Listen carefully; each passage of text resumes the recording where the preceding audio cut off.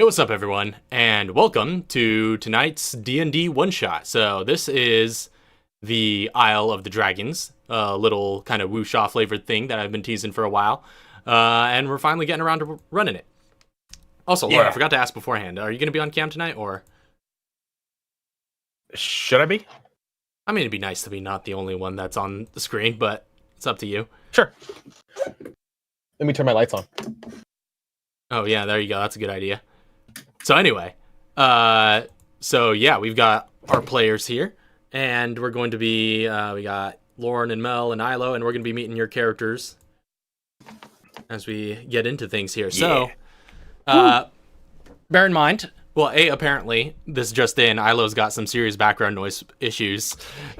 So, yeah. we may be hearing from her intermittently. I don't know what the deal is going to be. But this just began like seconds before we went live here. So, that is something to bear in mind. Also, hey, Aki's guess what? Here.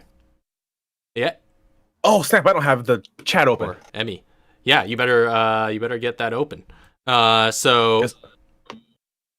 is going to be like a wuxia flavored thing for those who don't know, it's like a kind of like, East Asian martial arts fantasy kind of flavor to it. And it's going to be in run in D&D, and it's actually taking place in the same setting that we've run our other D&D one-shots in. So, which is a kind of collaborative setting that Lauren and I have developed. Mm-hmm. So, that's a thing. But we're going to the Far East. Both in the setting and in tone here. So, yeah. That being said, is everybody ready to get into the meat of this? Yeah. I believe so. Let me see if I could. Okay. So, to the Far East, within the world of Elazorn, lies the Severed Isles. Among the many lands in these waters is a small island called Shuishang, which is home to a meager fishing community. The village, built as a series of wooden huts along the shore, bustles with activity throughout the daylight hours as fishermen in conical hats row out onto the waters and cast their nets. Likewise, many of the inland farmers tend to their lands on the village borders near the forest. Beyond the forest is a mountain near the island's center, though none dare to venture that far into such uncivilized territory where all manner of beasts and grung and lizard folk lurk. However, legend has it that a wise sage once did, and that he now lives near the mountain's peak, enjoying a life of peace and tranquility. But long has the island enjoyed its own peace under the protection of the local master, Sifu Wangfei, as well as his many students. You, that is, Mel and Ilo, reside in Wangfei's dojo, which is a kind of pagoda-like structure surrounded by walls at the northeast corner of town. And within it, you and the other students pretty much do nothing but eat and sleep and train day in and day out. It's in a sort of like communal living situation. It's a hard and strict lifestyle, but one that has instilled discipline and forged strong bonds between you. And the two of you in particular are the most elite of his students, and you are known by the villagers as the Dragons of Shuishang. Then, one morning, Sifu Wangfei calls you up to his chambers for a meeting. So you make your way up to the third floor of the dojo, and you kind of sit on mats around your master as he serves you hot tea from the kettle. As we get into this portion, if the two of you would like to describe your characters or introduce them, and their names and whatnot. Okay. So my character's name is Swan Cry Kenku. Swan Kenku wears a black cloak and it's got nice white fur. Very well kept. Definitely tries to keep it that way at least. It's really nothing else. Or you said they carry like an instrument too, right? Ah, yes, you do see on their back. Do you see a dulcimer? It's which I nice. think might be the instrument That was that's dulcimer. playing right now. yeah, the instrument. Yeah, the instrument that's playing at the moment in time. Just carries that on his back. Are you playing this? Oh, Yeah, you're just Yeah, are you you just know plucking as you're walking up the steps? You know what? Sure. Yeah. So you're plucking away at this as you're heading up, and alongside you, Ilo, if you would also like to introduce your character, if you are able. I don't know what your status is right now. Brrr. I'm a frog. What?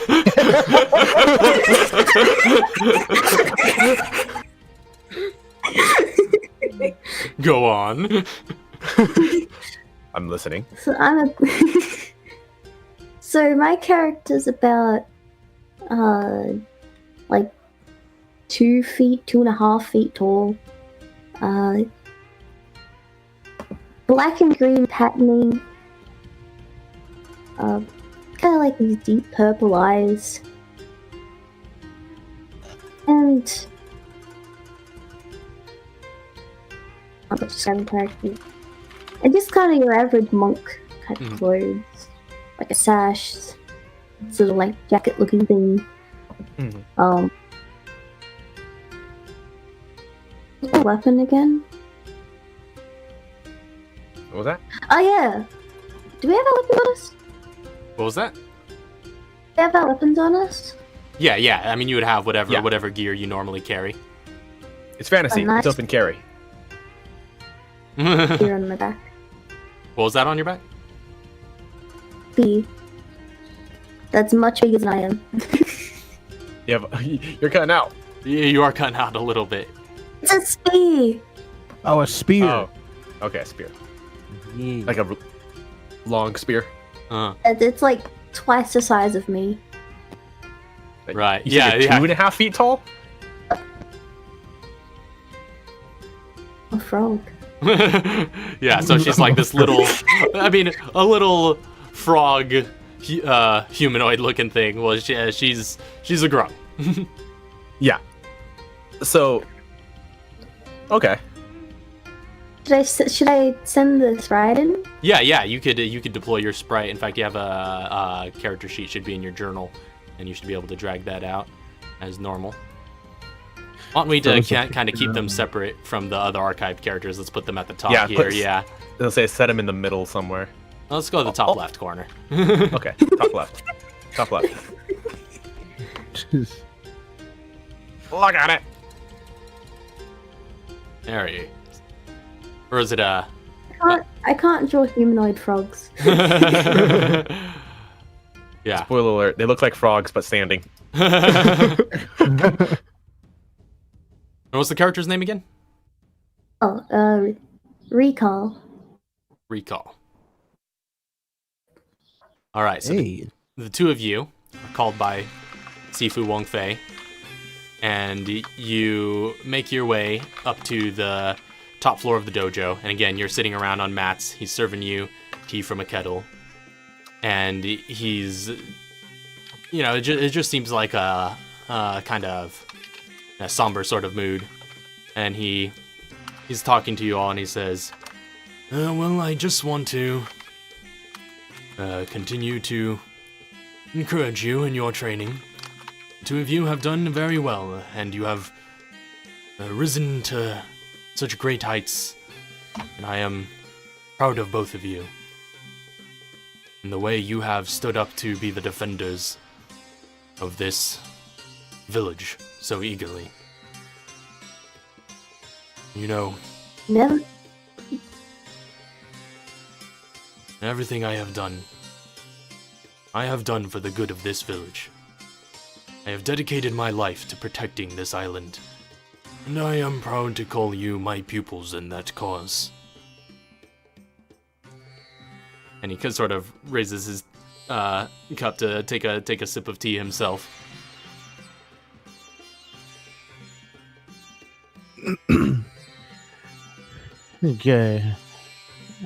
Swan takes a sip as well, and it's just like, Thank you, Sifu.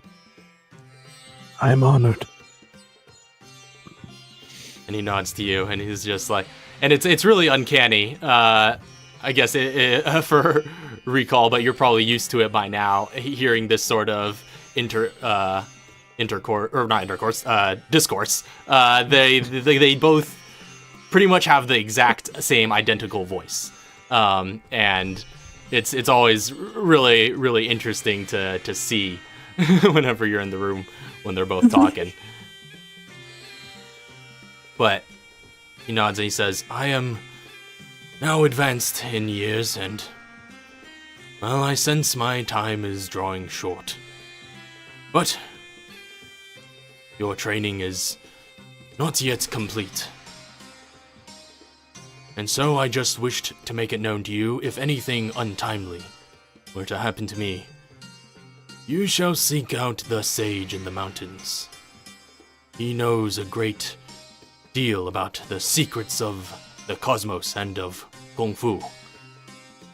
He shall instruct you in all that I am not able. Now, hopefully no such thing will come to pass before you are ready. But it is important to have measures in place. And I suppose it is long overdue that I take such measures. Now, also speaking on these matters, if anything untimely were to happen to me, and he looks to the Kenku, the swan, and he says, you have come a long way. You have been like a child to me. I am proud to have trained you. You shall be the new Sifu of this dojo when that day comes.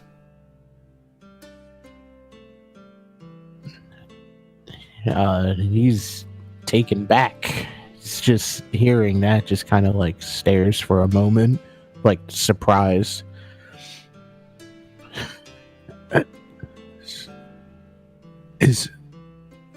Are you certain, Sifu? You have demonstrated great learning and a great passion for the arts that have been passed down. And also a passion for the people here. A passion for teaching in and of yourself. There's no one I would rather entrust the future of Shuishang to.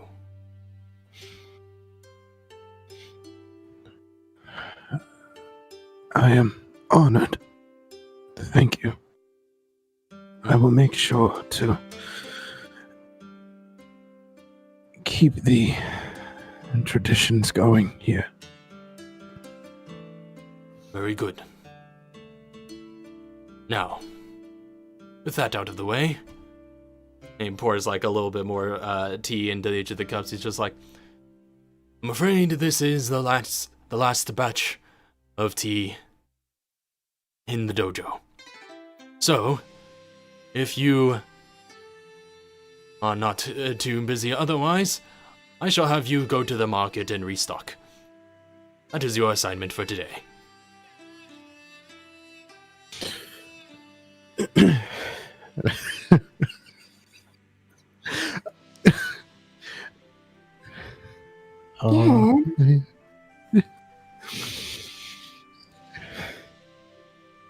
That's such a good assignment.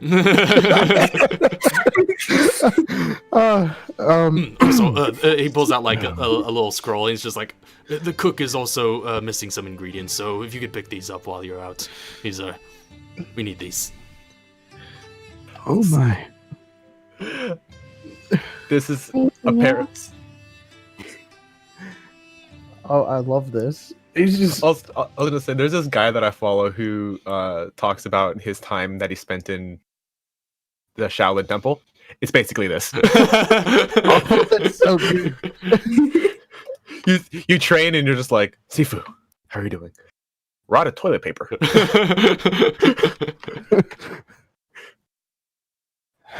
I love it. I love it. This is awesome. Me too. Yeah, I love this. I will make sure to get this done then. Well, if I could entrust the future of the island to you, I hope I could entrust getting to the market and back to you. Now, away.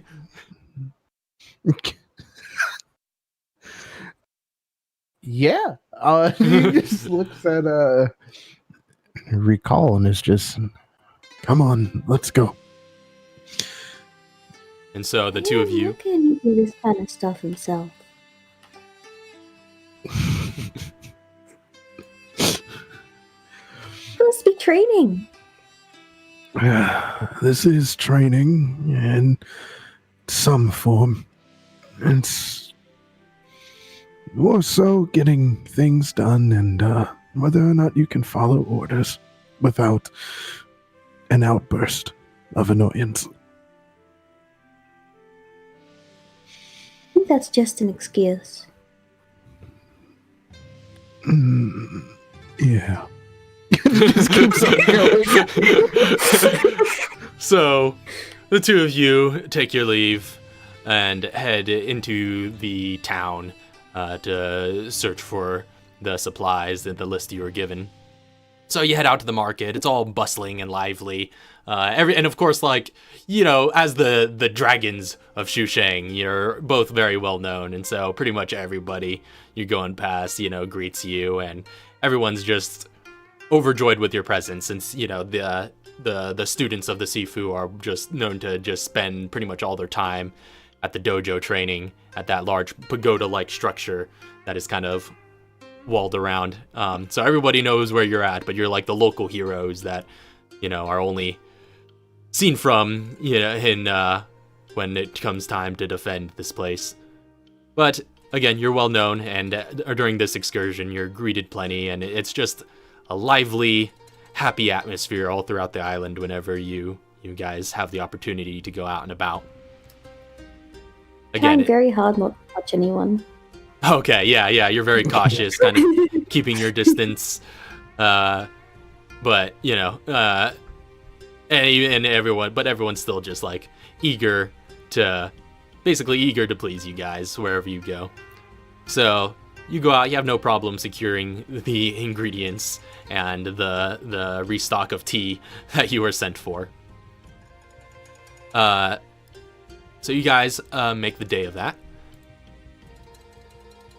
And then, as you guys are on your way back from this little errand, it's kind of almost getting towards the end of the day. It's kind of, or rather, like late afternoon or so. Upon your return, you see a column of smoke kind of rising from the dojo in the distance. Immediately just running forward. Yeah. So you dash onward and just press on with new imperative. And as you approach, you hear more commotion, and there's a loud upheaval up ahead. In fact, you notice, you would have noticed also probably on your way back, that there are some new ships that were docked at the harbors. And as you approach, you hear more commotion ahead. And as you enter through the outer walls and into the open courtyard in front of the dojo, you find the place in great turmoil. You see the main sort of pagoda building is slightly ablaze. The courtyard is littered with the bodies of other students. And the few that remain standing are battling with these strange foreign warriors that you have never seen before. They're red and orange skinned sort of humanoids clad in leather plates and wielding strange curved swords. Again, your characters would be pretty unfamiliar, but for player reference, these are katana wielding hobgoblins in samurai armor. So for your visual reference, and yeah, the novice students you see as you're entering in are pretty much no match for these samurai who are just cutting down the last of them with a flash of their cold steel. And then among all of this, you see two half-elven fighters with black hair and flowing blue robes darting about the battlefield, deflecting darts with their swords and taking down students with their bare hands. And then a female hobgoblin slips in and out of the shadows to throw shuriken before seemingly disappearing once again. And all the while, at the far end of the courtyard, Sifu Wangfei clashes with another figure. A tall and impressively built half-orc clothed in a form-fitting imperial uniform. He's got steel bracers adorning his arms and a red cape flowing from his back. A dark kabuki mask covers the lower half of his face. And your Sifu just throws a flurry of palm strikes at him, but this figure blocks each blow with his forearms and elbows. And he keeps he sweeps your Sifu rather to the off his feet with a kick. And in midair, your Sifu recovers and spins into an axe kick. But this too, the figure just forearm blocks. And there's just incredible power behind every strike and block that this half-orc deploys. And then he lands just a series of powerful punches against your Sifu, which is like punctuated by this crippling oblique kick. And then a hip throw as he brings Wang Fei to the ground. And then you just hear his voice from the far opposite end, just saying out loud, "Yeah, so this is the great Sifu Wang Fei. What a disappointment." And then with a final downward strike, your Sifu's head cracks again between the half-orc's fist and the paved stone underneath. And Sifu Wang Fei lies, bloody and unmoving.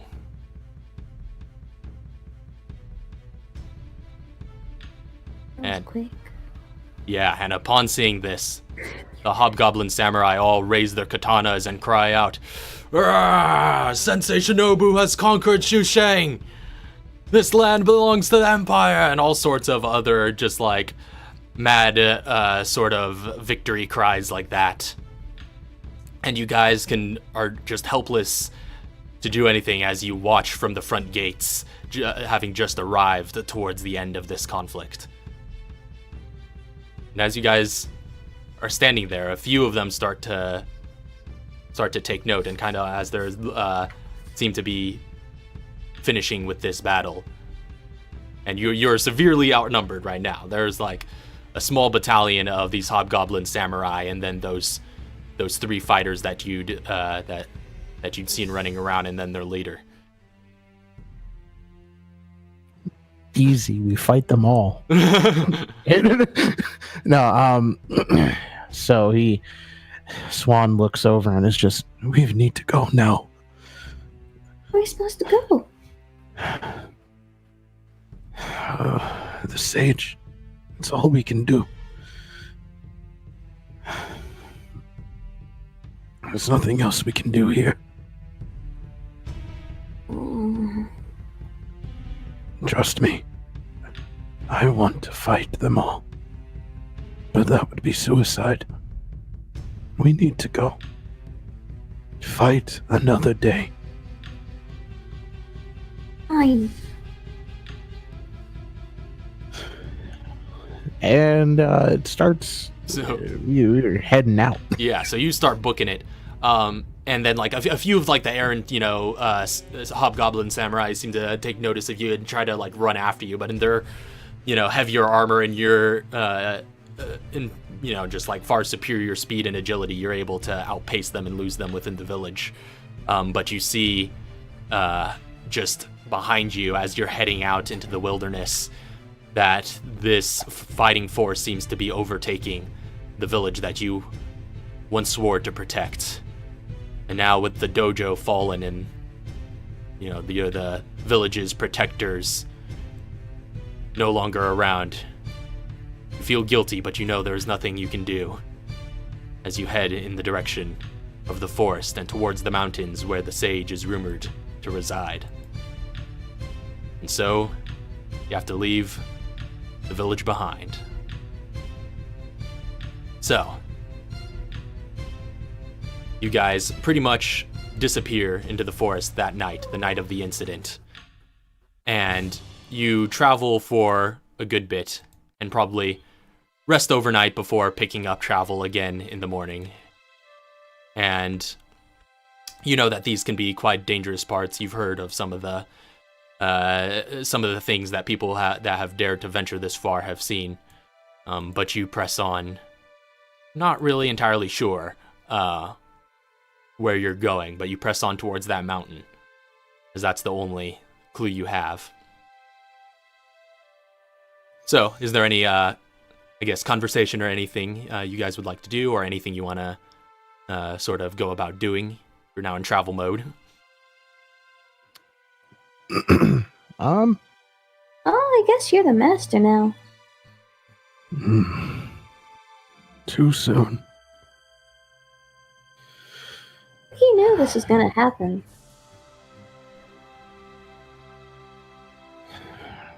Didn't want anything like this to happen. It's interesting talking about if something were to occur. The outcome of the situation. But it's too soon for my liking. Aikai sensei? Or Sifu. Sorry. Stephen? I don't know. I would assume so, but I'm still wrapping my head around a lot of this.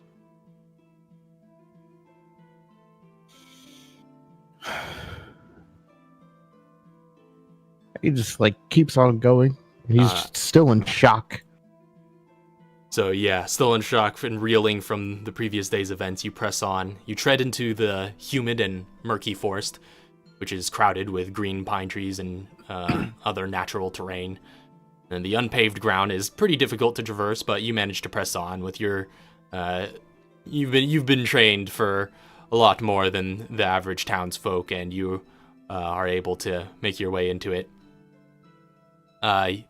You eventually keep on heading, again, just in that same general direction that you know, trying to stick by as much as you could find in the way of natural trails or anything like that. But pressing on in that direction, you eventually come across an open clearing of dirt. And at the center of that clearing, you see a rather large, kind of hulking figure just meditating at the center. In fact, Lauren, if you would like to describe what in particular they see. They see this. So you see across this clearing like Raph said, very large. This is a very large woman for a cow. She is a brown fur-covered humanoid with a cow's head, two kind of medium-length horns protruding from her brow, and long brown flowing wavy hair going down her back. She's got these orange, I guess there's no there would be nothing like this in the game, but in real world reference, Tibetan robes that are orange and yellow that are super flowy and drapey. Okay. And she's got these prayer beads around her neck that she's currently counting and humming something to herself.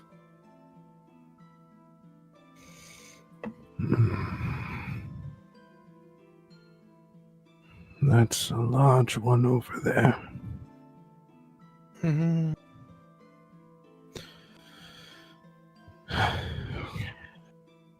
We have to press forward. So let's keep moving. Just gonna keep moving forward. All right. It was like trying to not wanting to disturb because But not it's being rude. particularly like stealthy or anything. Yeah, like we're just kind of passing through. Mm-hmm. I'll say, and with Lauren, well, I guess you got your name on the screen. Ira can go ahead and make a perception check. Oh, I have a character sheet for this. All right, yeah, you're using the Roll20 stuff. Boink. That is a 10. All right, solid 10. Oh, again, they're not being particularly quiet, so you're generally aware that there are some folks moving through the bushes nearby. How deep into the woods are we? Have we moved into the point where pretty much the only people here are like we're far enough from the village now that there's only one reason they would be here? Yeah, pretty much. Yeah, you're definitely deep into the forest. Because nobody comes up here. Yeah, and out of the village territory, and yeah, you don't really see a lot of, I guess, normal folk that travel this far. She's sitting there with her prayer beads, humming to herself as she is, and you see one eye just kind of open and just watching with one eye open while she's like meditating and counting these prayer beads, continuing to mutter to herself. After a while, I guess if you continue to try to move past her, she'll eventually get to the last bead and go.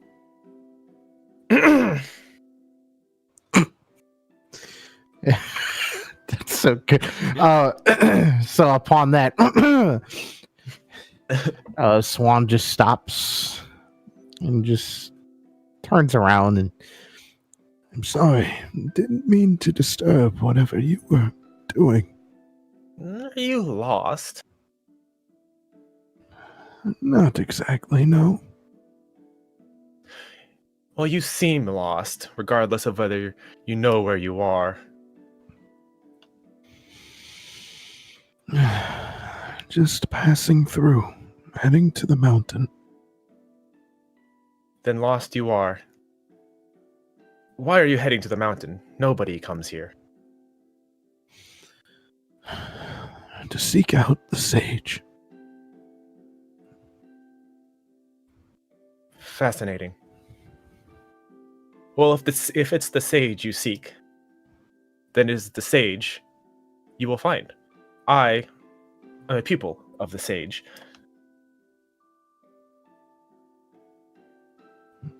Are you? can I like insight that? Go ahead and make an insight check. Do I have to make a deception roll? No, you just sit there. Yeah. Oh, I don't know how it got the. Oh no, I see. Yeah, the 11. It's the dice was like super cocked. Oh, it is. I was like, it's a +7 on an 11. Gets you an 11. Wait. Yeah. Okay, yeah. Because it's like it confused me because I think saw it the rolled 11. a 4. Yeah, I rolled a 4 and then it's a +7. That's weird. That dice is messed up. Yeah, Anyways. it's a messed up. But dice. with an 11, you could tell that. I mean, I guess superficially,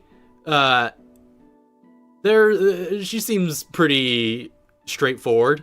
You don't sense anything untoward or amiss. I see you.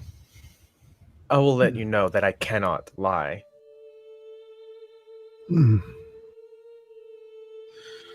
Well, if you would, and forgive me for my doubt, we are coming from a situation that was unexpected. It's a heavy loss for us. But I would ask, could you lead us to the sage? Well, The sage had sent me into this meadow to meditate. Perhaps this is why. Of course, I shall bring you back to the sage. Just know that it is several days' walk from here. This will take time. I hope that you have provisions to make the journey. We'll make do. Okay. And please, have a seat. And she returns to back to her seated position and just starts humming again. Ah. So you're here to meditate for... Hmm. Oh, welcome back. Oh yeah, you missed it. What did I miss? Alright, so you missed my character introduction. Sure, go ahead and pull out Sorry. the artwork and put it next to the frog. Yes. And so she'll say, actually, currently, what time of day is it? It's probably earlier in the day at this point because Yeah. they just slept overnight. Oh, there she is. Oh, yeah. So she hums to herself and says, "The sage sent me down here to meditate. This is what I will do. I will meditate for the rest of the day, and you will follow me after."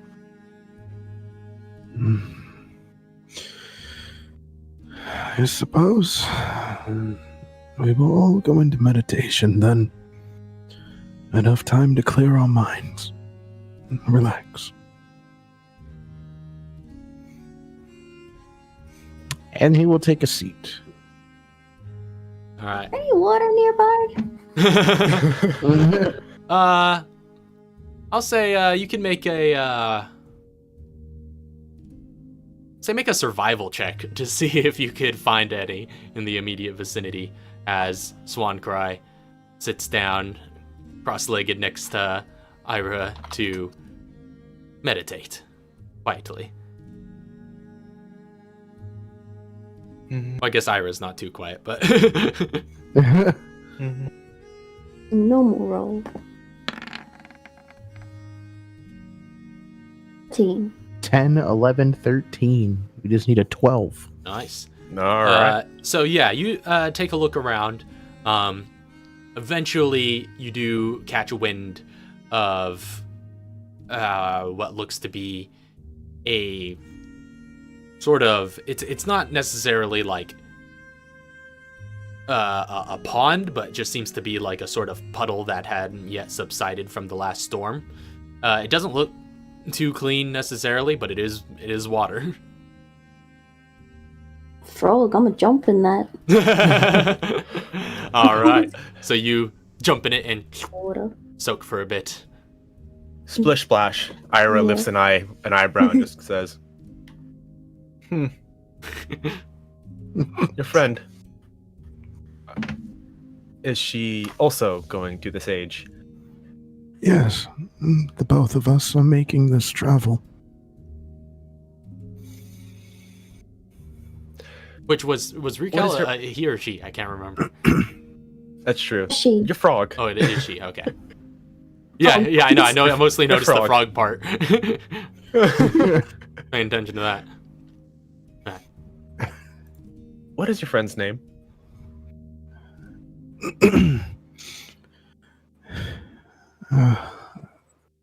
I think I would rather have her give the name once she comes back. Is she like me, guys? You're like a ways off. You kind of went like just outside of the clearing, but like you're within earshot. Okay. Splash, splash, splash. Yeah, they could hear that. It's Rico! No, there it goes. There's the name. Oh. Rico! Just yells her name out. Yeah, that's what happened. Over in the pond.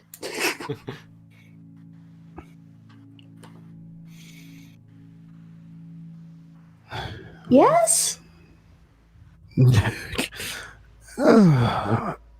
The Oh, go ahead. This is a time for meditation. Please, you must meditate. Then meditate quieter. My name!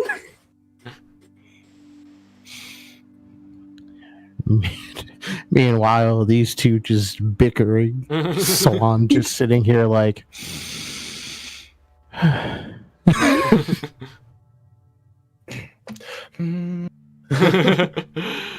So you all meditate for much of the rest of the day. Recall over in her little puddle meditating, and the two of you in the midst of this clearing for bedding down and making camp for the night. So, you guys bed down for the evening, sleep overnight, warmed by a campfire, I presume, or something of that nature. And eventually you wake up the next morning. There's some fresh dew on the ground around you and the leaves and the grass. And day is yours. So, you wish to see the sage. yes.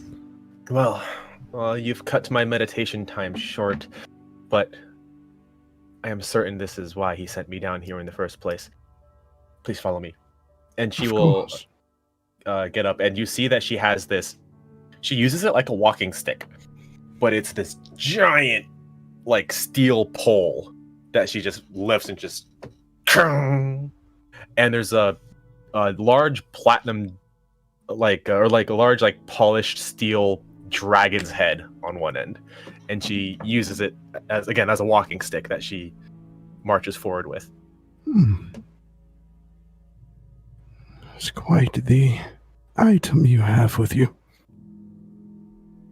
Yes, Bahamut. That's the deity of the temple I was unfortunately removed from before I met the sage.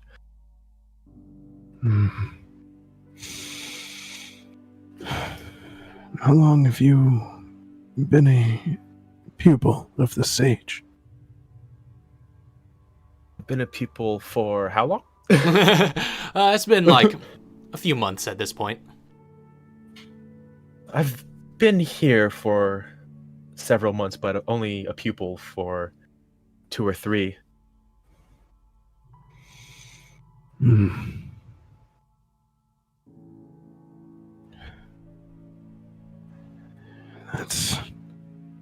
That's good. At least it's interesting. I have learned much in my short time. This sage is much more agreeable than the last temple I was at. Why'd you leave the last temple? What was that?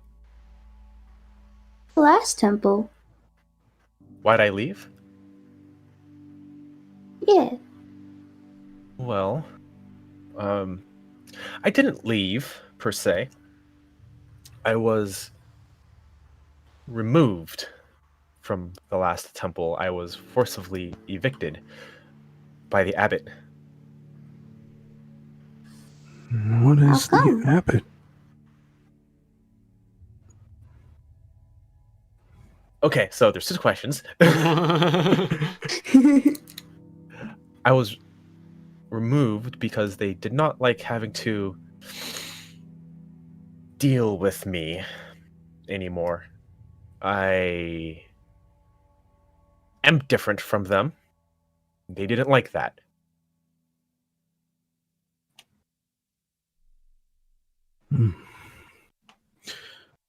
What is the abbot? The head of my monastery. His word is law there.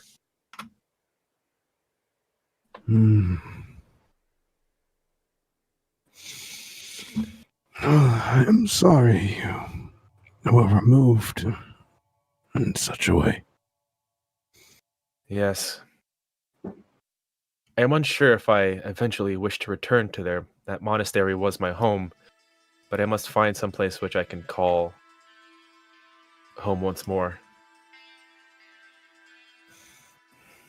I would offer our town for you to come to, but unfortunately, it has been overrun by people, an army I've never seen. Overrun? Yes, I killed our Sifu. yes. So we have all lost a home here. Come. We must make our way to Sifu, to the sage. And so you press. We will know what to do. What's the marching order, real quick? I presume Ira's leading, right? I will You're, lead. you know the way. I will lead.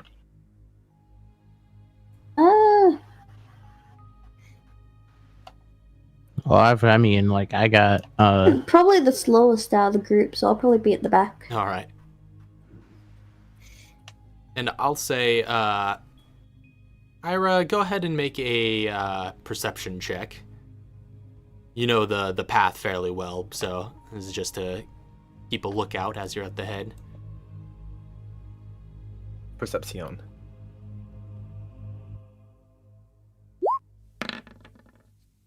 That is an 8? Yeah, that's a 6. I was like, Would you 9 like plus some 2? help? That is an 8. Okay. I just want to ask if I mean, I would say if you would like to be near the front with Ira, you could. I would say you could also be keeping an eye out. sure, yeah, I'll go ahead and jump in with this. I continue marching forward. Oh, roll 20, why you chugging? Yeah, I know it's been chugging today. Woo! Wow. 12. Oh, there's the 12, yes! That's a big perception. Oh, yeah. This is a wise swan. So you both kind of press on, heading through the thick of the forest. You hear the wind rustling the leaves around you, but not too much else as you continue onwards. Before, very suddenly, you see some daggers fly out of the bushes to one side, seemingly out of nowhere, and you are ambushed by some unseen attackers. So, I'll say, against Tap. Ira, Watch out! with advantage. This is an attack. Oh, it's a 21. And against Swan Cry, another one with advantage. Since you have been caught unawares, that's 17. Nope. Okay, so you definitely dodge out of the way, and just like in a flurry of feathers, just get out of there.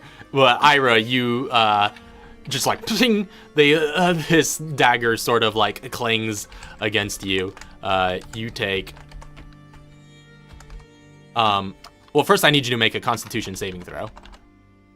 A con saving throw? Yes, but you take right off the bat 3 points of piercing damage. Mm-hmm. All right, Constitution saving throw. I hope I'm pretty good at this. Oh, 26. Oh, wait, yeah. So wait, no. Actually, you don't take that additional damage. I thought it was halved, but no, it's okay. You take nothing. Yeah. Just 3. So yeah, you again, it just sort of ping off of you, and you know it like it doesn't stick, but it like gets like a poke in, and you do see like, that there's like there's like a little touch of just sort of poison that did not seem to do you any harm.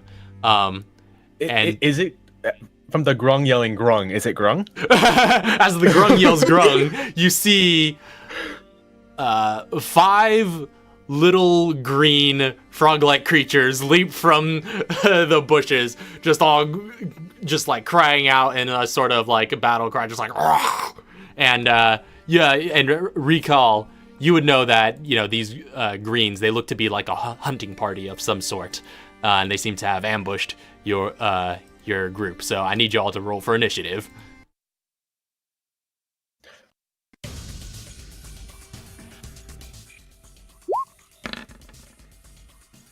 Oh. Oh. Oh. Oh no! Yeah. All right. I don't know if I've ever seen a That's 0 so good. initiative. Oh.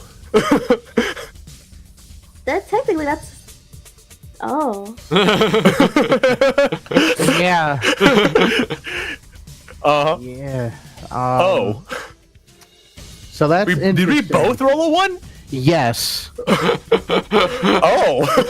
Oh, Yeah, 19. That's I guess you and I just aren't meant to fight. Like I get Hey, stuck guys, with like don't worry. yeah. Uh-huh. you like Rico's like Grung. yeah, you're just like grung. Like you're in the back, and you know their tactics. You know exactly how to maneuver after an opening salve like that. So initiatives are So like In order from left to right. yeah, sure. As we was that? often do it. Mel. oh no, I was just like, so can I like take a penalty and re-roll? I'm afraid that's where you're at. 0. I don't think they can roll higher than or lower than I did. I'm going last. Yeah, that's 0. I got 5. I'm so happy nat ones don't matter on initiative rolls. Like you just trip and fall. Yeah. Unless you have a -1 penalty. Okay, hold on. Let me set this up real quick. Okay, so is Ira at 0? She probably even- hit really hard though. I was gonna say like There's a reason she got hit by that stuff, you know. Apparently, like I'm walking around with an 8 perception. A freaking dagger comes and hits me in the arm, and I'm just like, Grung? but what's not mentioned there is that the recall yelling out "grung" happened like 5 seconds before you said "grung" in realization. That's what I was like. Like I got hit in the arm. I'm just like, Shoot, I need Grung? to check the elven. I rolled 22. 22. So recall, you're up first. Uh, So you see a line of about close away 5 to the of them. ground. They're I mean you've got crazy monk movement. What's your movement speed? 5. I don't know that crazy growth. What was it? Monk movement. 35. 35. 35. oh, because you're small. oh, yeah, creatures, 'cause so you're you smaller start at also. 10 at 25. No, yeah, so they're about 40 feet away. So they're close to you, but not quite close enough to get within melee in a single movement. I'm gonna. So I can't get close to them, or they can't get close to me. Well, you can't get, I mean, you can't get to within melee with them with your movement unless you take a dash. I'm gonna throw darts at him. Okay, so and you can, well, you would have to run forward a bit to get within your first Okay, range increment okay. to not have disadvantage, but yeah, you could do that easily. You get close and you just start chucking darts. I haven't filled out my darts yet. Time to do it the old-fashioned way. Mm.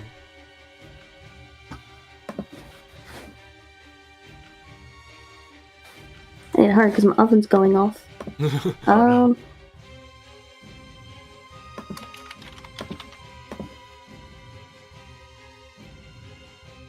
I think I can poison Grung. They might be immune to. Probably. Normal roll. 16. 16 hits.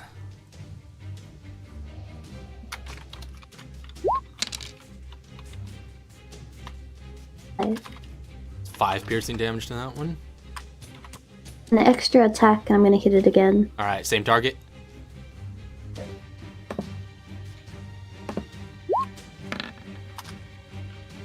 Yeah, you hit them My again. hits. 5. All right, so you chuck 2 darts at them, and they both sort of pierce into this little green grung.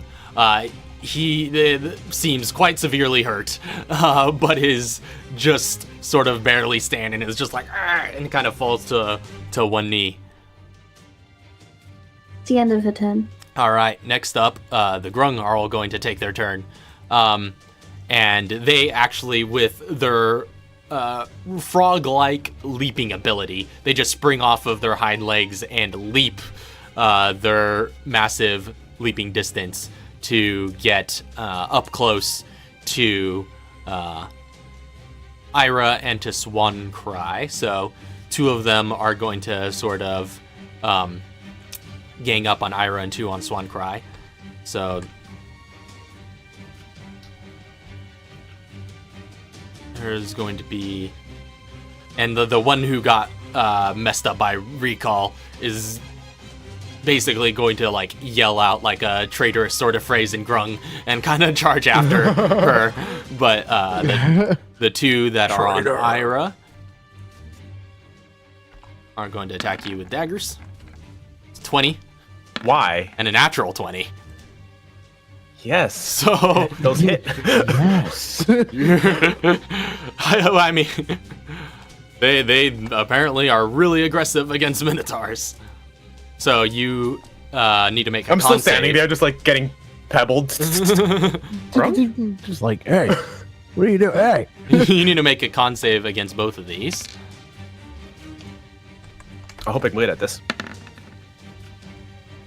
No, 23. yep, still great. Well, and that's from the crit. So you take 12 points of piercing damage total. Total. Go ahead and make another con save. Oh, this is for the second one? Yeah, for both attacks.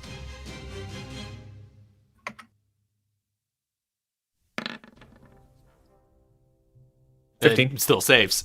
So yeah, they basically gang up on you. One of them's like climbing on top of you and just being like trying to just like shake you to death, but you feel like you are being poked. But yeah, one of them just hey, like get off there. one of them actually Get off my horns! yeah, the one that's climbing on you is the one that does the crit, actually, as the other one's just sort of like at your feet, just like stabbing into your knees practically. So that This is a sight, just like this Minotaur getting crawled over by Grung, and she's flailing like, hey, get off! Get off! and 2 against Swan Just- Cry. Going to be a 14 and a 20. Nope. All right, so they're still just like, you are That definitely 20 doesn't hit? The 20 Nope. doesn't hit. You are definitely maneuvering in and out and weaving sort of between these combatants as they like leapfrog towards you, and you're just like whoo whoo, and just like dodging between them and doing sort of like wushu hand movements to deflect every blow. I was gonna say, do you remember, was it Kung Fu Panda 2? I guess he was the villain, the freaking swan monk guy. Oh yeah. Kung Fu Panda 3? Was that Gary Oldman? No, I think it was Gary Oldman. I think it yeah. was. Yeah. That stuff, where he's Yeah. just freaking flying around Yeah, doing just like collecting arrows. and the one grung runs towards Recall and attempts to stab at her vengefully. It's a 13, but I don't know what her armor class is actually. Neither do I. Well, we'll figure out next. Oh, no, he was, when she gets back what her AC is, and then we'll do numbers for that if need be. But Yeah. next up is going to be Swan. All right, so I'm going to just full out fist the one of them that's in front of me. All right. So first attack. Minor correction. Gary Oldman was a peacock. The swan was one of the Furious Five. That's true. He was 18. a peacock. Yeah. 18 hits. All right. 9 bludgeoning. Just All right. then I'm gonna extra attack again. I'm gonna extra attack and do it again.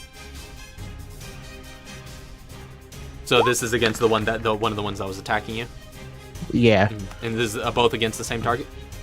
yeah. All right. So the 11 actually misses. So you just like strike him the first time, but as you go for the second strike, it manages to block it with one of its arms. That's okay, because I'm going to... What was it? In the martial arts thing, just kind of one unarmed attack as a bonus action. Right. Use your bonus unarmed attack. Minor correction. It was a crane. There is no swan, apparently. There is no swan. 20 hits. Oh. Alright. Oh. 11. And with that one, you Ooh. just like crack with a sort of... I'm having difficulty describing the anatomy of your attacks because I realize now you're also a bird. So you've got like... I don't know, like kind of like bird-like. Well, they still have hands, right? They don't have like feathery... they still have their hands hands and are everything. Yeah. So yeah, you are able to do It's like that. fine hand movements. Well, because I think because we have that art of Doc's Kenku from a while back, still in the bottom left corner. I'm picturing that, but I think traditionally Kenkus are portrayed with no wing-like appendages and just regular hands. Yeah, so Yeah. their wing. Yeah, that's true. The Kenku have wings. They're not wings, but they have like long feathers on their arms Yeah. that they can like. Right. So good to keep in mind for visuals. I didn't know what a kenku was when I drew that. Oh yeah. That's fine. The picture. But you also It works. drew that other Kenku. But that that's what you're saying when you drew that one. Yeah. Yeah, I gotcha. So yeah, you strike that one and it gets basically knocked out cold as you just slap it to the ground. What's your AC, Ilo? 17. Okay, so Okay, you did not an hit, attack went out against you but did not hit while you were away. Okay. Yep, that's the end of my turn. All right. The Grung called you a traitor and tried to hit you. Yeah. In Grung though, so you're the only one who understood it. So next up is going to be Ira. Ah! Still got these two climbing on These you. Grung crawling on me are not grappling me. In They're any not way. grappling you. That's So- just flavor for the attack. Okay, I'm just gonna. Well, because here's the thing. 'Cause, like, if I move around, I guess I don't need to for this action. But I'm she's basically just gonna have like her big staff and it's like flailing around like, no, stop fighting. And she's gonna spend her action trying to convince everybody to stop fighting. Go ahead and make a persuasion check. With disadvantage. Oh yeah, I gave myself wrong thing. So all right, disadvantage. Because you're in combat. That is a 16. That was almost a natural 20. 16. It's just like... Yeah, so you're like spinning around, yelling out for everyone to stop fighting. It's enough to like give some of them like kind of pause and like confusion about what you're doing, but they can't actually understand the words you're saying. It seems. I'm like obviously trying to Yeah. So, and then there's one on my back, so like. Carl will like. Yeah, they seem Carl will translate. Yeah. And there seems to be a bit of confusion, but they've had like a moment of pause. I'm gonna use my bonus action to continue yelling, "Stop fighting!" All right. So that's Ira's turn. And back up to the top of the round is going to be Recall. Now, the one that you'd severely hurt had run up to you last time and attempted to attack you, but failed. So, what are you doing? They do seem to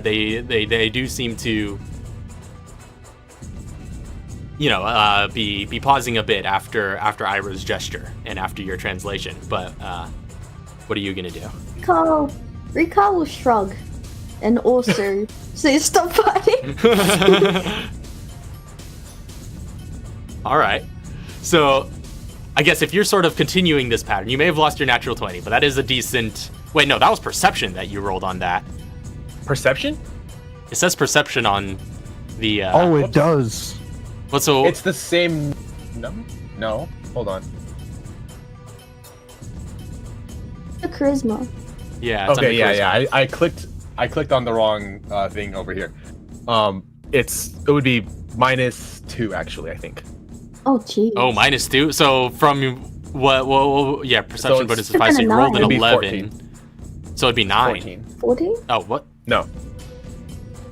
No. Oh no. It's -2 from the roll that I Oh. made. So it's a plus 3. It's a +3, but so I -2 see. from 16 is 14. So 14. They're a bit less amicable. And they do still seem quite hostile when your turn comes around, Recall. Okay. Carl will still attempt. It's like, okay, guess we're doing this now. So you're still trying to be peaceable? Yeah. All right. I'll say you can make another persuasion check to see Oh, I don't have any if charisma. you could supplement this. And I'll say you can make yours straight because you're a grung.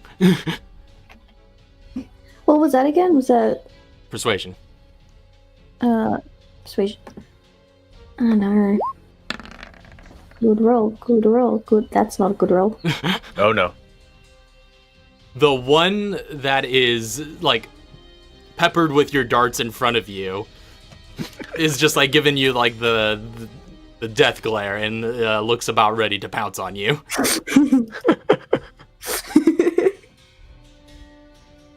Yeah, now you want to call peace after you nearly killed me. Well, guess we're doing this then. I don't think I can do anything right now. Yeah. Yeah. I would Unless say you have a bonus I action. would say that's your action. Yeah, but and I don't think you could use any of your Can't attack bonus with a action. bonus since I didn't attack. Yeah, because Yeah. you need to attack first. So that's the end of my turn. So that's your turn. Her bonus action is shrugging. So the one in front of you is going to attempt to dagger you. It's a 19. What was your AC again? Does that hit? I said yeah. Oh, you didn't say it. Oh, it's not picking you up. Yeah, That it wasn't. time. It wasn't. So that's 5 points of piercing damage to you. Are you immune to poison damage? I don't know. As a grung? I would assume so. But Does it say that as part of your race? I don't believe so, but that's weird. It wouldn't make sense if you were in. Yeah, It'd be, because that is a like- trait of the regular grung. But Yeah.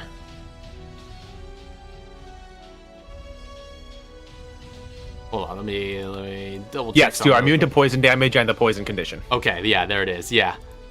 Where does it say that? I just I looked hear up. any flip. I know. I'm looking at that link she sent me. Yeah, I said that. I'm glad I'm glad I'm not the only one who uses that.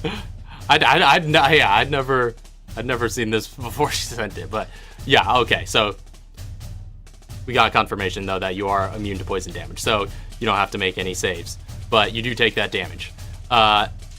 Next up, the others that are still standing. Well, I guess there's only 3 others left, and the 2 that are on Ira are going to continue stabbing.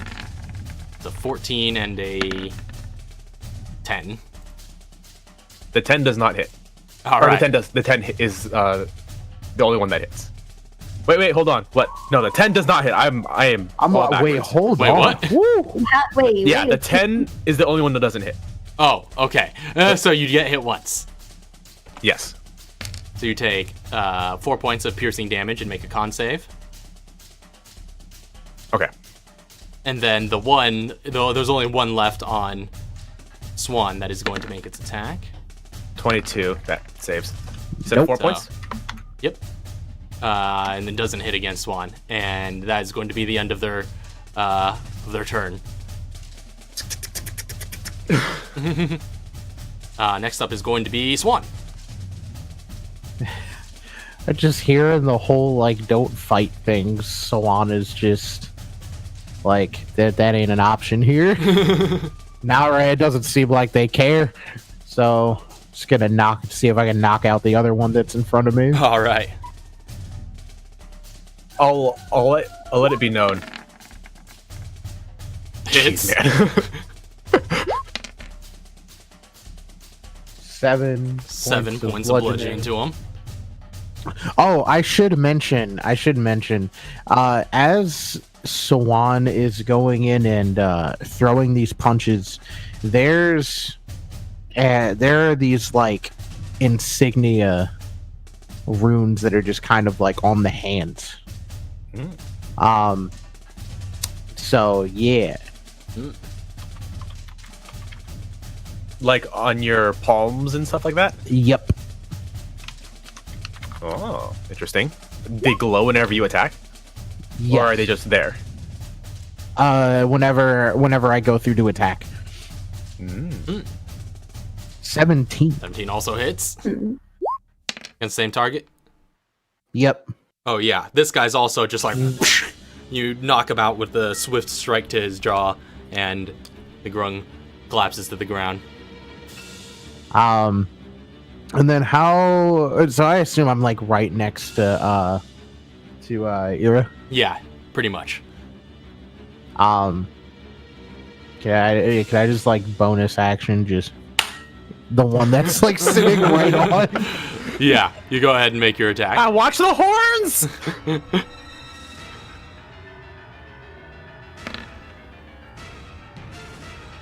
12?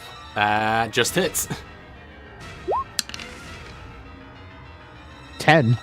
Oh, All right.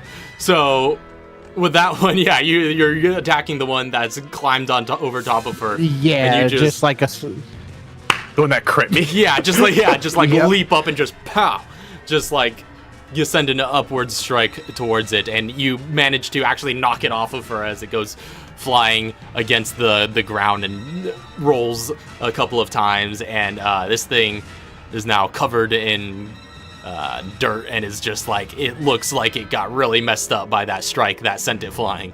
Yeah, it is. Oh, it's not doing so hot, and is starting to look around and think about running. Yep, that's my turn. All right, at the end of your turn is going to be Ira. I'm going to use my action to... Well, so I'm not going to use my action to try to persuade them to stop fighting, but I'm still saying it. Okay. Just like, stop fighting! I'm going to try to grapple the ones that are on me. All right. Go ahead and make a athletics check. Athletics. And they will make... You So don't that would succeed be on the first against one. that would be against the one that just got smacked, I guess. All right. You can use your This second will be attack to the- make another grapple. I'll use my extra attack to make another grapple. All right. Ooh, a lot better. Oh, wow. Wow. These freaking guys. They are little tiny creatures These that are freaking just like guys. leaping Slippery. around. Stop. Yeah. Stop fighting! You cannot get a Come hold here, of you! them. They're so tiny. They're so tiny to you. Wait, They're how just like many were on? running between your legs and whatnot. There's 2 on you and 2 on me, and 1 on recall. Well, Yeah. I took the 2 out Yeah, that yeah. were near me. Yeah, so there's And just then the one I on recall thought- who's bad, the one that you Okay, smacked that's doing bad, and 1 that's fresh. Recall is just like, yep, that'd be like that sometimes. Oh, okay. I thought Raph said that the one I smacked was like knocked off of you. Oh yeah, but still. But it's in it's still in melee five- range. okay, But yeah, okay, yeah. that makes That was sense. just that was just descriptive flavoring. But back up to the top of the round is recall. Oh, at the end of my turn, I'm literally just like, she's just going to like take her staff and just like.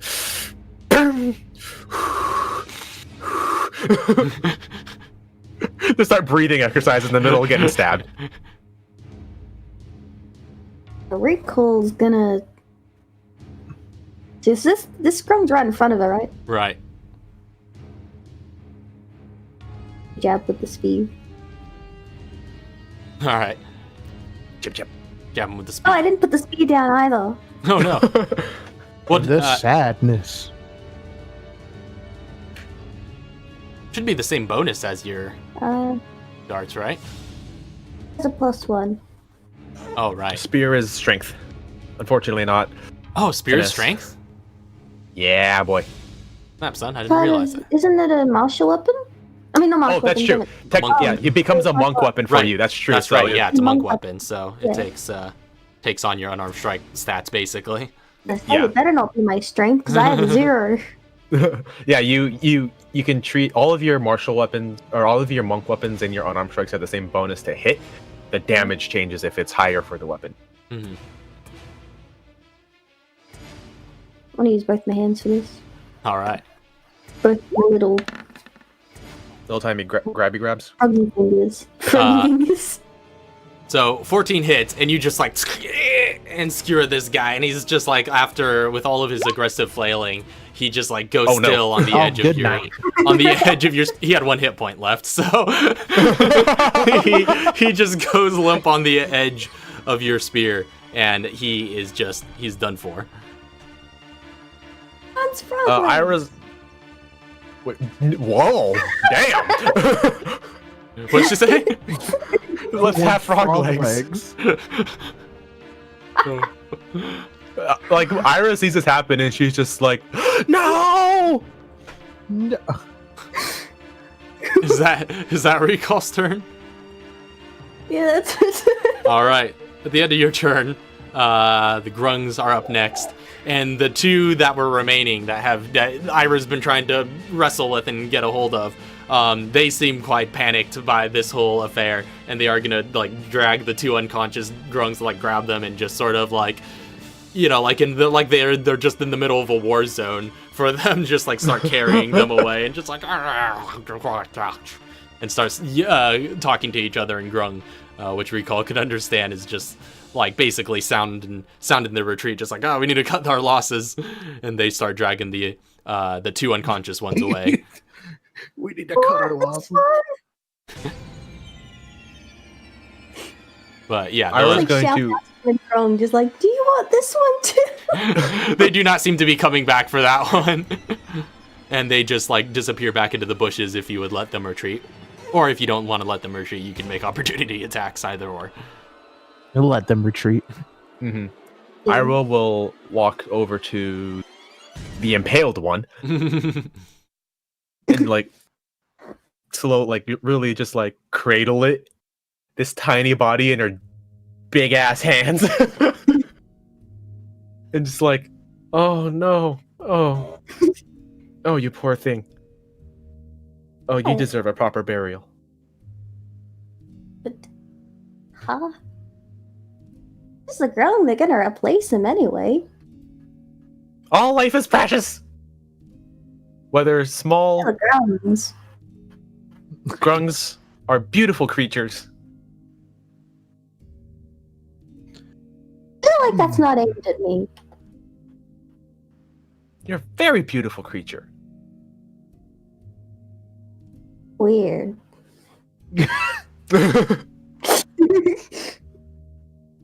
And I will, I guess, commence a little funeral rite for the grung. Okay. Make a quick constitution saving throw as you're cradling this grung. Oh, that's right. Okay, you're still 24. good. Yeah, Oh, like yeah, their you're poison is fine. ineffectual against you. Like you don't even I don't realize even like know. you're handling like this toxic creature. I know, I really don't. We'll give it a smooch. Okay. No. Looks at Huh? us one and is just like, now I kind of feel bad. Oh, this feel poor, bad. poor thing. Oh, so misguided. So misguided. And she's gonna walk off into like the forestry just a little bit to have bury this fallen frogman off the road. So Swan is just Don't feel bad. It was defense. That is our art. We don't strike first, but we defend. I wanted to do that every time we kill something, though. I must. It is my way.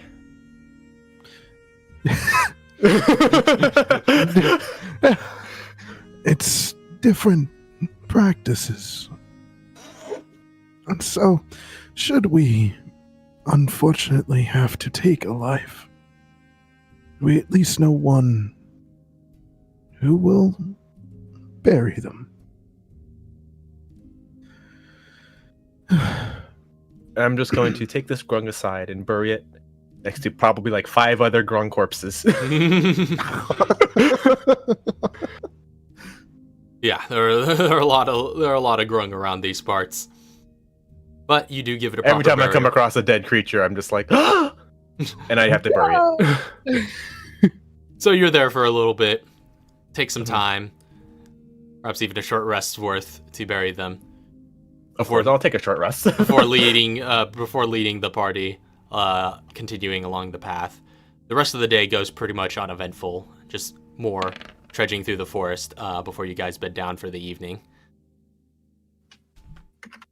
So you get a long rest afterwards. So All right. Well, I guess I'm. All right. Yeah. So after that, we're just gonna rest here. yeah, Okay. yeah, it's like I said, the rest of the day goes uneventful. So you rest in the forest. The next day you pick up once again. You lead them towards the mountain. At this point, you're getting towards the base of it, and the beautiful green pine eventually transitions into something of a bamboo forest, and more sort of thinner, upright stalks kind of surround you. Eventually, you come across, and Ira, you know this is one of the great obstacles, the river that comes downstream from the mountain. Is quite it's quite a wide one. It's about 40 feet across at any given point, and it blocks the path. And this is what you would know to be one of the challenges that must be overcome each time one comes through. And this we have to cross by swimming through. It's up to you. Do you attempt to swim it? But the rushing waters do look like they're quite strong, and would I was going to look threaten at to carry you away if you were I was to going to enter the look waters. this river. Look at the two of you and say, "We must cross." Do Kenku have a flight speed? Nope. No, they do not. They can't fly. Yeah. Aarakocra do. Yeah. okay. Yeah, That's what it is. Oh, I knew someone had flying, but I don't remember who. We must cross. I think the little one might have some ease traversing the waters. It would seem. You seem very in your element. However, kind Swan, would you like me to carry you through the water? How deep is the water? Inspecting it, it looks to be, go ahead and make a general perception check to kind of get the lay of the situation. 17. Oh man, so wise. So yeah, you take a look in, you peer through into the water, and again, yeah, it's kind of like rushing, not necessarily rapids, but it is quite intense as the river flows down. And it does seem to be quite deep, but maybe like around the most shallow point, maybe like 5-6 feet. So it would be enough for Ira to go through, but still have her head above water. I'm very tall. Okay, yeah. But like the river, I'm imagining the river is like rushing pretty quickly. It is rushing pretty quickly. It looks quite strong. Okay. And he looks and he's like, If it wouldn't trouble you, I would appreciate it. Normally these challenges should be made in solitary, but I feel that your presence is much wanted on the other side. I do not want to risk losing you to the river. I appreciate that. and she's just gonna like pick you up. Yeah. Recall, are you going for a swim? Yeah, Do Grung have swim speed? That's a good question. Oh, Do Grung have swim which speeds? is weird. At least I didn't see guess- any. I Yeah, guess I that don't think makes they sense would. because Well, you're not actually- necessarily. Yeah, they're amphibious, but they're not Yeah. I can swimmers breathe, per I se. can breathe in water, but That's I what. can't Okay, swim. that's yeah. Yeah, Okay, that's what. yeah. The Grung stat blocks don't have a swimming speed either. So yeah, um, When- Oh, they do have a climb speed though. they do have a climb. Ooh. And I would say, But yeah, yeah, you could Swan, breathe with your in water. perception, you would see Okay. there is quite a bit of an environment surrounding you. It's not just like the river, but on your side of the river, there are some of the bamboo trees still like kind of growing up, like they're super tall. And on the other side, though, it looks to be about the end of the forest, and it goes into like the sort of rocky bottom of the mountain. Okay. Hmm. The terrain changes. It's beautiful. Yes, we are nearing the sage's location. Are you positive you want to swim? You could come up onto my shoulder. Oh, It would be no burden to me, as I'm holding this swan with one arm. please let me try swim. You know I love water. Hmm. Then we cross, and Ira's just gonna start walking into the water with the swan All right. So held you above the water. wade into the water, holding him above you. And as you enter in, it's cold and it's strong and it's rapid. I need you to make, a strength saving throw. You'll never believe it, but this is higher than my con saving throw. Whew. Am I the 415. only one who rolled like what?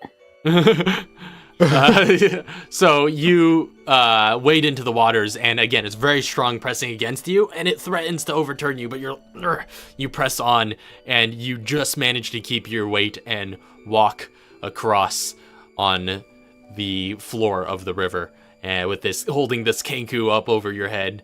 And My little snout is just yeah, you got above your the water. snout like poking above the water. It's kind of up to your neck, and it's not very comfortable, but you endure for the 40 feet across, and you manage to walk up to the other side, put your kenku friend on dry land, then climb up onto the bank, and you are now on the opposite side. Do I get washed away? Depends. So you go into the water after them? Oh. All right. I would have waited for her to get in the water before I start walking. Oh, okay, I see. So you're going basically after. like in case during at the same time, like in case she Okay. gets swept, I'm just gonna be like, Okay, so you're standing ready. So as you wade into the water, Recall, go ahead and make a strength saving throw.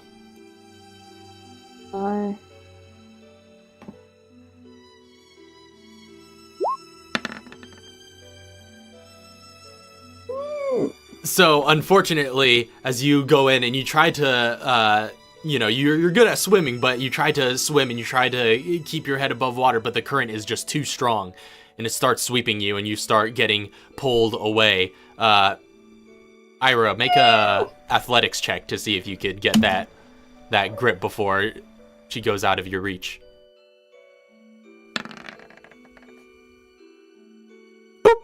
All right, yeah, you pretty much just boop.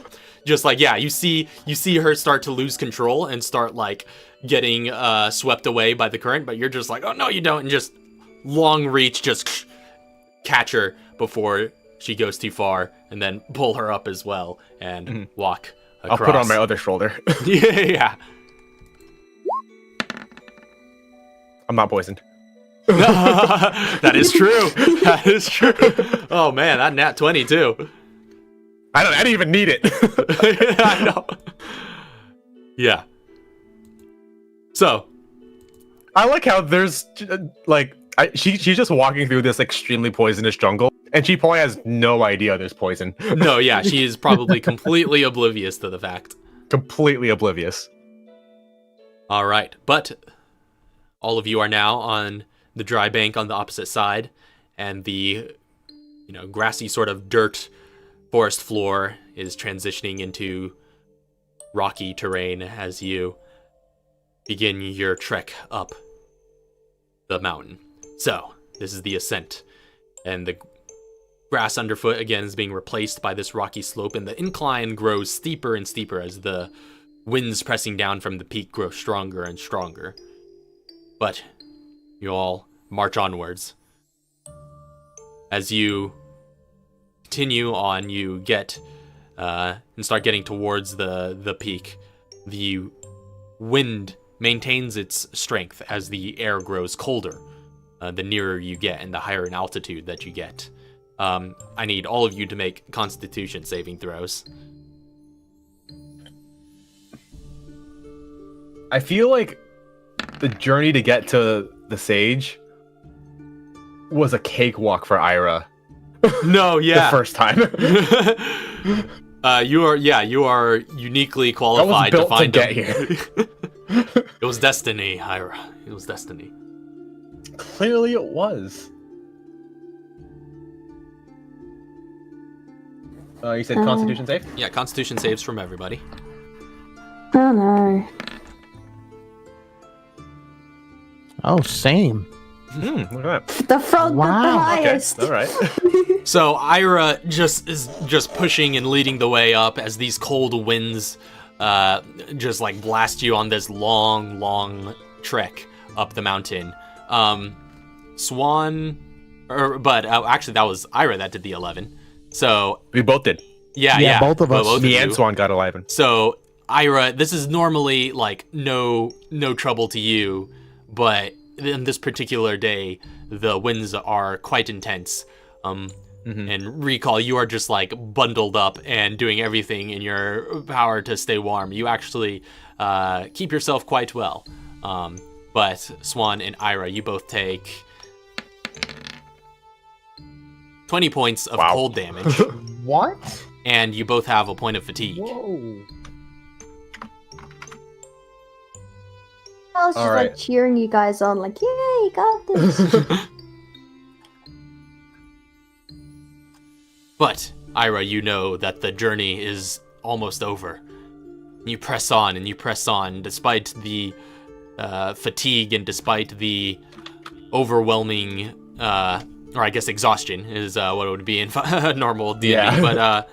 But despite the difficulty with which you have in this travel, you know that you're nearing the peak. You know how near the sage is. And eventually, You must press forward. as you lead them on, and you near the precipice of the mountain, you find, on a flattened portion of land, stands tall stone walls with sort of clay tiles along the roofs, and it seems to be enclosing a large space. There's a round entryway at the center of the front wall, leading into an open courtyard. And as you enter into that courtyard, you find an old human man, stocky and plump, wearing loose green robes and a long white beard. And he is just sitting at the center of the courtyard, meditating. And it is an open courtyard. There's like no roof above it, only the walls surrounding it that are sort of breaking the high mountain winds. And as you all enter into that courtyard, without even turning around to see you, you hear a voice come from him saying, "Ah, so you have arrived." And that's going to be Yes. where we take a midpoint break. Oh. Just gonna. Can I just bow really quick Uh-huh. with my big staff? Just bow deeply and say, "Yes, Sage Wong Hung." That is where we take our break. Let me put that down. I just want to get that in before we end. Mhm. Yeah. Well, not end, but take a break. Or, I mean, yeah, before we pause. Pause. So we will be right back in a jiffy. Awesome. Continuing this story from a here. jiffy. Oh man, I'm actually loving the way this is going so far, though. It actually feels shockingly in flavor for the whole wuxia theme. There's just like I feel like your characters have all this kung fu wisdom. And then Just Ira's Yeah. and then Ira's frog is going around stabbing stuff, going like, ah, splash, splash, splash. No, okay. Called me Ira. Ira's frog. Well, Oh, right. Your name's not. I'm Ira. You're Ilo. Ilo. Ilo. No, yeah, I this, was look- this is great. Really though. quick, This is great. Loving this. Exhaustion run. What's the effect of exhaustion run, real quick? I will get that in a sec. We'll do the break. I just need to write it down. We'll be back in a sec. All right. So, last we left off, you guys had just finished your trek up into the mountains and had met for the first time Sage Wang Hung, as Ira has introduced him. And he's sort of standing up from his meditation that he was just in and is now turning to face all of you. He's just like, yes, please. Step into the courtyard. Right in. I, of course, already, Mhm. am, what do you call it? Doing everything. I hit like I am, what do you call it? I'm trying to think of the word. I'm doing everything that I would normally do once in, like, all my regular daily things, like wiping my feet off, like before I enter the shrine, and All your customary stuff. and then just like, quick, bow before I enter. Mm-hmm. Customary, that's what I was thinking. That's the word. Customary. All right. So you'll enter, and he says, I see you have brought home guests, Ira. Yes, it appears these guests are in need. Indeed, I felt the universe giving me some understanding that there was purpose to be fulfilled in your meditations. It seems this must be it. It is precisely the conclusion that I arrived at as well, Sage. Tell me, who are you? And where are you from?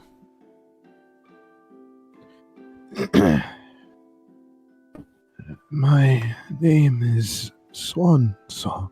Swan Cry. I am from. What is the city called again? Shuishang was where you, the Shuishang. village, yeah. Okay. Well, it's the name of the island, but like there's only one village sort of on it, so it kind of adopts the same name. Oh, okay. Shuishang Village. I am a pupil under Sifu Wong Fei. And you see his eyes kind of like narrow on you as he's just like taking this all in, and he seems to be a bit taken aback. But if also Recall is gonna introduce herself. I'm Recall. I'm also from the village. It's not often I see Grung intermingling with society. Some people suck. They're boring. All they do is boss other creatures around. Huh. Well, it's good to see you have integrated well then. He kind of looks to Swan and he's just like, I knew there was something familiar about your voice. And I see also that you are a Kenku. And you have adopted my brother's manner of speech. I mean, no. disrespect in the adoption of the voice. Merely, I trained under him. I learned how to speak. Yes, your vocabulary is quite large for a creature of your kind. In that voice, you must have spent a great deal of time with him. Yes. We've come here off of troubling issues within the village. Speak, young one. What troubling issues have you seen? An invasion. And an army we've never seen before. Ripped through the village. Most of the students, if not all of them, perished. Sifu Hongfei. And he kind of like stops for a moment and just takes a breath. Sifu Wangfei was defeated by an orc, half-orc, I believe. And he seems to reel for a moment. He says, "And what became of Sifu Wangfei?" Sifu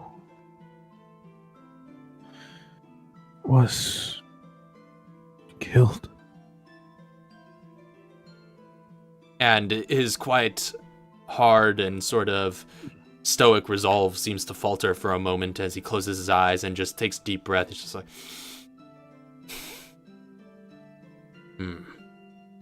such is the path he walked. One of a guardian. Fortunately, such a fate befalls many that take up that task. And then, why then have you come to me up in these mountains?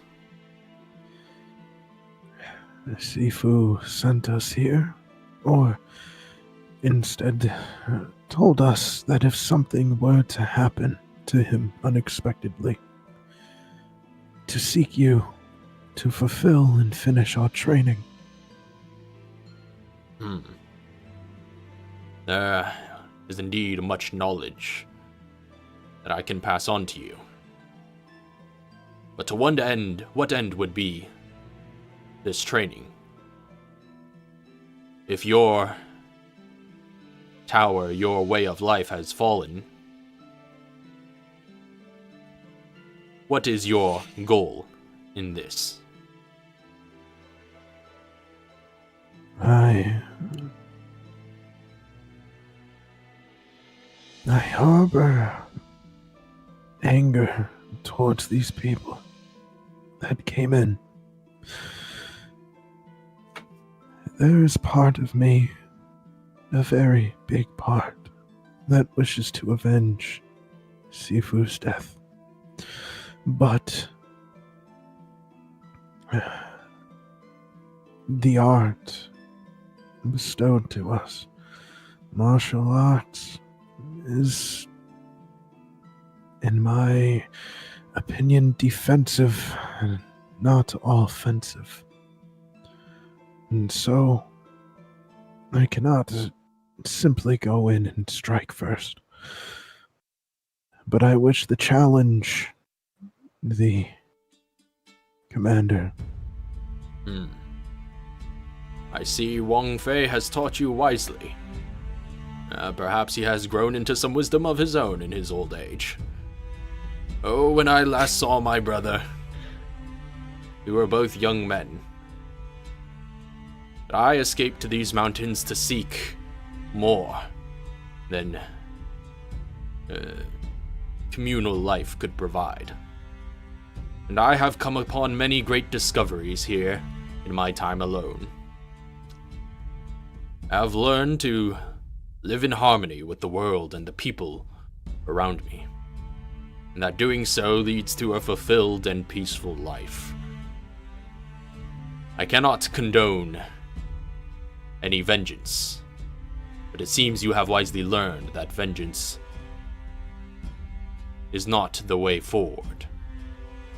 But at the same time, tyrants must be overthrown. Tell me, what do you know of these invaders, you say? They harbor strange weapons and armor I've never seen. You say there was a half-orc commander that had slain my brother? Yes.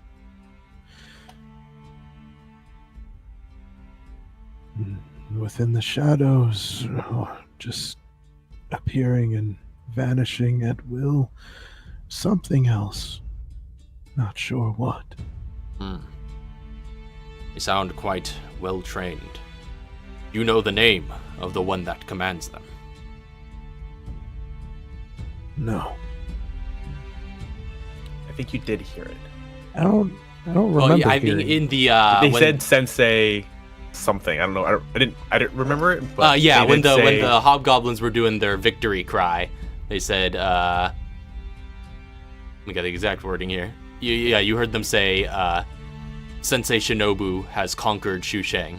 Sensei Shinobu. Oh, okay. But I need to write down Shuishang so I can remember that. or spell that? Sensei Shinobu. Yeah. Well, I know Yeah. Shinobu. Oh yeah. but- Here, let me.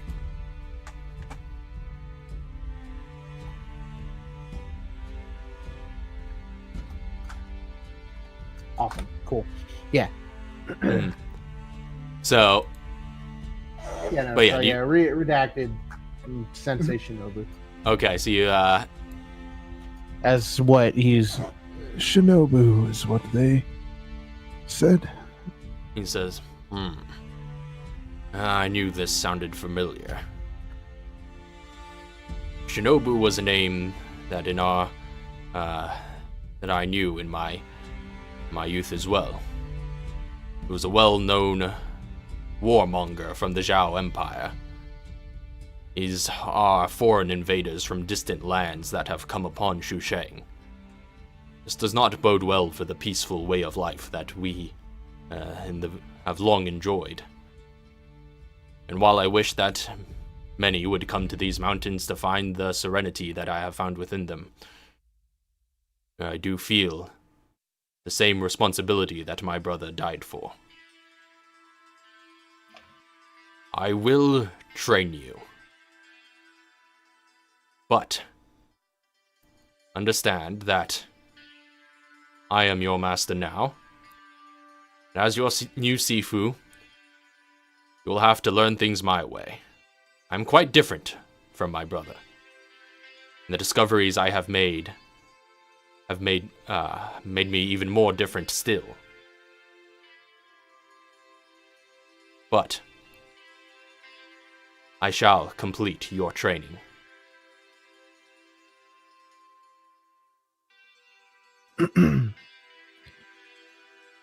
And Swan kneels. Alright, Swan gives a bow. So does recall. You follow suit. And Sage Wang Hun just like shakes himself and he's like, very well, it seems like the formalities are now all through. So you may pick yourselves up now. There's much work to be done. And what of you, Ira? Where do you stand in all this? The teachings of my old temple state that an evil deed cannot go unpunished. I will help them in their journey. Perhaps the journey that they have fallen into is yours as well. You came to me long ago seeking seeking peace. The very thing that made you different has seen you exiled from many a people. But it seems that the gifts you have been burdened with were the gifts that you precisely needed to be able to find me. And in finding me, you have found these. Perhaps this is where your path has been leading. Yes, Sifu. Ponder it, will you? Now, as you all may have seen, the journey here was treacherous, and none find their way here without a great deal of turmoil, pushing, sacrificing. But we'll find that what you will find here is even just as difficult. The character it takes to make the trek up that mountain will be what you need to survive the training that is required to face this new threat. So come, there is much to be done. And so, he gives you all quarters within his little sanctuary. It's a very kind of small temple. Again, it's mainly like the courtyard and then like a couple of other rooms that were like built into the walls. It is very minimalistic living from here on out. He leads you into, you've got like mats, hardly even mats for beds, and you live off the land, and you start going into a very different lifestyle from what you were used to. The dojo, while isolated, was still very communal and still very, just a brief walk from the village. But here you are separated from all else, and you've got each day is a survival task, essentially. But Ira will like lead them to their rooms and show them their mats and say, "Yes, here. Character is derived from the environment itself. You will not have any easy goings from the village. Here you must survive." And that is fine. This will be rough and it's going to be hard, but I have faith in you. Thank you. Got this. And with that, you guys stay for days, weeks, and then months more. The training is grueling and daily, and pretty much every day, Sage Wang Hung wakes you all up with a bell and gets you right to work. So, I think it's time for a training montage. Yeah. I'm doing push-ups. Yeah, so Sage Wang Hung is gonna come after you guys like, I'll make a man out of you. Oh, Yeah. Let's get down to Let's get down to business. So, To defeat Sensei Shinobu. Folks. there are no Huns here, but might as well be. So, the training montage shall begin with personal training for each of you. So each of you have, he basically goes through, he's just like, each of you have different gifts and different specialties, imbued on you by the cosmos and by the fates that decide our everyday paths. Each of you are here by no accident. So, we must learn first to hone the gifts we've been given. And so basically each of you will split off for the personal training section and each focus on, I guess, developing your particular gifts. So I guess each of you go through and tell me a little bit about how you in particular are personally training. What is your personal training regiment? So for whoever wants to volunteer that first. Can we get like an example from? Because I was gonna say, Yeah. I already know what's gonna happen. All right, what's Ira I'm doing? like, let's get an example from Lauren. Actually, I'll be right back. All right. Oh well, should I wait for you to be back before I give an example? I'll figure it out. All right. What's Ira? So, Ira's training mostly consists of, I guess, qigong and tai chi movements, which are very slow, very methodical, like forms that she pushes through in like in sequences, Mhm. and she will continuously add weights to her limbs as she is doing these movements. She'll get like these large metal rings and add one ring to her wrists, go through the entire movement, add another ring to her wrists, go through the entire movement, add another ring, and do this until she is unable to lift her arms. At which point she meditates until she is able to feel her hands again and repeats the process. All right, I'm into it. That's some Shaolin monk stuff. So I'll say for your personal training, go ahead and make a strength saving throw. See how you endure. 18. All right. It would have been wisdom if you didn't add the weights, by the way. So be glad.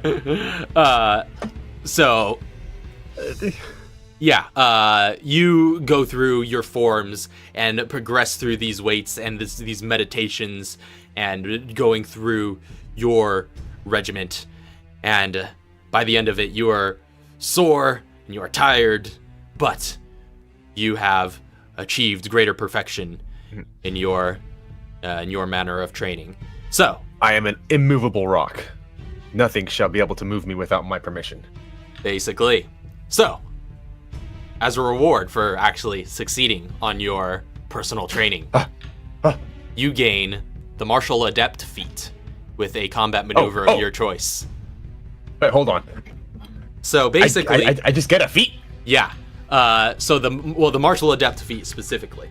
So But I got a feat. Yeah. So basically, the martial adept feat is like a soft fighter battle master, so to speak. You get one single D6 superiority die, which you can spend to do, or per short rest, which you can spend to do a combat maneuver, which I should have actually beforehand had ready a link to all the combat maneuvers just so you guys can see those, but let me see. Yeah, can you try and find one online so that everybody could have access to that? Yeah. Let me go through my resources really quick. Mm-hmm. So you be thinking about what you'll get with that. But in the meantime, does anybody else know what they're going to do for their personal training? So I came back at the end of that, so we'll just have to wing it. But I'll let Ailu go first. Please go first. Yeah. Do you want me to tell you what I did? So So she spends her days long and hard in the cold, freezing air of the mountain, performing qigong and tai chi movements, which are basically very slow, very methodical forms that she practices. Very strong base, rooted in place, and she practices these forms continuously, adding weights as she practices. So she'll have these big metal rings that weigh a considerable amount. She'll add one ring, go through the entire routine, add another ring, go through the entire routine, add another ring to her wrists until she is unable to lift her arms, at which point she stops, rests, and meditates, and then repeats the process. Yeah, and I let you make a strength saving throw for that, which you succeeded, and for which you gained the martial adept feat. So, but yeah, and the saving throw will be based on your manner of training. So describe to me first how your character is going to go about their personal training. I wish I could have pre-planned this. yeah, I So- have. So, like, how do you see your character's fighting style? Like, when they fight, what do they do?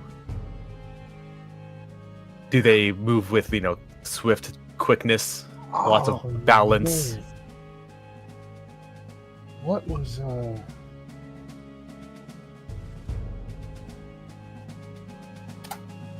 I gotta look something up.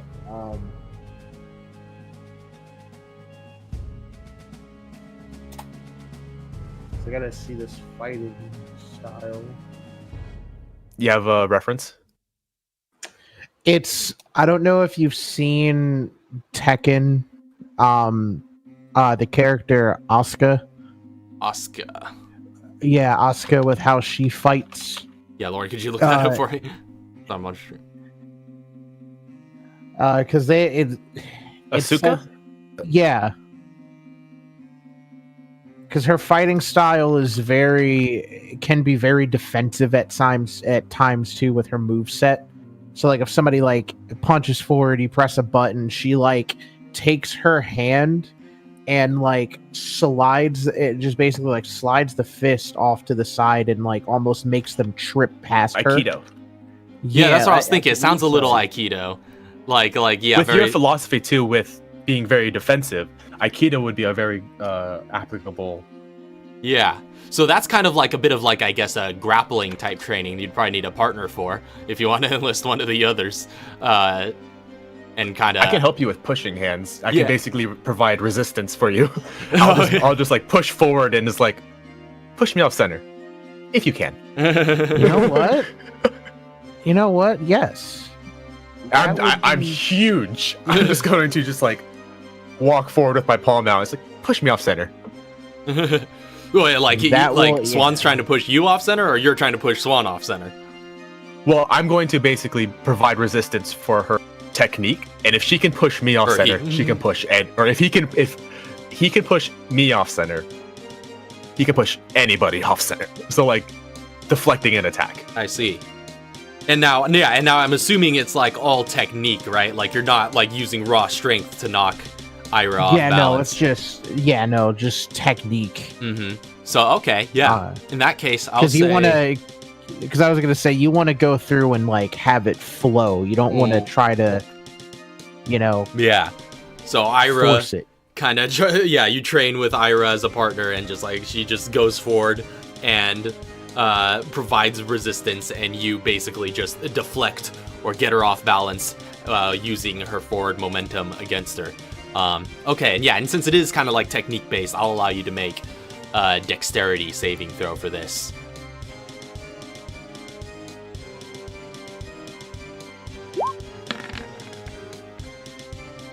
Oh, 20.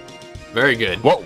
So yeah, you time and time again manage to offset Ira's balance, even to the point that she topples every now and then. So you quite successfully train your technique, but she's also a very strong and very learned opponent, and she doesn't hold back with providing new challenges as you go throughout, to which you have to kind of adapt and change your techniques and strategies and grappling sort of methods to be able to properly knock her off each time. So that's a success. You get the martial adept feat as well. Oh. I see, Lauren, you posted I posted something, but yeah, that's the that was description of the that's martial incorrect. adept feat. Yeah. So I need the battle master. Yeah, we need the Battle combat things, yeah. maneuvers list. I will get those.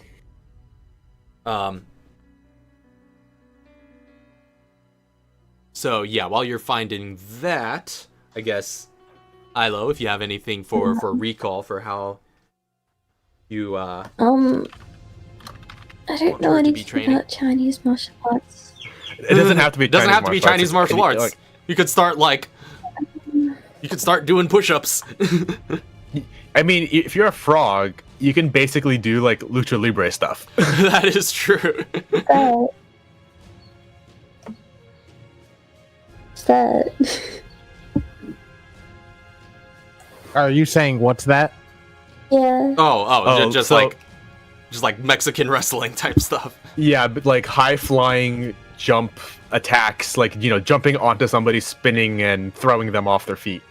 Yeah. So it's like, yeah, if like you've when seen, you like if you've seen the Avengers films, like Black Widow and the Avengers, If you've seen that. No, I haven't. No. Ah. All right. But Have you seen any professional wrestling?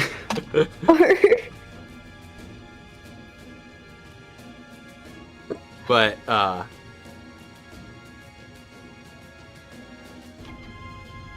Guess her training would consist of. Oh, that's long. It is. oh, did you There's find a it? lot of maneuvers. That's my phone. Pardon me. How do you imagine your grung fighting?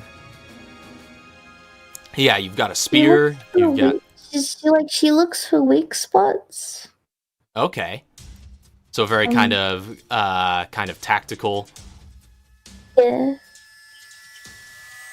Utilizing her smallness to her advantage, being able to get into places the defender, like the person she is attacking, can't defend from. Okay. Kind of, yeah. All right. So yeah. So I guess your training is kind of more, I guess, analytical in nature. Maybe a bunch of sparring. Maybe, like basically like carving out like a tree or something to practice your techniques against. Okay. Yeah. Or like, So- like one of those like training dummies that when you hit it, it spins and its arms like go off in different directions. So like she'll like attack it and it'll spin in a different direction and she has to maneuver and get around and Mhm. Yeah. Okay. So that's interesting. I'll say for this, let's see. Well, I guess since this is using your attacking, also, yeah, I'll also allow you to use your the ability score that you use for attacking. So I guess for you would be Dex. So I'll say go ahead and make a Dexterity saving throw. And yeah, you could definitely fashion some sort of dummy that would like you could react against. So that kind of fits that as well. Whoa! oh snap! All right, nat 20, very good. So all of you, so you go to town training against the dummy that you and the others have helped to fashion, and you are just like basically looking like that clip of that boxing kid that I showed you, Lauren, the one that's just like training I'll post against it. that figure. Yeah, that's like every time he hits it, it like spins around and comes around the other way. You're doing all that's sorts. exactly what I was thinking of. Yeah, you're doing all sorts of that kind of training, where it's just like I'll post it. Hold on. constantly just reacting and just like striking and finding the opportunities to move and hit and do everything you can to implement your sort of most devastating blows. So you succeed in your training, and you also gain the martial adept feat in order to gain one of those combat maneuvers. So you all can be deciding on what you wish to gain from that. And Take a look. yeah, after a long time spent training, Sage Wang Hung commends you all, and he's just like, yes, very good. I've been progressing through your training with quite the extraordinary amount of zeal. You are coming along much faster than I expected.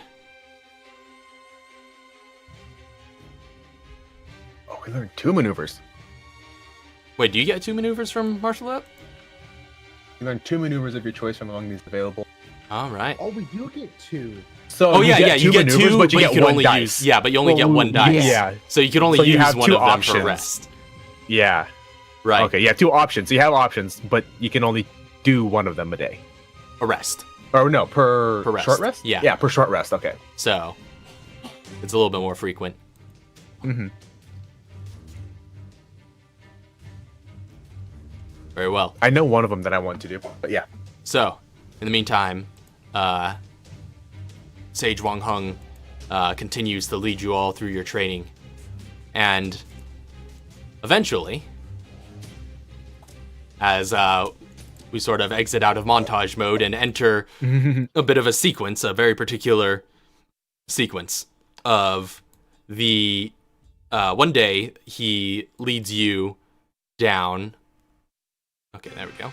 He leads you down a sort of path, and eventually along down a stream which goes to a beautiful lake on the opposite side of the mountain, right? Like one that you would not have been able to see from the village because it is over the mountain on and down the opposite side some way. Now, at the center of the lake is a small island on which very simple sort of gazebo has been built. And throughout the lake are a number of lily pads and small rock formations jutting out from the water's surface here and there. And Wang Heng explains to you, he says, "This is the island within the island, one of nature's peculiar surprises. But before you can discover the island within yourselves, you must learn to work with the land surrounding the water. You must learn to work as a team." And so he looks to each of you and says, "Your objective is to get to that gazebo without any one of you falling and submerging beneath the waters." How you go about So this the task gazebo- is up to you. The gazebo is in the middle of the lake. Yeah, it's this sort of wide open lake, and there's this small island at the center of that lake. The gazebo's at the center of it. And so he kind of goes off and just sits somewhere in the grass and waits patiently to see what you all will do. How far from the shore is the gazebo? It's a pretty decent distance. Is it like a- It's Is the lake like a more spherical, or is it like oblong shaped? It's pretty much like circular in nature. Obviously not a perfect circle, but it's yeah, pretty much equidistant from all sides. Pretty much, yeah. Okay. But it's close to maybe like it's a good distance in there, maybe like 100+ feet from the shore, or rather, probably like much more than that. But it is going to be a skill challenge to get there, basically. So you said get into the gazebo without getting in the water. Yeah, without anybody falling beneath the waters. So, this is a skill challenge. So, whatever skills with which you are proficient, how are you going to use these to get everyone Well, there? I've got religion. So I guess the first thing would be to just, at least the way my character would see it, is to just kind of perceive the lay of the land, like what areas, like getting across without falling into the water, what structures look to be the best to go forth from, and All right. Find You me know. a large tree. Go ahead and make a perception I check. can jump. you was that? could. Jump that far, but I can jump. 14. All right. 14. So you start to look out, and you see a number of, again, those sort of rock formations that jut out of the water here and there. And they all seem to be quite sturdy, each one, and they seem kind of scattered sporadically throughout. So you kind of look out onto it and see that, okay, yeah, there's some that look like they kind of take go a decent ways into it, and it looks like you could kind of find a pattern through which you could skip from some to the others. And you get out there and try to start attempting to kind of follow that path and lead others to it. But in doing so, you do kind of like chip off one that wasn't quite as strong as you thought it looked from a distance, and almost dip your toe into the waters, but manage to keep your balance. That was actually considered, though, just barely a failure. So you haven't quite submerged yet. Nobody submerges until you've accumulated all of your failures. But you've started along the way. What is that that he was jumping on? Little rock formations that strut out of the water throughout. But it has brought you part of the way there. Are we all able to... Or are we all following that path? If you would like to. Because I'm not jumping on those.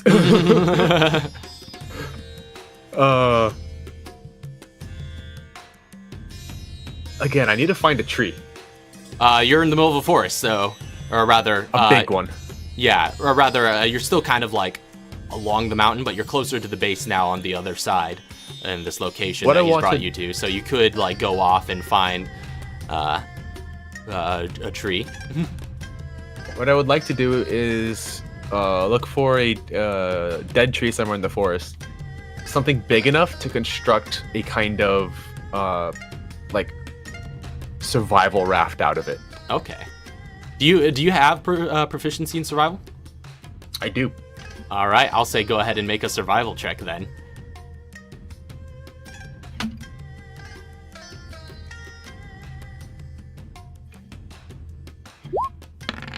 Oh no. Unfortunately, that's a 7. Yeah. Unfortunately, you go about searching for trees. And you do find like a small kind of, like bamboo tree type of thing. You knock it down really quick and attempt to construct something of it. And you kind of like throw it out onto the water to see how well it floats. And it just like sploosh, kind of sinks in the shallow end of the lake.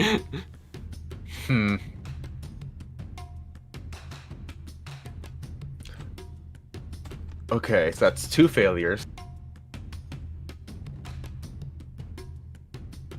Oh, question. Can I see if Sifu is using any wordplay that we're supposed to pick up on that he's kind of like hinting at for this puzzle? Like, is there something that we're missing that he's said in his like little... Is this insight? Yes, it's insight. All right. Basically, I'm just looking at him like, is this a trick question? And I'll actually say, I think multiple people have proficiency in insight, right? Yeah, I do. Yeah, because I'll say if you guys would like, yeah, you could like say like aloud, like, is this a trick question? And we could use whoever's insight bonus is the highest. Yeah, is this a trick question? And you're out there balancing on a rock, like, that's a good question. Yeah. So, who does have the highest insight? Minus 5. I imagine yours is higher. I have 7.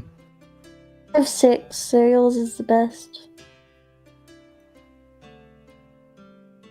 Is that like So a roll- collaborative, like... Yeah. Is this a help, or is this just use the highest? That's a good question, because you did kind of, like prompt it. Yeah, I can help somebody. I'll say that will count as the help action, actually, and give you advantage on that.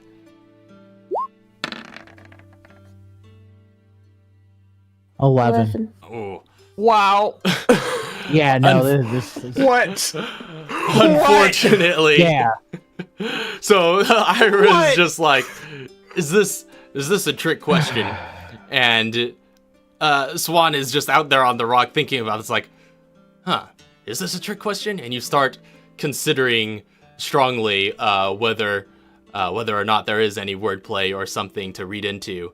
But as your mind starts to wander, and you're like sort of balancing on one foot atop this thin rock, you're just like, your mind starts to wander and you lose focus on your balancing for a moment, and your foot sort of slips off to one side and you just sort of splash into the water. And Sage Wang Heng stands and he's just like, Well, unfortunately, you did not succeed in the challenge, but it seems you have learned a quite valuable lesson. albeit at great cost. You began to work together for a moment there towards the end. Own that. And you may find everything that you need to overcome your enemies. You did trick us.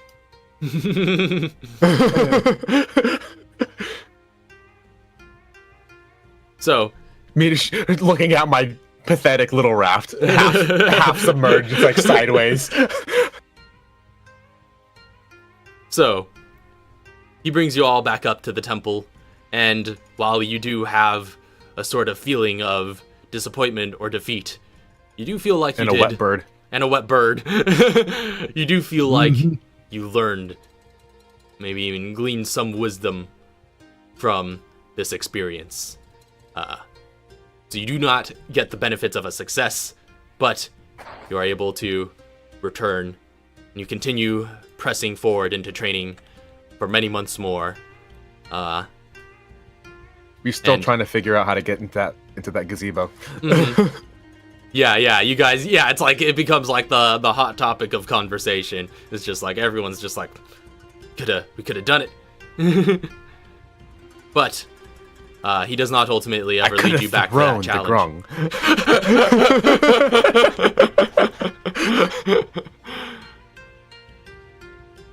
Eventually, you could do it. eventually, he brings you all back together and he says, "It has been many months, and your training is drawing to its completion. You are ready to face the great evil which has befallen our land. So,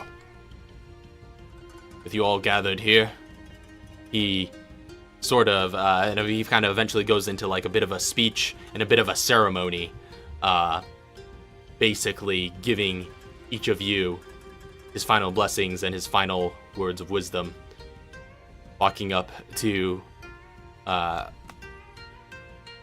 Recall and saying, "Young Grung, Recall, you have honed your skill with the spear quite deftly. Have learned how to use your wits to your advantage in targeting specific parts of your opponents. And you have developed greater speed and agility and dexterity. Most of all, you have learned to fight as part of a group. And you have grown much over these past months. You have leveled up to level 6. Hey. And then he goes to Swan and he says, "Your keen eye and analytical mind is quite something to behold.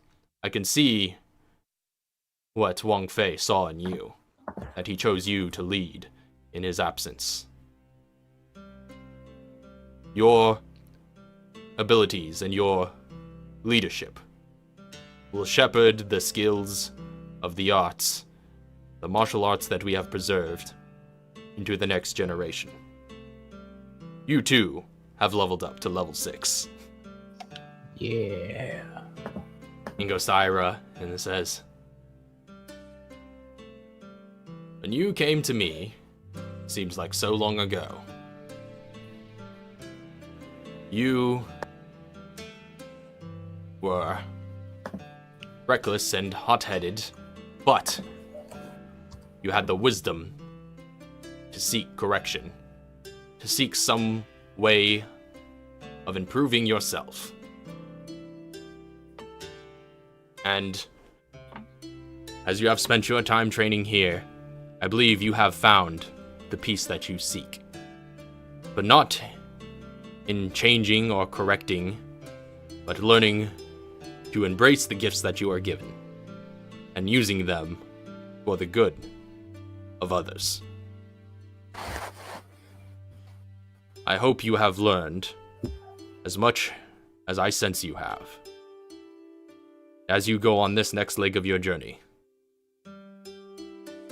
I sense that you will be able to teach yourself from here on far more than I will be able to. Ira, I sense your training is coming to its close, as with these other pupils. Each of you, dragons, as my brother like to call you, you are the masters now, and it is your responsibility to deliver this land from the foreign invaders. And so you too, Ira, have leveled up to level 6, and may join with these dragons. Justice will be upheld. Bow deeply with my proud dragon staff. All the bowing. So, all of you have leveled up, Yep. and your hit points are about to increase. So let's go through and roll some hit dice. Harumph. 9. Your hit points increased by 9.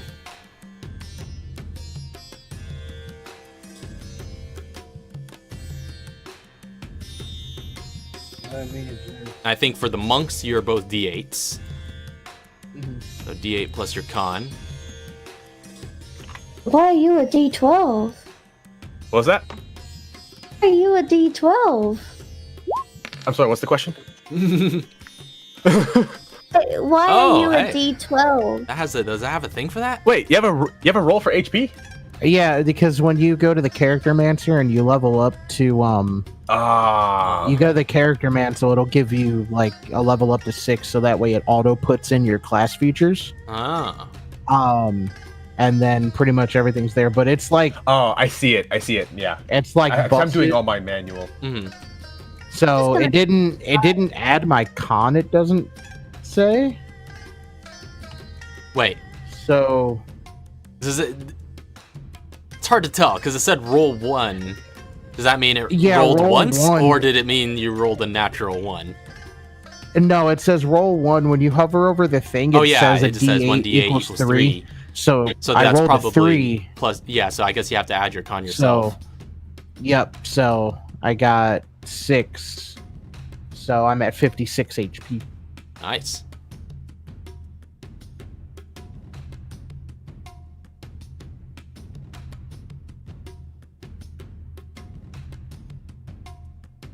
And for recall, I just said I was just taking the 5. well, since everybody else rolled, I think we should have you roll as well. I've had bad luck. With this character. Well, if you're rolling average, you'll roll average. I don't know how to roll it without using the character mancer, so I'm just gonna roll. All I right. just clicked on hit dice because it's the same. That's true. It's the same roll. It's the same roll for leveling up. Okay. Oh, hey, there look you at that. Hey! Well above average. So that's 8 more hit points to Well, you. good. I was gonna say, do you want us to have our HP bars showing for everyone else? Oh yeah, I guess we could set that. Well, because then think we would you're the have only one who to. can do that. Yeah. Well, yeah, because that will require, that's a bit of an endeavor, because I would have to go through and then set that for each of you as the default token again. So. Well, you don't. I mean, you don't have to because we're not moving this any other windows, or are we? Oh, snap! So. Y'all have completed your training, and has everybody decided on which maneuvers you're going to be doing? I know what I'm taking. What are you taking? Does anybody need a couple of Yeah, I knew what I pointers for took. maneuvers? Because I know I have a battle master character, so I know the maneuvers pretty well. Oh, okay. So, I guess going through what all have you taken? I'm taking goading attack, and actually I didn't know. I don't have my second one. I'm probably gonna take something like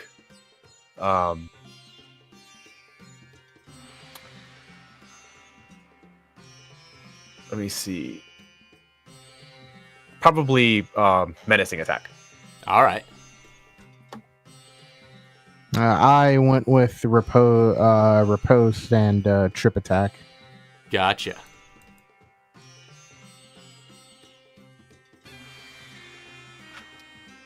All right.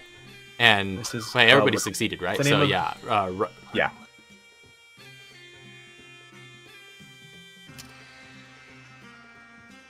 Have you decided on Rykol's maneuver yet, or recall? Recall's maneuvers. You want me to say them?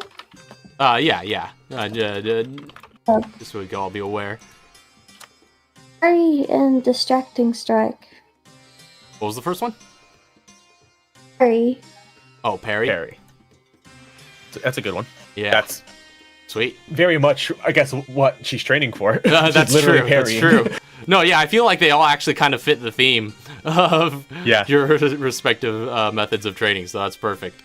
But he gives you all of these, and he also gives to each of you as this sort of time together winds to close, gives each of you like these sort of healing ointments, and he says, "These balms will help to seal your wounds if you are hurt.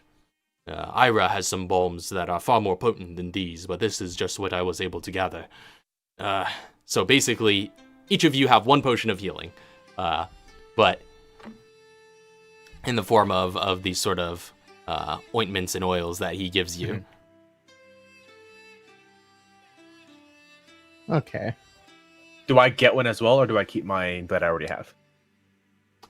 You get one as well, in addition to the Okay. one you have.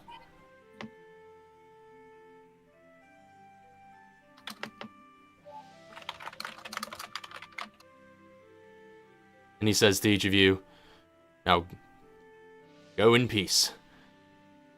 Although I don't imagine your enemies will reciprocate that. Whatever comes to pass, I trust you will do what is right. Now, great danger awaits you when you return. But remember your training. Remember everything that you have learned from Sifu Wangfei and myself. You should have what it takes to overcome these enemies."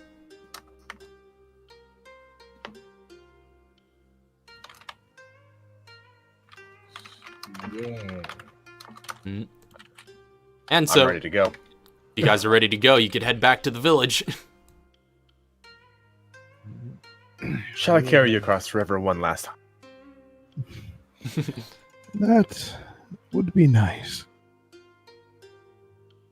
All I'll right. join you this time.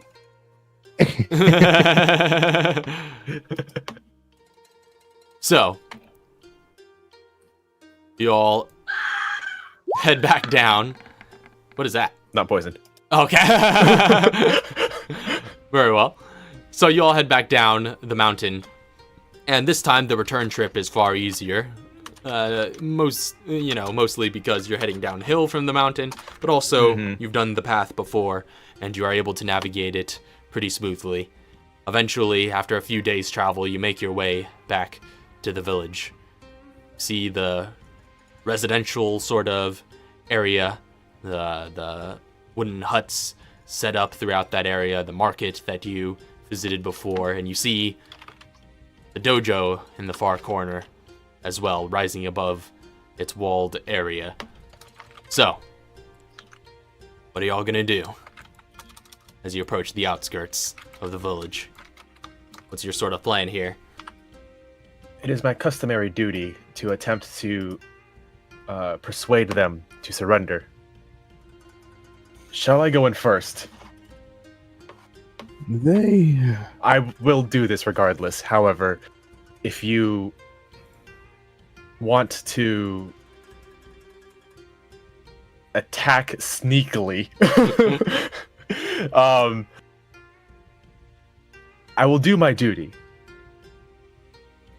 And I cannot, I can only speak for myself, but this is what I must do. If you wish to attack then you can break off while I at least distract them. I simply want a challenge with the one who killed our Sifu. I do not wish to run in and blindly attack them.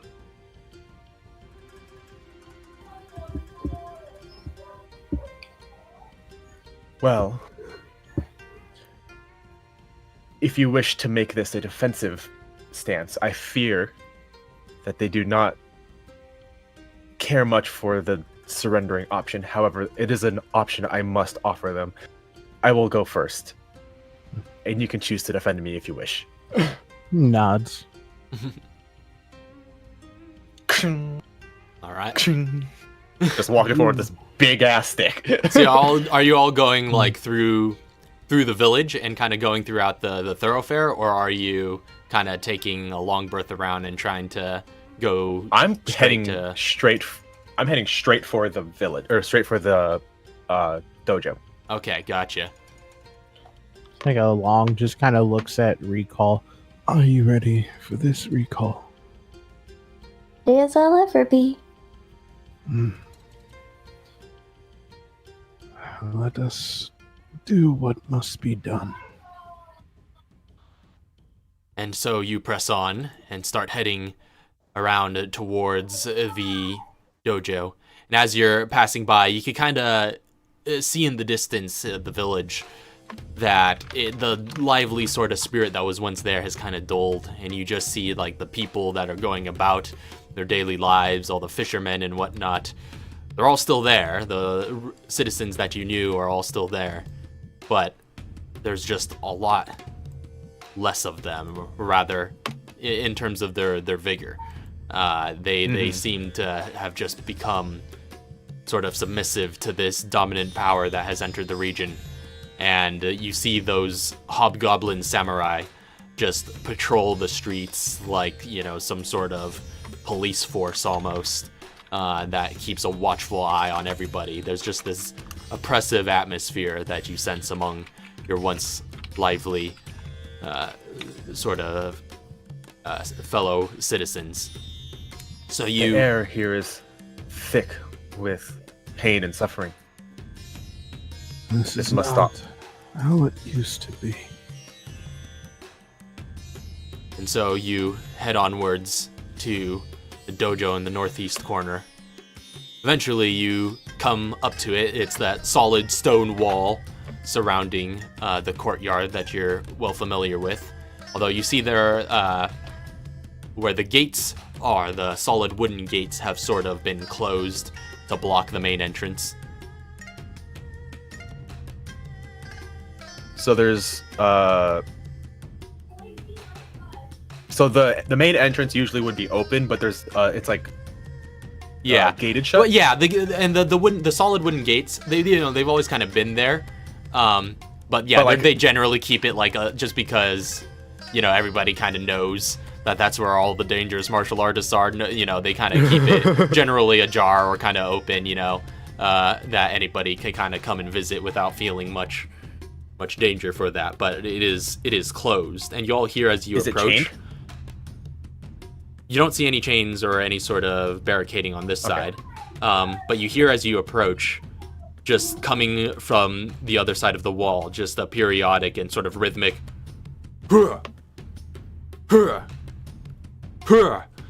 from what sounds like a crowd of people on the other side. I will attempt to push the door open. You attempt to push it, but it doesn't budge. It seems to be barricaded on the other side. I will do so once more with vigor. I'll say, Just I'm walking up to it calm, just whoop, with my staff, and then light push. Go ahead and make a strength check. This is raw strength. I just click on the Raw strength. Yep. Yeah, there we go. Oh no, that's a 9. It's solid. I turned that into a knock. I'm just like, and you just hear, that just like, still on the other side, just kind of unceasing.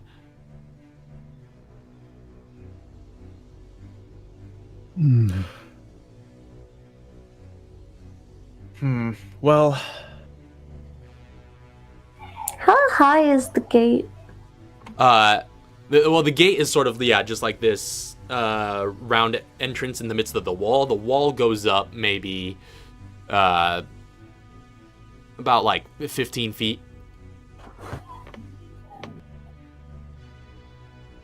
Me to jump over? What was that? You're jumping over?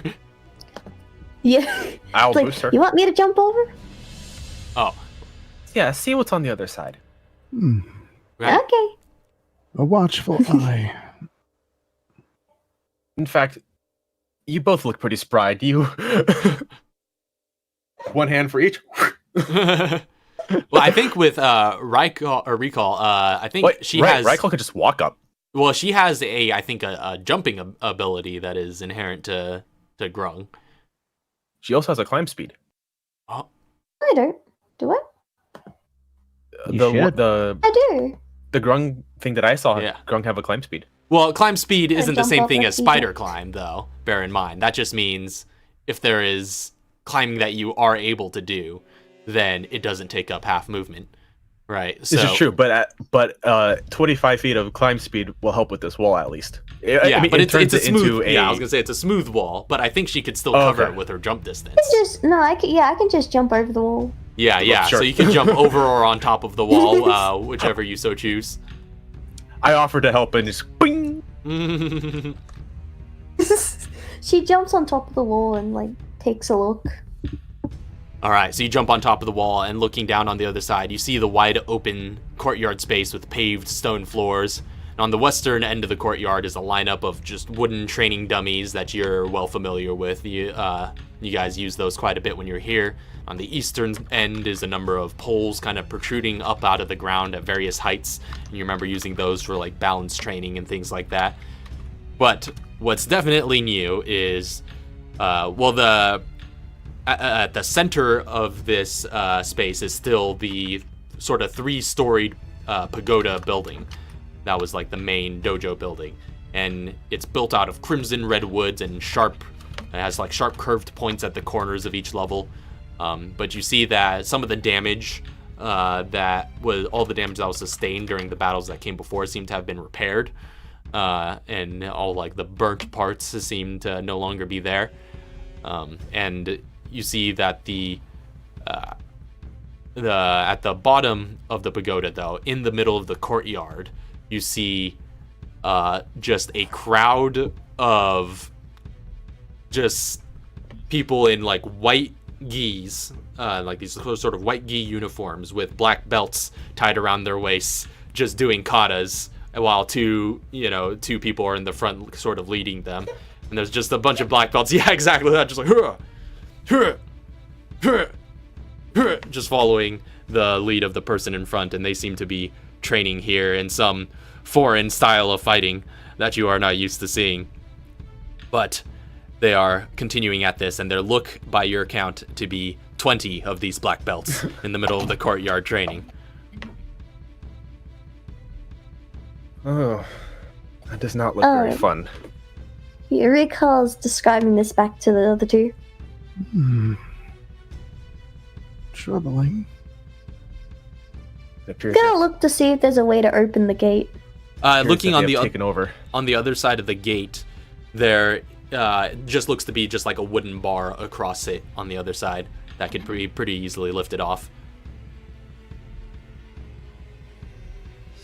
Was that? What? What was that? Oh, I just said there's a wooden bar across the other side of the door that could be pretty easily Oh. lifted. Just gonna jump down and lift it over. All right. So you jump down and just like throw it off, and the rest of you are able to go through if you so choose. At this point, as you're jumping down, like the two figures like leading the katas seem to take notice and start like looking up, and like as everybody that's in front of them starts to notice that, you know, their leaders have sort of stopped, and they're just like, oh, and everyone starts looking around kind of confused, and are now starting to look towards the entrance. And actually, let me get a quick visual for this. I'll hop away. You hop down, open it, and bing, back over. So this is what you're sort of looking at. Oh snap! Looking at these Look at 'em. 20 black belts training here, and this is the entrance on the south side that you guys That we have entered into. are entering through. Now can we get HP? So, since we're at least on this window, you can do That's it. true. Let me. Oh, are those little balancing platforms over there on the? Yeah, on the right Right? side. What was that really quick? I'm looking for C, I guess, for bar 1.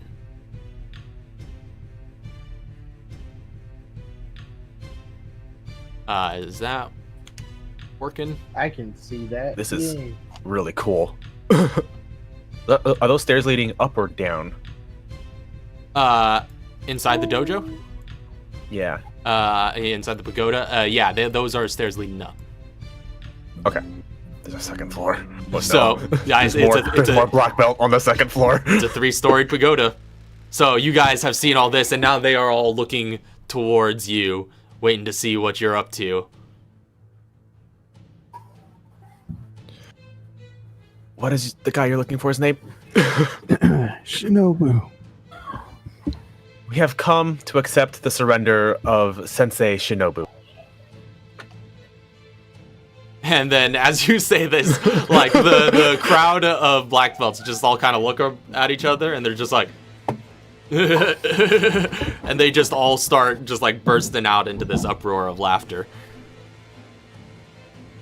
I apologize, but I do not find what is funny about the situation. Your sensei Shinobu has done this village a great wrong. He must apologize for it. This guy sort of steps forward. He's just like, Sensei Shinobu will apologize for nothing. Why don't you go back to whatever temple you wandered out from? He has conquered this land fair and square. Unfortunately, I cannot take no for an answer. I will be accepting his apology and his surrender at some point today. So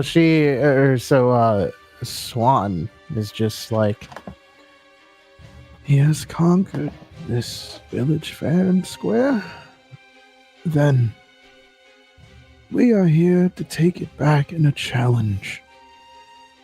Now all of a sudden there's a wave of and a bunch of murmuring among them, and they're starting to just like there's like a genuine question. It's just like, oh, challenge. Like all of a sudden there seems to be some sort of honor that's on the line now, and they're just like, oh, Sensei cannot deny a challenge. And there's like all sorts of like whispers like that and things like that. And you hear this voice all of a sudden kind of cry out from the top of the pagoda as a figure leans out the window in what was once your Sifu's chambers. And you see that tall, impressively built half-orc in his form-fitting imperial uniform, sort of standing, leaning out the window and yelling out, "Ah, I see the dragons have returned. I knew we didn't snuff out the last of you. If it is a challenge you want, I shall accept. But I do not accept challenges from peasants who have not earned it." And he kind of puts his hand out and just yells down to all those below. He says, "Take them, my pupils." And they all kind of turn back, and the one that's right in front of Ira just like gets this grin on his face, like he's ready and pleased to be able to do this. And he just immediately just like clenches his fist in a Seiken manner and just hey, and attempts to throw his like karate style punch at you. Like Ira's looking at him like it's like, If violence is the language you understand, you find we are quite fluent. All right, everybody, let's roll some initiative. Yeah! -1. Oh, that's not bad. Oh, hey. That's almost the highest I can get. Oh, 20. Oh, yes, yeah. this is what we need. Oh, sorry. So, initiatives. See. I Ira. see. What was that? You got the 20 last time. Ira, 18. 18.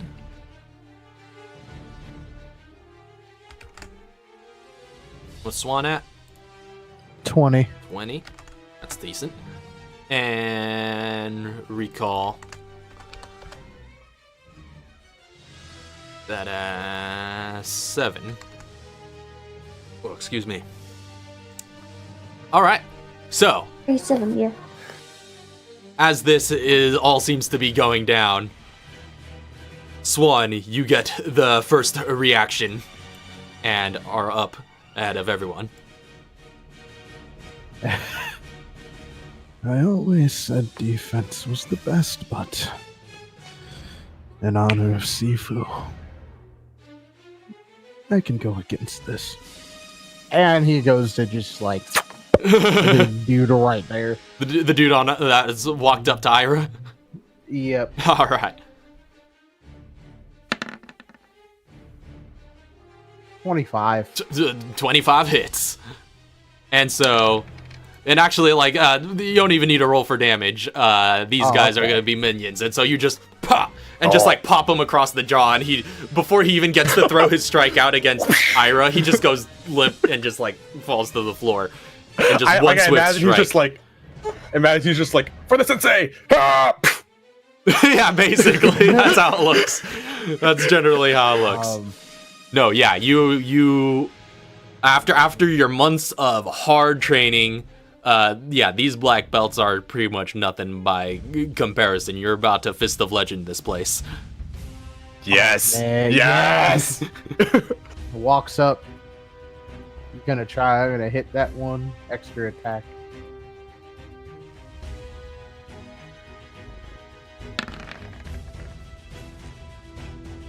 $14. 14, that hits. So that one as well. You just a swift strike across the first one, just and then just immediately lunge forward into a front kick and send this guy to the floor.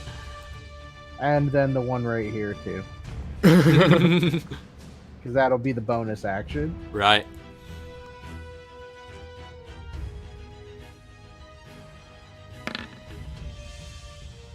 And that also hits. Yep. So this one just as you just like front kick the other one back and then just spin into a roundhouse and knock her down as well.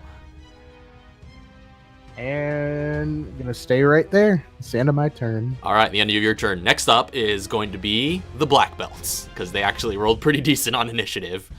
They're going to charge and they are going to get right up to each of you.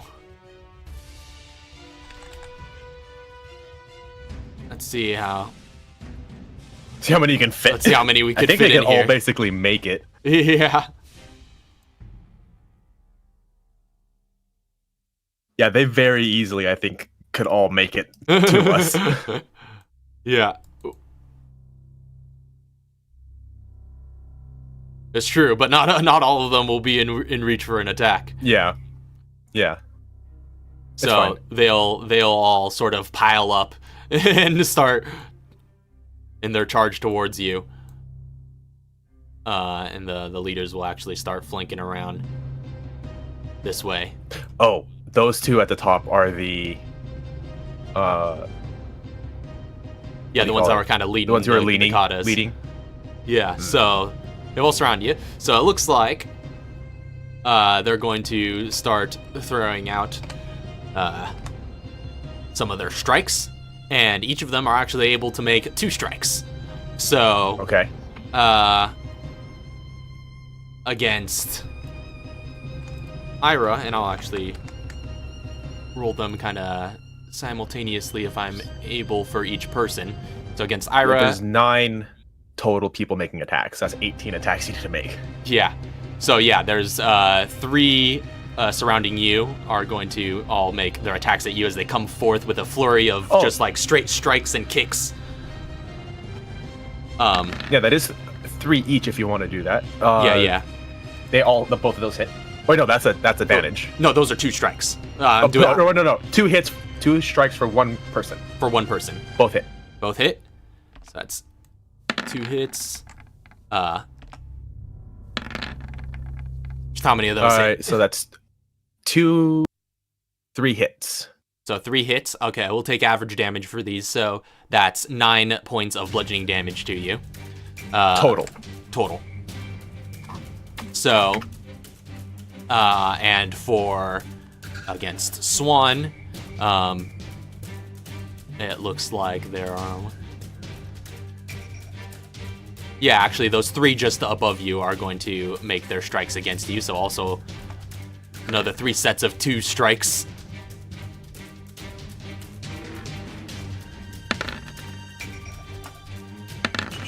So how many of those hit you? Only 1 hits. Oh man, so they just like, this is a total just like Yip Man moment where these black belts are just all coming at you in a rapid flurry, and you're just like, just parrying all of them and just evading every single blow except one, which manages to clip you on the chin, dealing 3 points of bludgeoning damage. Alright. And then there's going to be 3 more making strikes on Le Frog. So against Recall.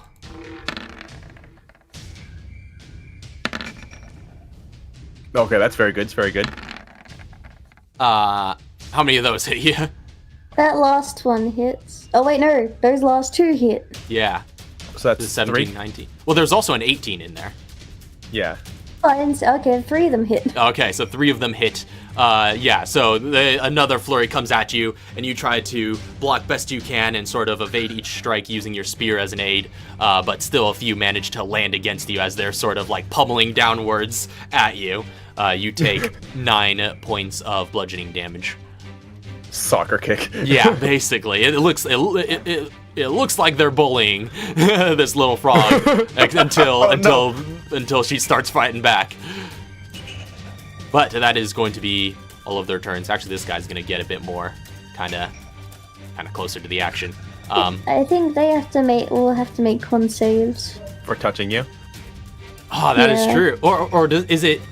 Is it just for like making attacks against you, or is it that they have to like grapple? Just says like that grapples you, or otherwise comes into direct contact. with It's your true. They skin. are making unarmed strikes, so I'll say yeah, that does count. So they all have to make con saves. So It's a really easy save though.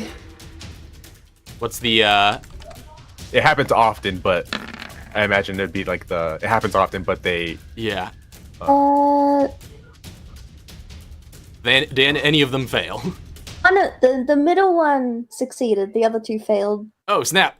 So yeah, they're just like, and they're just all punching down at you, and you're just like, ah! You're taking all these hits, and then just like 2 of them, just like after a while, just get even more fatigued than they thought they would after that flurry, just like, ugh, and just kind of pass out after hitting you.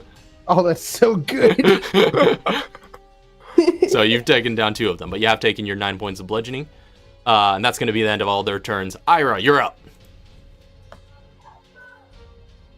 All right, here we go. Big freaking staff. Let's just start swinging through the crowd. I should have taken the sweeping attack. This would have been perfect. Yeah, I'm just gonna start making attacks with this big freaking maul that I have. All right, make your attacks.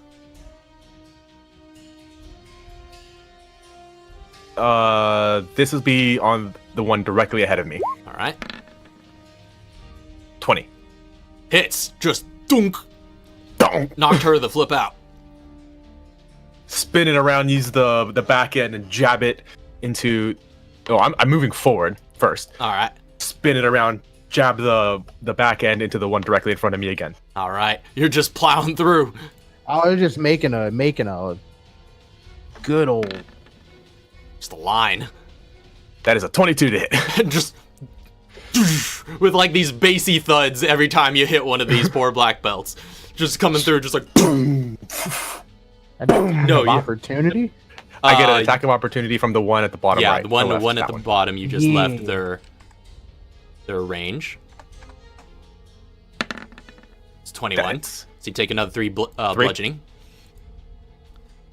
I don't even feel it. Is that your turn? Dong. That is my turn. I don't think I have. Yes, that is my turn. All right, You know- recall. You're up. You don't have the bonus action after you hit with extra attack. I do not have bonus action attack after attacking.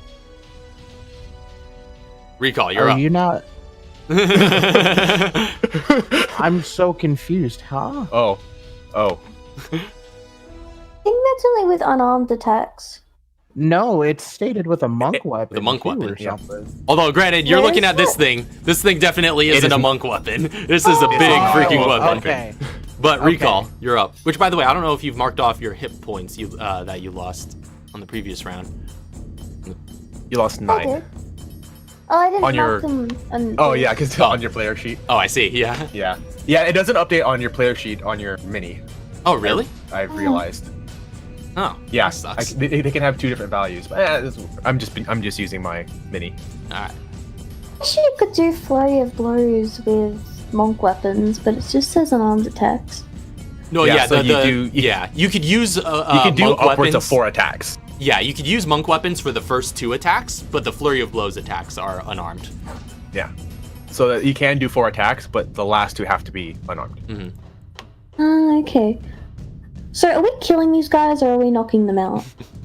I would spending months with me. I do not kill. But it's up to they're you. all being knocked out. So far, yeah, Yeah, they've I'm- all been I'm kind just of bonking non-lethal them. measures. Yeah. Now Use the this blunt last end of ER. my. Use Okay. the blunt end of my spear then. Okay. Now Shinobu at the end. Yeah, no, he's fair game.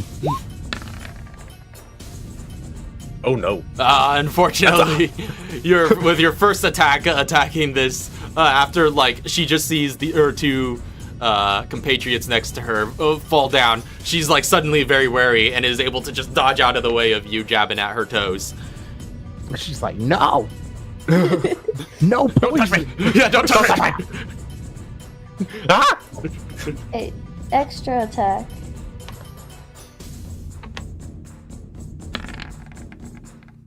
Hey. No, yeah, that more than makes up for you as you like. She starts dodging out of the way, but you're able to leap up to her head height and then just spin that staff around for a smack.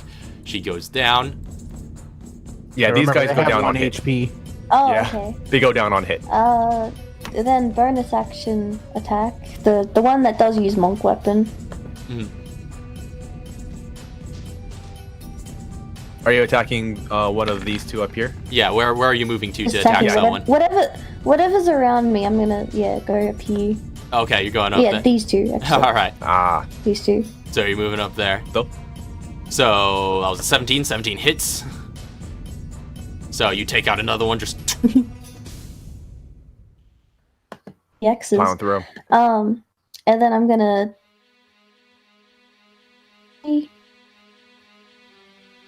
No, I'll save him. all right.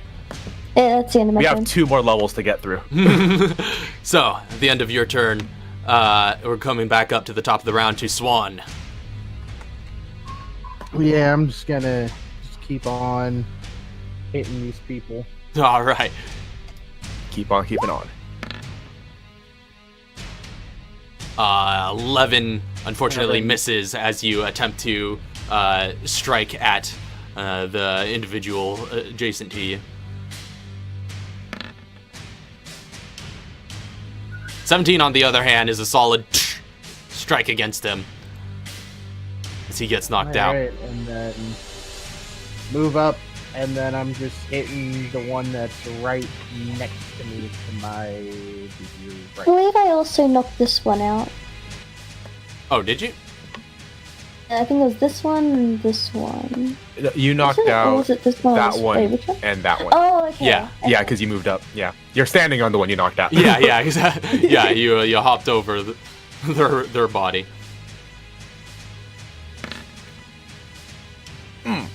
Oh, that 26 definitely hits. Or which way direction is this going? Okay, This way. so you just like knock out that person, step over them, and just leap into a spinning hook kick to take out the other one. Yep.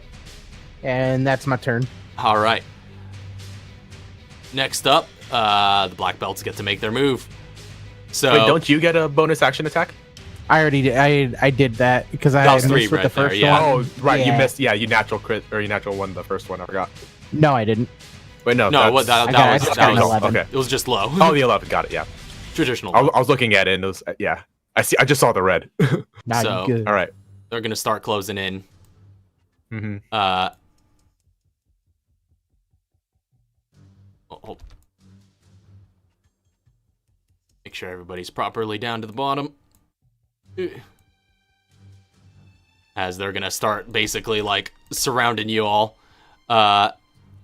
Please do. And just gonna start throwing in some strikes. So we've got let's see, what have we here? Yeah, there is going to be A lot. another 3 of them against Ira. Oh, it's still 3-3-3. Yeah, yeah, essentially it's just that these are the only ones left. So these 3 against Ira, these 2, and this one against Swan, and then these 3 over here against the Grung. So I'm just the grown. the Grung. The grunt. So against Ira. Yes. Yes. No. Yes. That is 5. 5 attacks. So you take 15 points of bludgeoning damage as they surround you and just all start just like throwing a ton of strikes into you. I felt that one. So that is going to be them. The 3 against Swan. Ooh. Yes. Woof woof. No. That's a crazy AC. Oh. Yes. Or yes, no. Or, Oh, well, Two yes. nat 20s. So yeah, so there's that's 2 nat basically 20s. 5 attacks. So the first, actually. Wait, no, that's So only... actually, with it, so I do have a question based on your homebrew. Mm-hmm. So I chose Iron Body Right. with the level 6. Right. So would I be able to? Is this just like I'm taking base damage from each of them, and I can choose one of them to take half? Or... Yeah. It works against a single attack. I believe that's the reaction one. Okay, I'll do it on like the first nat 20. Okay. What is Iron Body? So let me quick add a d4 to its average damage for the crit. So that'd be 2. So that one's just going to be 5 points of damage on the crit. And then I believe that reduces it by half. Yep. Yeah, so that's 2 points of bludgeoning instead. And the second crit is going to be 6 points of bludgeoning total. Okay. And then I think you got hit one other time. Yeah, which So that's just yeah, gonna it be was like 3, 3, yeah. right? Mm-hmm. Okay. All right, yeah. So you're like taking all these strikes, and one of them just like drives into your shoulder, and you just like and just like push it off, and use your sort of hardened body techniques that you trained in the mountains to lessen the impact of that blow. And then we got 3 more on recall.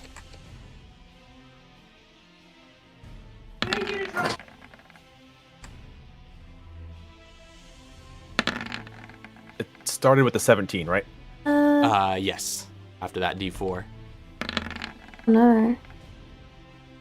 So, how many of those hit? So, yes, no, yes, yes.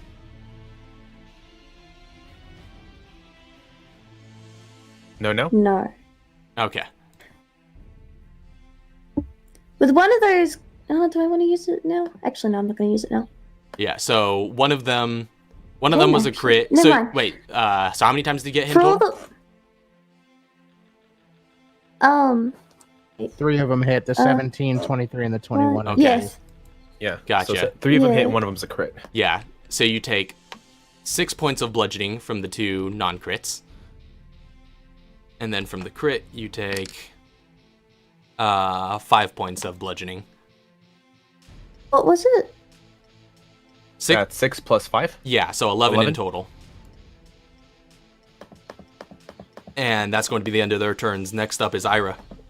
With one of the ones that missed me, I'm going to use preternatural counter. Oh, I think that's how it said. Preternatural counter. Me with an attack, I can immediately use my reaction to make a melee attack against that creature. oh, nice. So go ahead and make an attack. Is that your monk thing? Yeah. The monk thing. I don't know what your guys are doing. It's awesome. I don't know these mechanics. Oh no. Unfortunately, you're just like and just like are not able to find any purchase on your attacker as you're getting bombarded by these strikes, and one that just like clips you straight in the head for that nat 20. But Ira, what do you do? They all have to make con saves. Oh, right. Oh, the ones that attacked you. Right. So I think 2 of them have to make con saves because the same person hit twice. Oh, that's true. That's true. Okay, 2 make cons. Yeah. Because all the others just missed. One failed. Oh, that's the 20 there. Nat 20. Okay, the one with the 8 failed, but the 20 All right. definitely So succeeded. she just What like is with your passes out. 20s tonight? I don't know, man. There are a lot of them. Thought you wanted us to beat this. Already knocked down to like half. I'm below half, I think. No, I'm at half-ish. All right. So what are you doing, Ira? Oh, my turn? Yeah. Right, so after taking 15 points of damage last, she's gonna grip her big freaking maul and just like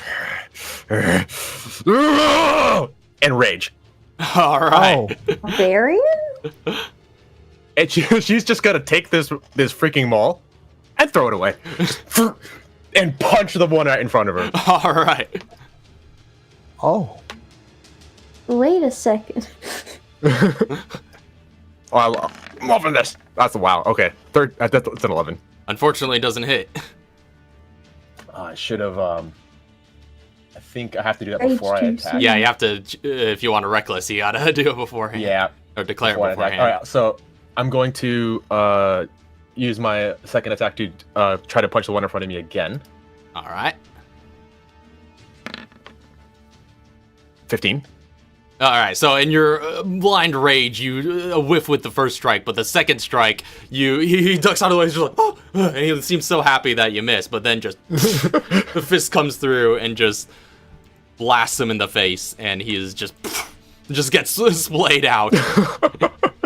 As you guys have trained with Ira, all of her movements are slow, serene. She's foregone technique and is blindly just like haymaker swinging.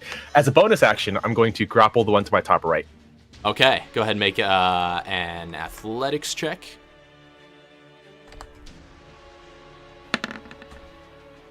Natural 20. I grab him. That's a natural 20, but what? I'm sorry. Roll off. But well, Oh, no, no, because I- your no. total is higher, so we'll go with yours being the So I was success. gonna say the total. I was gonna say yeah. Yeah, so I'm you, gonna say. That's insane. I don't know where all these are coming from. So you're grappling her, It looks like you're grappling her too with your hand reaching out onto the belt. Hold on. Oh, Yeah, there you go. All right, so that's Ada's turn. And like there was like steam coming out of her nostrils, and her eyes are glowing like a deep, dark red. So, It's like a Mario boss. Like, Recall, you're up next. I become Bowser. I'm Bowsette, actually. oh no! Recall, you're up. Alright. Yeah, I'm just gonna slap him with my spear. All right. Blunt end. slap. Well, actually, can you move her into my space? Because technically, Oh, yeah, I'd yeah, be sure. right there still. Ooh. I pull her into me. Come here. Come here. Hold on. There, if I get like another one, 13 to hit. I 13 don't know to if that hit. hits. Hold on, I'm messing this all Does that up. hit? There you go. 13 hits. Hey, I knock one of them out. So you just take out that guy right there. Clapped. I like how all these people that she's hitting are probably also just gonna like start foaming at the mouth. 9 does not hit, and then I'm gonna bonus action.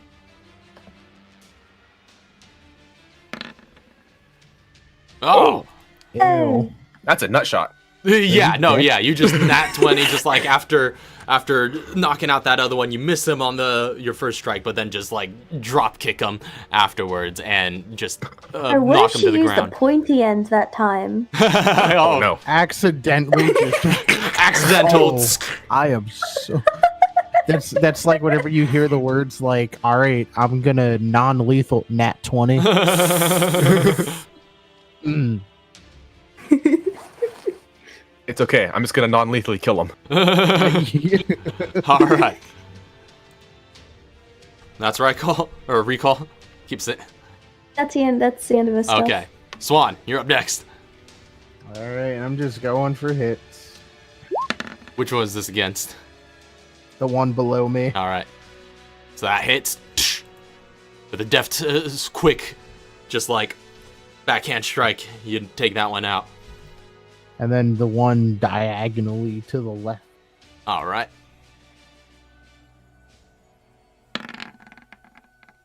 And another hit, just. And then she just. Or he. Oh, man. Dude, we're all Hard. confused about what your bird is. It's hard. You walks over, looks at this one, and just shrugs because I gotta do it to you. A bonus action hit. That just that's hits. 12. Yeah, You're yeah, they're yeah. perfect. AC 12 So just for these bam. minis. Just take this guy out. Another swift kick, taking him out in one strike. And then just eyes look back up to the top. And you see Shinobu just looking out over all of this and just, and then just like backs away into his chamber. Actually, I just realized something. Uh-huh. I read my grappler feat wrong. I have to hit them and then bonus action to grapple them, the person that I hit. I see. I can't grapple as a bonus action. I grapple the person that I hit as a bonus action. I see. Understood. So they're not actually grappled. Yeah. In that case, they all see you as a threat, and they're all just gonna but then now after all of their allies have been taken out, they're kind of like trembling and shaking, and their morale is starting to fade, but they're still gonna throw down their attacks against you. All of these 4. Oof, and that's a nat 20. Another 20! I don't. Natural 20. Actually, 2 of them hit plus the natural 20. Okay. So the 16 and 13 hit. Okay, 2 of them hit plus natural 20. Yes. So that's 6 points 2 of regular bludgeoning and then from the 2 regular. So that's down to 3. Down to reduced to 3. And the nat 20. That's another 6 reduced to 3. Minus 3. But you're up next. All right. I'm just gonna like take that one to my left, and I'm just gonna, like, what I want to do, I'm gonna attack them, unarmed attack. Mhm. But if I hit, I would like to grab a hold of them, All right. not as a bonus action because they're gonna be unconscious. Yeah, but they're like, gonna be unconscious. because I want to do something. All right. Okay, 13 hits. Which one was that again? I just punch that guy on the left. He gets knocked down. I grab his shirt. I'm gonna use him to hit the girl in front of me. Ah! Did we just tavern brawl this? It's so good. So you just like cold clock him, grab him by the leg, and just use him as a club to knock this other lady out. And just like they collide and they are just floored. And you seem to have taken out all the black belts. Move my entire movement speed into here. All right. So Nope. Yeah. There we go. Ah. That's my entire movement speed. there you go. So you come into 40 feet of movement. the first floor of the dojo, and at this point we actually have a temporary out of combat. But in here you see an open area with bed mats laid out all over the red wooden floors, and across you see a door that I guess you former dragons would know as the one that leads to the dining chamber. And in there's a couple of there's a raised countertop as well as a few low wooden tables and a staircase that leads up to the second floor of the pagoda. Does anybody wish to do anything? I mean, I wouldn't think there's anything to loot, but I was thinking about seeing if there's stuff to loot. Like, hey, do they have like healing ointments underneath their stuff? They do not. We need healing. They do not seem to have any, but all of you have a healing potion. Mm-hmm. On my turn of combat, because I have to measure these in turns because I'm raging, I'm going to use my action to dash. And let me see. I'm coming. I'm using my action to dash. I'm trying to remember because my Minotaur charging. Alex Jones.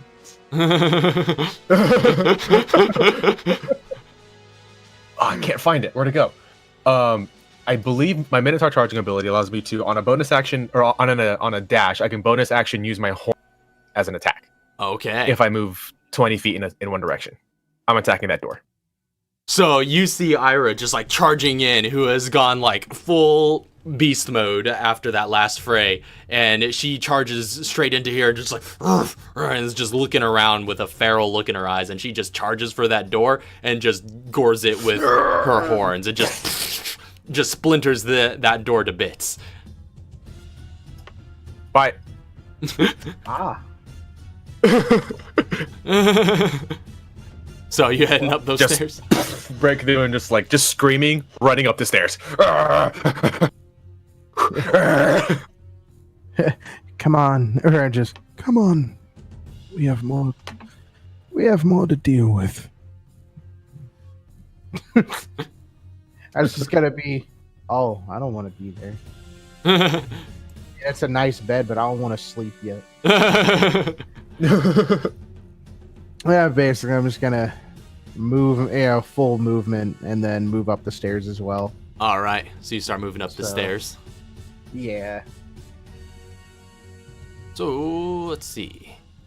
That brings us to the second floor. Oh man, it's just gonna change all our stuff every time. Yeah. So Can you bring us back to the last one? Because I didn't mark my health on my character sheet. Uh, I'll have to know to do both. Got it. Sorry. all right. So, yeah, that it keeps. it keeps it. Or no, unless that's my character updating on my character. Anyways. No, it keeps it. Yeah. Okay. So, So you you'd all, be upstairs first before me. yeah, we'll put you right there. Oh, sorry. Where do you want to put me?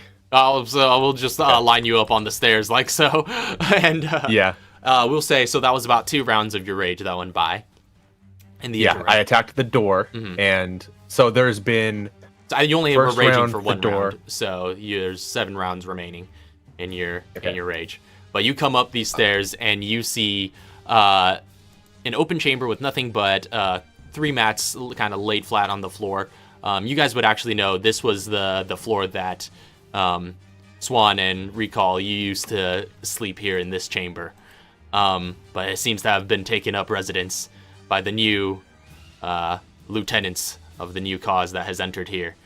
And you see, this sort of like interior chamber and then like an outer hall so that sort of rings around it that is dark and shadowed, whereas this interior chamber is a little bit more well lit by lanterns and whatnot. So you could kind of go out through here. This is just open, so you could go out to the dark hallway that surrounds it through those 2 openings. But you see here before you 3 figures that are familiar to Swan and Recall from when you witnessed the downfall.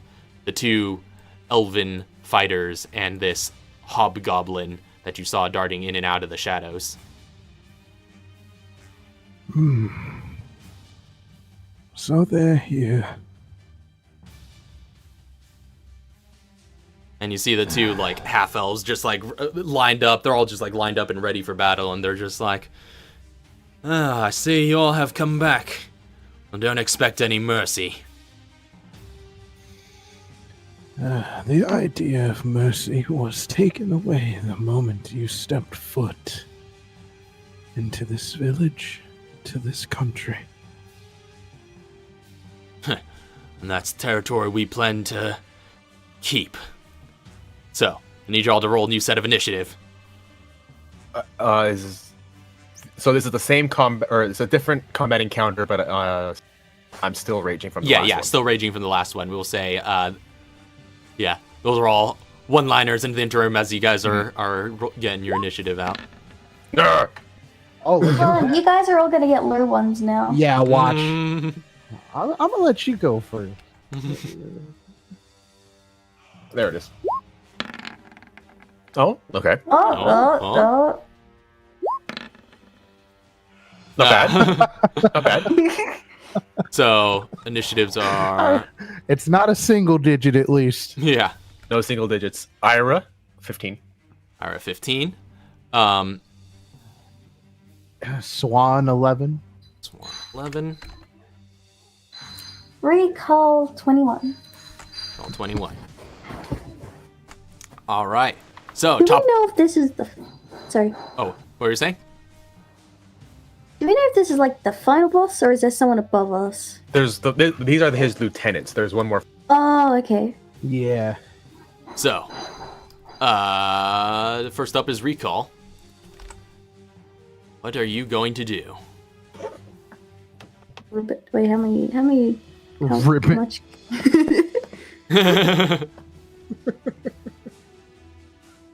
Go to this one over here.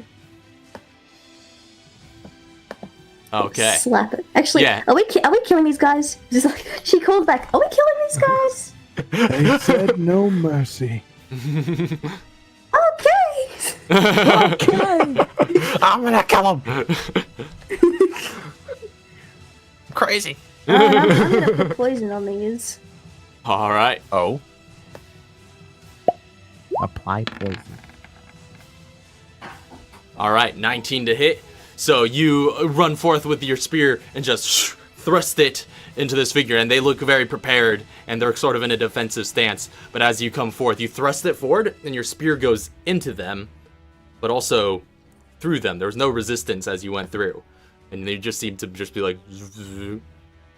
You could just sort of put it through them. Oh yeah, max damage. You don't seem to be finding any impact against anything. Your spear is just going through them. Oh wait. What? Does the poison work? You Look, get this. You get like- the sense that you have not targeted a creature. There is nothing there. This is illusory. So this is an illusion. Mm. How much did I move? So 10, 20, From here, 25, 30. Well, I'll say you're able to get up 15. from the stairwell up onto the ground level, so you could kind of go that sort of path. So yeah. I hit this one, then I'm like, wait a second. Okay, so you move over to this one. Go ahead and make another attack. Can I do poison again, or is it only one attack?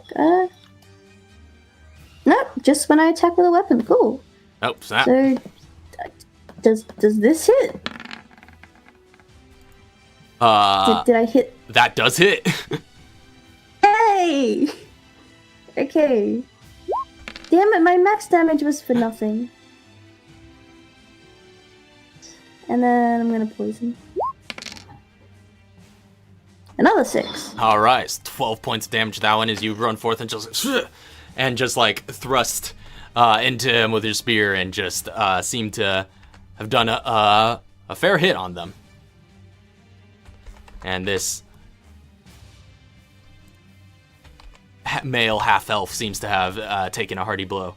All right, so that's the end of Recall's turn. Or, you I have bonus action. I have one more attack. Yeah. I'm gonna hit him again.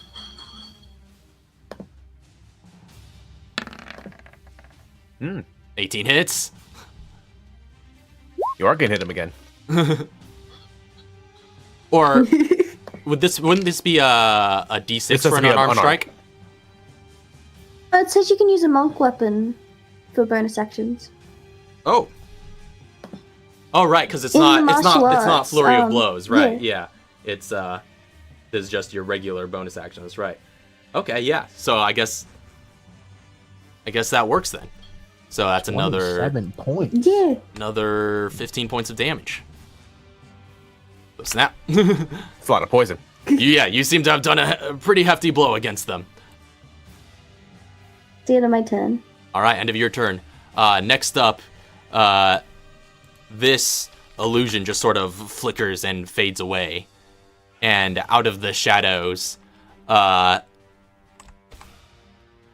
couple of shuriken just like come out towards Recall. So these are going to be...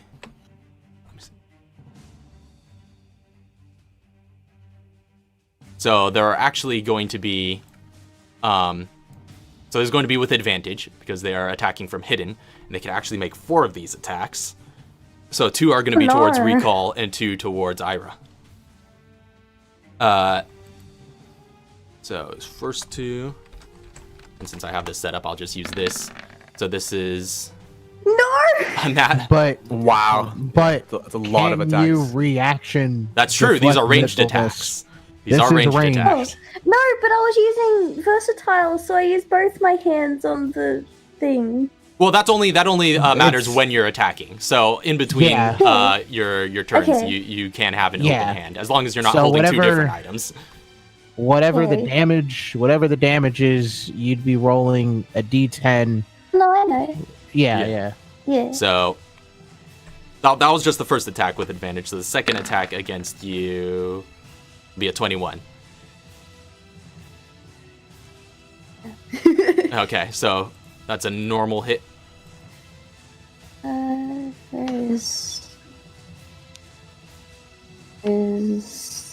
Where is it? Oh, there it is. Deflect missiles. Yeah. So the critical hit is going to be 9 points of piercing. Okay, so I'm gonna see if I can grab that one. Boop. Oh, 1d10. So is it plus dex 3 plus monk level 6? Okay, I should be able to recover this. No, Oh, yep, yeah, got I'm it. taking damage. So you just like and just Yay. swiftly like grab that shuriken out of the air, and as part of the same reaction, you can return it if you want, as the figure has now been revealed Gonna as they do kind of that. come around this corner. Oh, you can. Oh, can I apply poison to this? If it's piercing, or if Is it's this a if piercing? it's piercing damage. What's The that? piercing? Yeah, she can add damage to Oh, any piercing item. Any piercing. Any piercing I damage. see. Yeah, the shuriken are Basically, piercing. Yeah, because like I guess she touches it and her poison gets on her. Right? Oh, that's so good. I know. That's such a powerful So ability, damage. but I feel like it's because it's the one thing the Grung has going for it. Yeah. well, They have a because lot they of have to return disadvantage. to water every hour. Yeah, they have a lot of disadvantages, but they get this one OP ability. But they don't have to go to water every hour. They just have to submerge every day. Mhm. I believe it was. But they also, Was yeah, it? they have a Okay. lot more disadvantages than that, though. Yeah. Like, I think they're the Oh, only for race at that least only 1 starts hour a with day, one yeah. language. Oh wow, they can only speak Yeah. Grung. Yeah, they can only speak Grung. Yep. That's funny. So, I don't. Is this just like So a dart it's- kind of? Yeah, this is is the exact same thing as throwing a dart. Okay. So I'll just do this then. Boop. And 19 hits.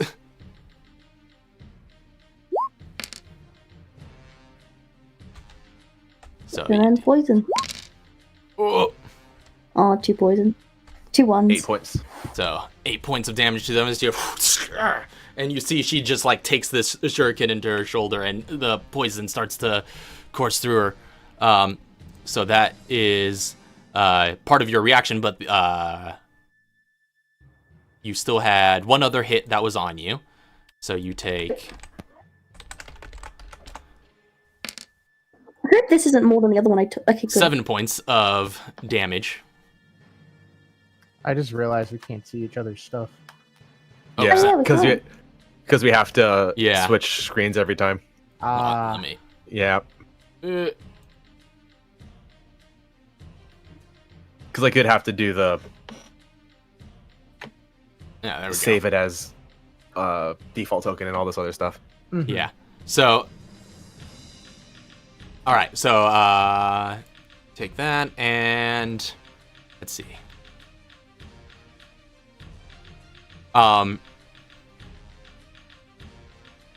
After that, it is going to just like,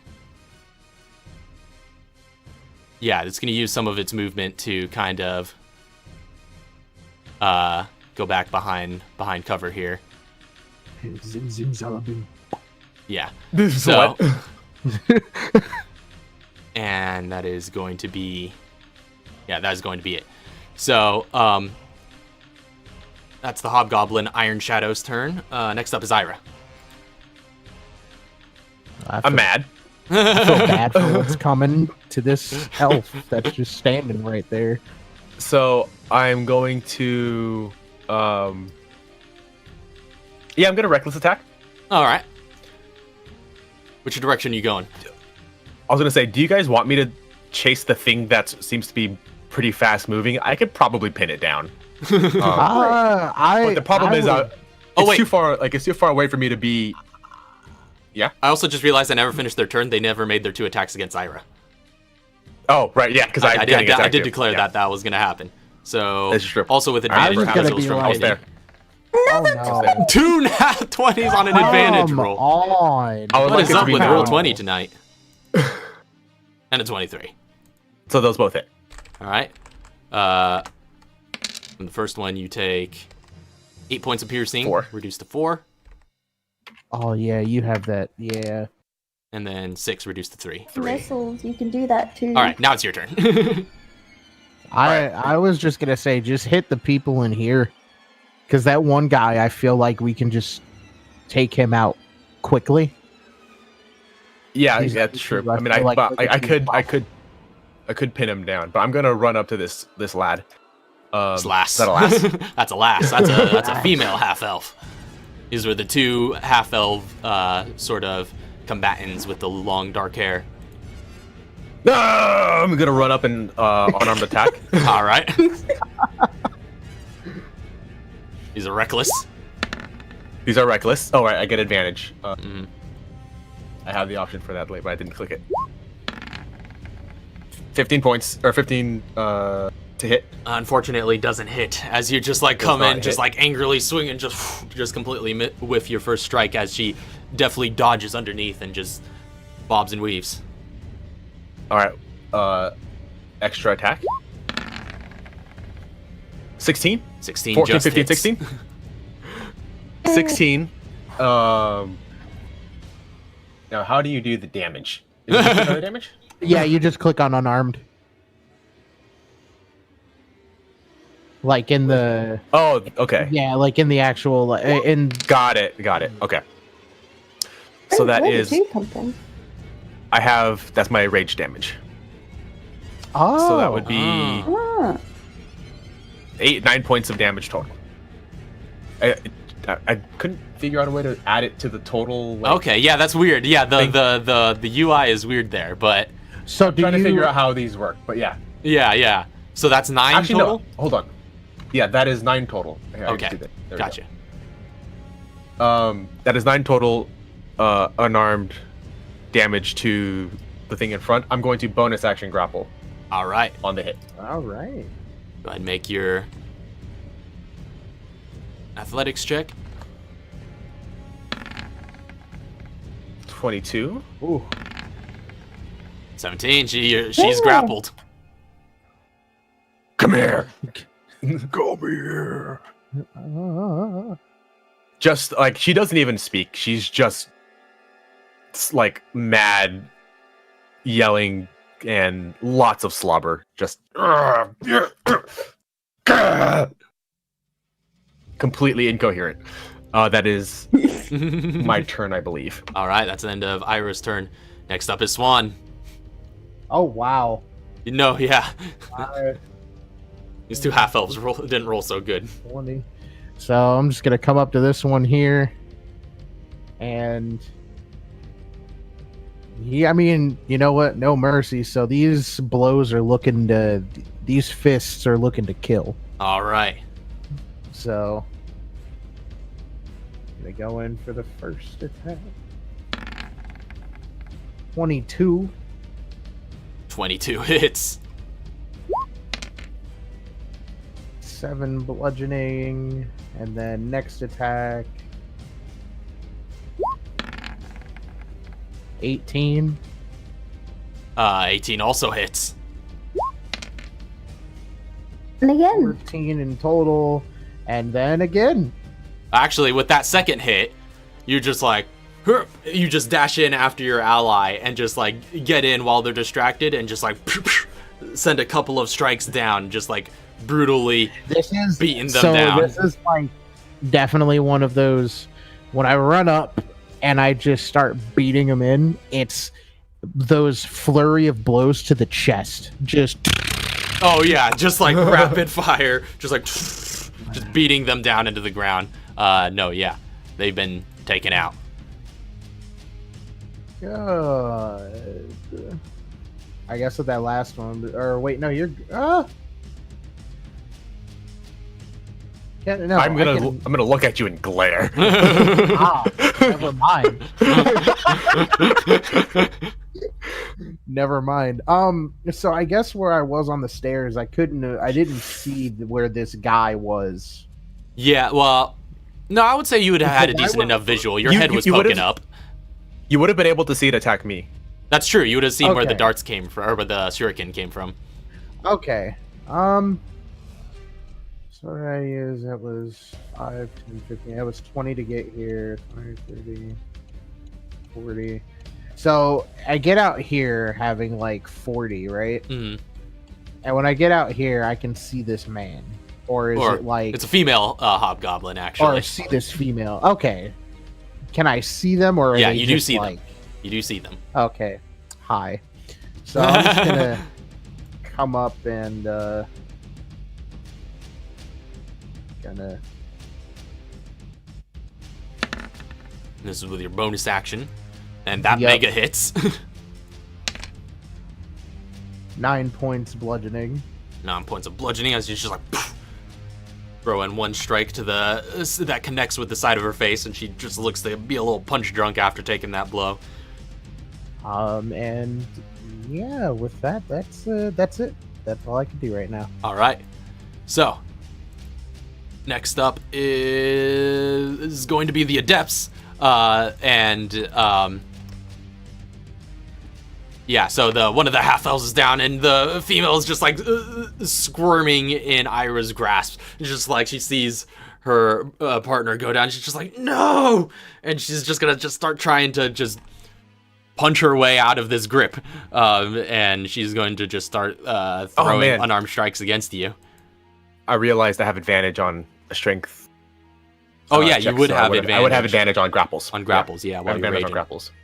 So first strike against you is going to be 22. She has advantage. Oh, she has advantage? So that's the Right, reckless. So actually, first hit is the natural 20. The first hit is natural 20. Second hit is 22. And third hit is... Almost I No, rolled yeah, a she gets right 19. off the 20. She gets 3 attacks against me. Yeah. They all hit, All right, all hit, and including a crit. including a crit. So is going to be on the crit 10 points of 5. bludgeoning, reduced to 5, followed by 7 and 6 points of bludgeoning. So that is 13. 3 and 3. Yeah, both reduced to 3. That's true. So 6 twice more. Or once more. So yeah. And let's see. Actually, I need you to make a strength saving throw. Yeah. Because it's as she against attempts to strike 10, you I feel think. like, just like she's got these key empowered strikes, and she is additionally, like, as she's striking, attempting to break your grip and do some grappling against you. So this is strength save, which you have advantage on. Strength save. She's trying to. Okay, she's using a thing. She's not breaking. This is not a save to lose my grip. No, yeah. 21 strength save. Oh yeah, you succeed. And you manage to maintain your grip. She was attempting to make you drop one thing you're holding. Her? Yeah. But it did not work. One thing that you're holding. Me. Yeah, I'm holding on tight. And that's going to be the end of her turn. Back up to the top of the round is recall.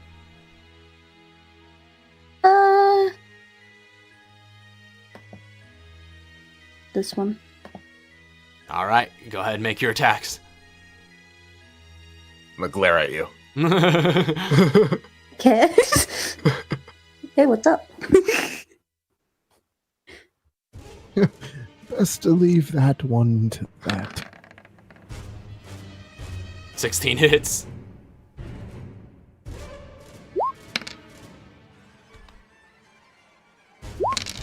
Mm. 10 points of damage in total.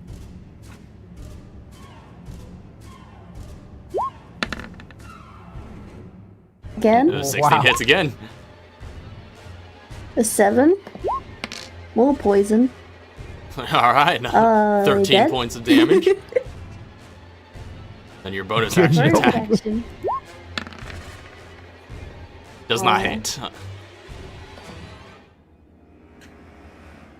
So you just like and just like jab across her as she's being held in place with your spear and inflict that poison. But with the last one, she's just getting like swung around in this chaotic sort of flurry of motion in this grip battle that's going on, and you missed the last still. strike. I'm scared. I don't want to be near that. So is that your the end of your turn? That's my turn. Yeah, that's in my turn. All right. So next up is the Hobgoblin Iron Shadow, which is feeling a little cornered. She is going to you see her just sort of, just disappear into the dark shadows around here and teleport to the other side of you. And she's going to I glare at it. yeah, and you see her just appear out of the shadows on this other side, and you just give her the eye. Oh. But she is going to throw down 4 attacks against you, 4 unarmed strikes against you. That's 9, 16, natural 20. Another 20! I was gonna be like, 13. one of these are bound to hit. Okay, Yeah. cool. So And then I'm gonna that's only one hit, iron right? body. I'm gonna iron body that one. All right. So you take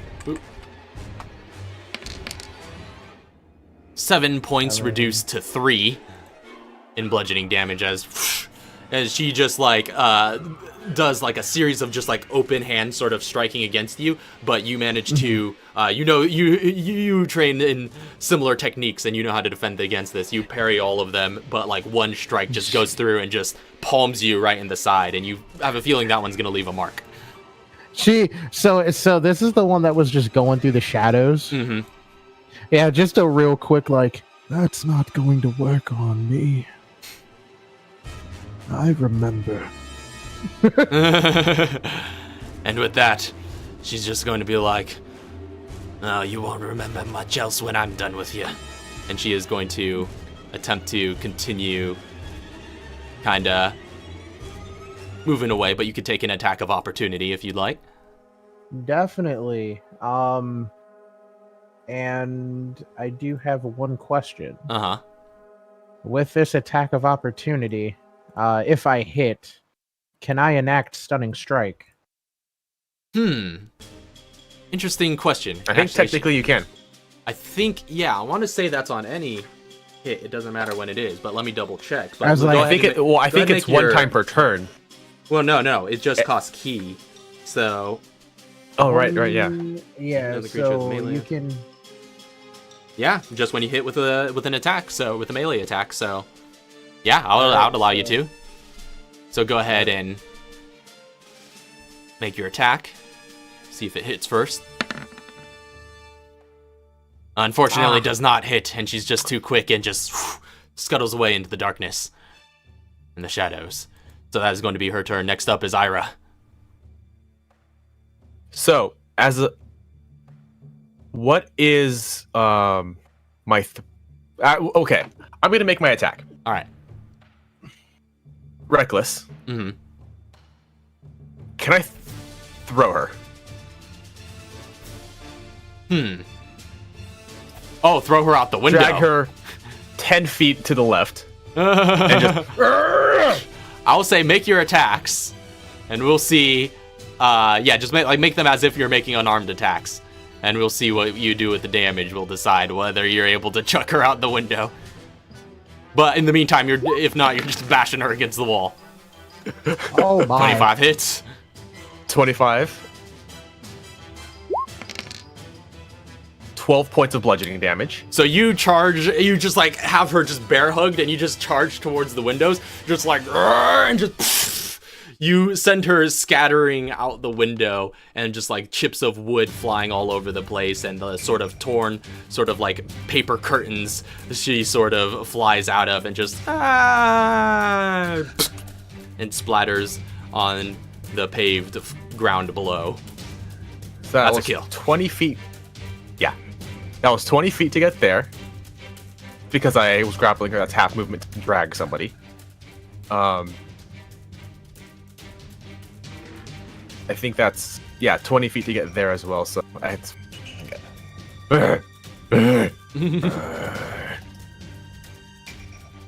that's my full movement. All right. So you come around that corner and you see this this hobgoblin just like waiting in the shadows, and she turns around and sees you, and she's like, "Ugh!" And she's all trying to be sneaky, but you come up from behind, and now she's feeling like she's in a bad way. Next up is going to be that's my Swan. turn. So I'm just gonna. Oh wait,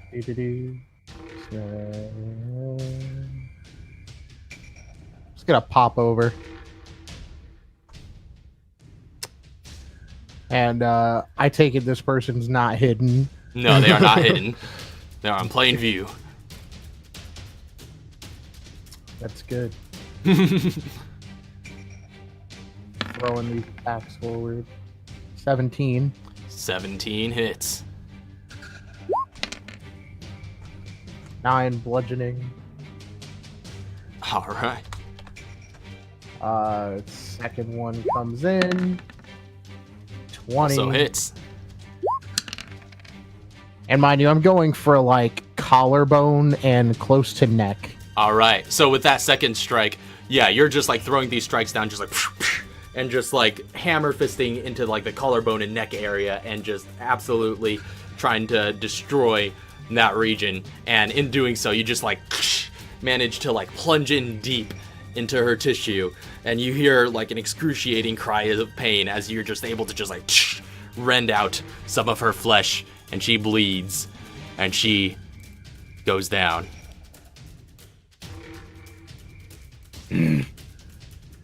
I wonder if you could attack the wall. I'm breaking through the wall this way. It's like, Or I'll move out of your Well, that's way. the thing is, this is the staircase is going up this way, so you'll want to. So you'd have to break through. I'm trying to go this way and then get into the staircase, right? Right. So yeah, I guess I'd be going this direction to break through the wall. Oh, okay. Just like, are these walls made of? Oh, Just like wood, basically, yeah. Yeah. So I'm yeah, I going would say to you just could use your attacks. punch against my the way wood, through just these like, walls. You just start punching Yep. through, and you're able to just tear through like nobody's business. So that keeps your rage going. Or you would have to go around. Huh? And then, Oh, to go this Yeah. this way? Uh-huh. Okay. Yeah, so it would be I get there. In one turn. All right. Yeah. Oh, hold on. That is another turn off. Well, and you weren't counting down the other ones. There's 2 rounds of combat in there. That I'm at 5. I forgot to do one, I think, yeah, at the beginning. Well, because you were at 7 when we started. So And yeah, but that was another oh, right. round right there. So I was considering that Yeah. the same round. So you've got 4 left. 4 rounds left. So Ira just tears through and starts heading up to the top floor. Ugh! I'm just gonna go around and just like get over here and just. Yeah, I think Start with dashes heading up. you can easily catch up. Yeah, with with me. dashes you could catch up. Although, So as we're going though, yeah, if you guys want to use anything before you enter this final chamber, Recall Now's will the probably chance. get further than me on a dash. I have 25 feet. Oh, 50 feet, because I can only move 40. Yeah. Well, it took me 40 to get to here, and you were already... well, plus your monk It's movement, just it's like you. 25. I think it's 35 in total. You were. Yeah, she gets 35 total, so that's 70 feet of movement that you can move from starting there. well, Swan will make it known. We have items on us. What's that recall? You have items I'll on use. you. I know. Use 1 heal. Okay. Genuinely. So you apply your ointment. So you can use you get a potion of healing. So that's 2d4 plus 2.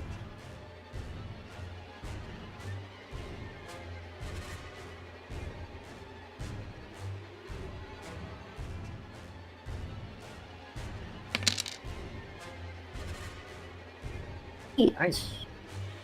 All right. 8 points of healing to you. All right.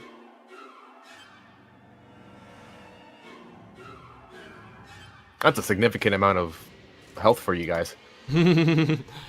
Yeah. So, let's head up to this top floor.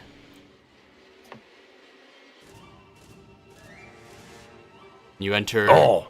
You enter into this chamber that was once your Sifu's chamber, and you see these wooden pillars holding up the roof, and as well as on the far end, this new addition, this sort of crimson throne-looking chair on which sits Sensei Shinobu. And he says, well done. Perhaps you're worthy to challenge me, after all. Real. So I had like 70 movement. Can I just like fly up and just hit him like before he is? Well, 70 movement if you dashed, but you did. You had to use an item last You turn. did use an item, Oh, yeah, which yeah. is your action. So, but you can spend a key point to bonus action Okay. dash. This is true. Sure. Oh, I'm at 4 rages, right? Hmm. Or 4 4 rounds. turns left of rage, I mean. Yeah. Key points do I have? Oh yeah, it says my level. Okay. Yeah. So yeah, you should have 6 in total. It's gonna bonus action. Actually, oh wait, no, I used an action. Yeah, use an Don't be action, able but to you attack still. anyway. Oh yeah, that's true. You'd be able to get to him though, if that's what. That's what you I want. want to attack and hit him, but she's gonna stay there. All right. So, at the entering this new floor, I need everybody to roll new initiatives. Who's gonna get the lower one this time? I got a 19 on mine. Ooh. What was that? D6. Where did Oh. There was a D6 D6 come somewhere. Yeah. What was that? That was my initiative. That was so good. Wow, we're all That's not bad. good. Yeah, not bad. That's Yeah. not bad. What's everyone at? Ira's 14. Swan is 19. Ooh. Call is 16. All right. So top of the round, Swan. 10, 20, 25.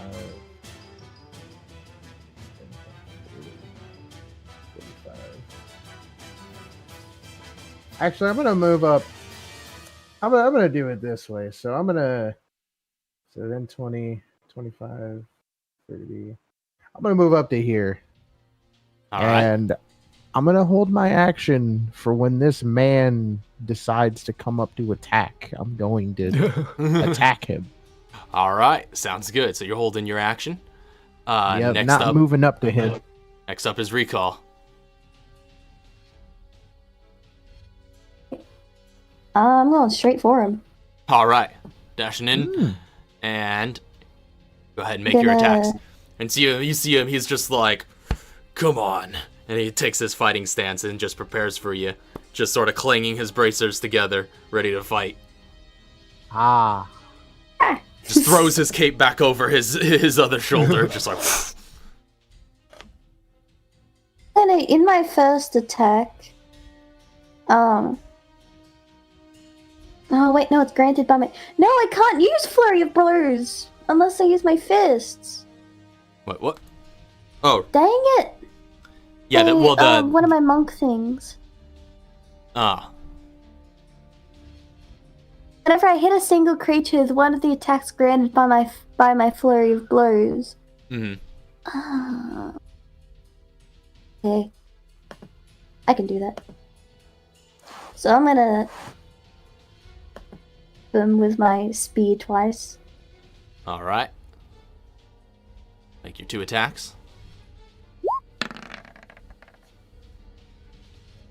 18 hits. To that. Cool. Ooh, 14. that's 14 points of damage. And then Run up and just swiftly stick him. 10 does not 10 hit, that doesn't hit. as after you pull back, he just like deflects the other one with a forearm block. use one key to do bonus flurry Flurry of bros. Flurry of bros. Furry of bros. Oh no. Wait a minute, that's something else. I think I had to like quickly put down my frog fists, so I think these are right. Am I punching skin at all? I mean, he's all covered up, like done up in this uniform, so I would say, yeah, probably not. So with this first attack, yeah, normal. This is a tough, fast fit. Wow. Okay. Whoa. That hits. So with that first attack, I'm gonna use extract aspects on it. Okay. I So- learn his damage vulnerabilities, damage resistances, damage immunities, and condition immunities. Whoa. Don't you have to pick some of those, or do you just learn them all? I think you learned them all. Oh, That's awesome. So run that by me again, the list. I learn his damage vulnerabilities, Mm-hmm. damage resistances, damage immunities, and condition immunities. So, you actually learn that this guy is pretty raw. He's got none of those. He's not vulnerable to anything, he's not resistant to anything, and he's not immune to anything. Mm-hmm. Wow. Okay. This guy is raw half orc. I am here. Again. Have another frog fist attack. How about a frog fist? Frog fist. Frog fist? That's like her signature is the frog fist. Frog fist techniques. 12 does not hit, Okay, as again, just like just blocking each blow. If I move back, it's attack of opportunity. So I'm just gonna chill here. All right, you're chilling. Next up is going to be Ira. Wow. No, yeah, he didn't roll too good on initiative either. I was like, I got one more turn. Gonna gore rush this dude? Can I fit through here? Barely, but yeah. Especially barely since I'm dang big. I was thinking about rushing him, but I'm just going to regular run up and rush him. Regular rush. I'm going to actually hold on. I could just smash here, through the pillars. that The structure, please. no, I'm not going to do that. I'm going to move to this side. Alright. I'm going to Just like causing the wood below you to quake with each step. big right hook swing, and I'm going to just go. I'm going to go mad with this like big arcing swing. All right. I'm going to reckless. All right. 24 to hit. 24 hits. So you charge in and just Unarmed. Hit her with the big arcing swing, and with that off that hit, I'm going to bonus action hammering horns, which is hammering. bonus action I could use after an attack action. After I hit within a melee attack as my attack action, a Minotaur feature. Hit with my horns, and he has to make a strength saving throw. Oh, Oh yeah, Strength save. this. that's a 17. 17. Well, hold on, let me just make sure, because I think I have to hit with the horns first. Oh. To attempt to shove the target with your Oh, you attempt to shove? bonus action to attempt. Oh no, it's not an attack. No, yeah, it's Yeah, just so a this shove. is a, so they this is a have shove, so that's a grapple check. So You have to succeed on a strength saving throw against a DC equal to 8 plus proficiency by strength modifier. oh, so that's It's what's the DC? I can push them. Oh, okay. The DC is 16. Yeah, so he I think succeeds. I think they make it, yeah. Because it's 8 plus what? 3 plus. Well, it's just your attack bonus plus 8. If it's based on My attack strength. bonus is all Jake. Oh, never mind. I have a bunch of added stuff. Never mind. Oh no, yeah, no, it is 8 because doesn't have any bonuses. 8 plus 8 is 16. Yeah. Mhm. Then my second unarmed attack. So you kind of shove him with your horns, but he's just like, "Grr," and he plants his feet and stands firm. Does not get knocked about. But you do still manage to 22 hit him. to hit. 22 hits. Why can't I get rid of this pop-up window? There we go. And damage for that is a lot. Whew. What? 14 points of piercing or of bludgeoning damage. I'm just swinging for the fences, All right. and I'm going to use my. Oh no, I already used my bonus action. Yeah, that is all I can do All right. So, on my turn. end of your turn. Going to be up to Shinobu's turn. And he just like took all these hits. Just, all right. Let's see what you're made of. And he is going to start throwing out some unarmed strikes. So he is going to Oh dang it! put I could have done something on that last. Yeah, he's gonna put 2 attacks on Ira, both of which have advantage. Mm-hmm. So that's going to be 23 to hit. Yep. And Yep. natural 20. Wow. Wow, natural 20 and a natural You got a 1. 20 and a wow. Wow. So you take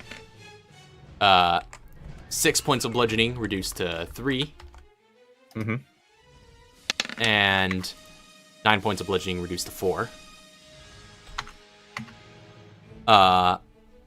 And then he is going to bonus action Flurry of Blows against and put 2 attacks on Recall. Unarmed strikes. So those are 2 different attacks. So that's 21 and 19 to hit. Both hit. So both hit. You take 10 points of bludgeoning, as well as 6 points, so 16 points of bludgeoning damage in total. And I need you to make a dexterity saving throw. Since he was using unarmed strikes, he has to make a con save versus her poison, right? That's true. He has Did gloves establish that. on, so he's not Oh, okay. like... He has like things Well- on so he can't touch her. Well, I didn't hear gloves. It I says- just heard. I thought he had like... he does I have heard like bracers. bracers and whatnot on, but it's like, I'll say just for the consistency, since we had everybody else rolling that hit you with unarmed strikes, I'll just have him do that. So he just makes a quick con save. Probably gonna succeed it anyway, but... Oh, yeah, it's a half work. It would be nice to poison him. Yeah, he Oh. succeeds. 18. All So right. my dexterity save... Oh, at 20. wow. So yeah, Backflip. he just like after throwing these strikes, he's just like just throwing some just straight fist strikes towards Ira, then turns on you and just like hammer fists, and then attempts to sweep at your legs with a kick, but you manage to resist his attempt to knock you prone. But with the other strike, he does take away your ability to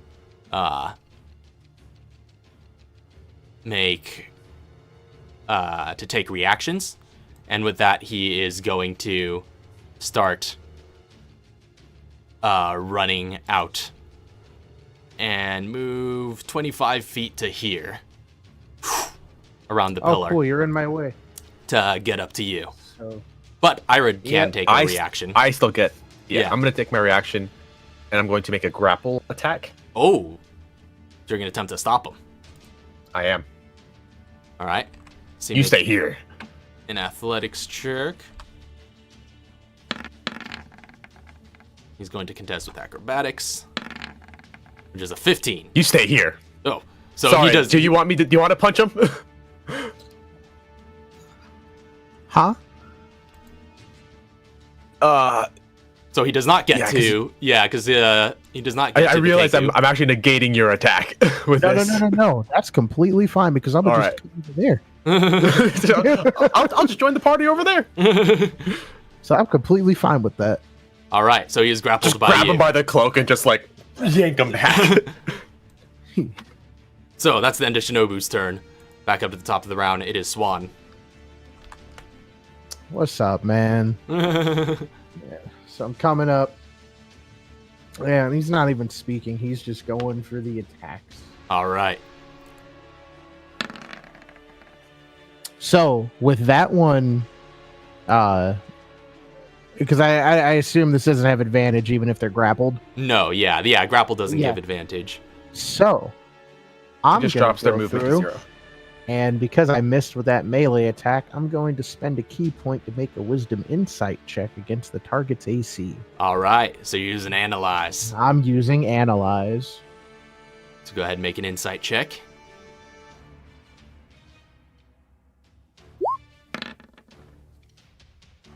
Which that 20. totally succeeds.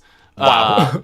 So essentially, what this does is for up to a minute, I have advantage on attack rolls against the target, and I can use the help action to give other creatures advantage against the target as a bonus action.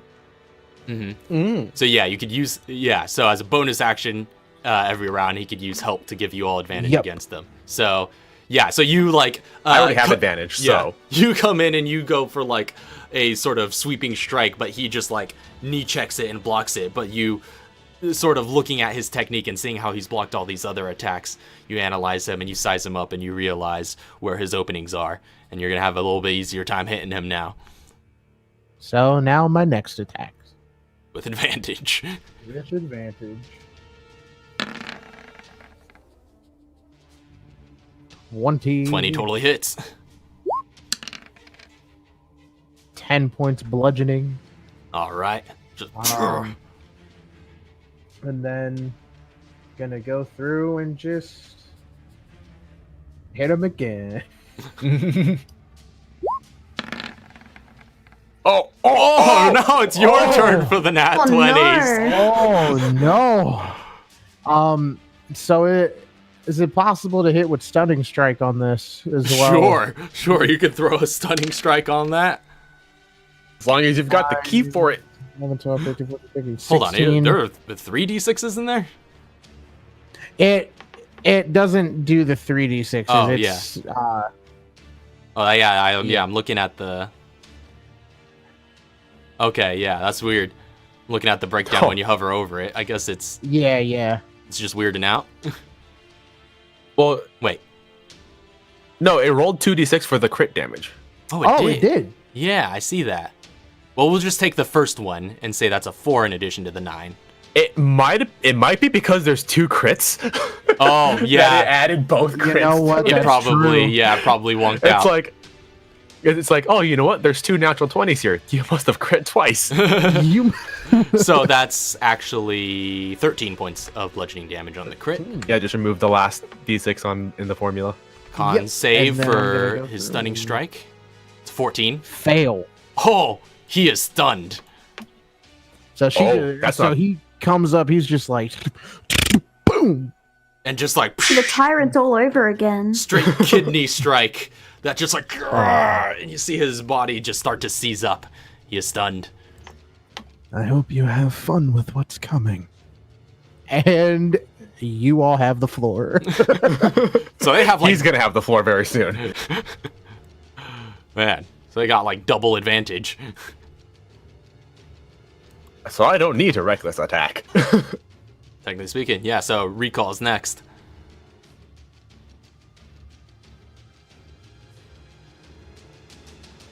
Recall. You there?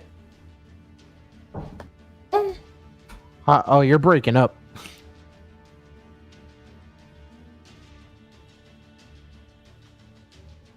Uh-oh. Oh no. Let's just see Oh, what no. happens when she starts rolling dice. Oh, there you are. Okay, so I was gonna note it. I'm gonna attack. Actually, he's stunned. He can't react anyway. Yeah. Yeah, he is stunned. He cannot do anything right now. Let's spear this dude. With advantage. you have Advantage if he's advantage. stunned? Yeah, Okay. yeah. Yeah, you have advantage on stun. Oh, I should have rolled with advantage. Okay. Yeah. Yeah, all of your attacks are gonna have advantage here. Hey. 19 hits. Oh, Damage. Edge and then some poison. all right, 17 on that one. Again, advantage. 25 also hits. Was that my lowest damage? It was. Yeah. Minimum damage. Max damage and then not max damage and then 3 poison. That's almost my minimum poison. And then I'm gonna hit him again with my bonus action. Oh man. Didn't do advantage. Damn It's it. still advantage.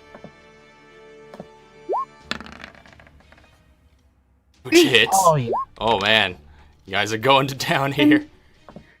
And then 6 poison.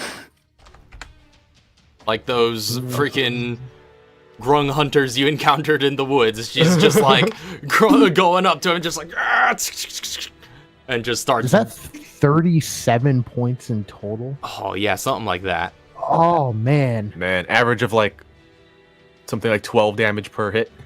Whew. All right, so that's Recall's turn. You gonna stay put? I'm gonna back it up. All I'm right, gonna like go over here.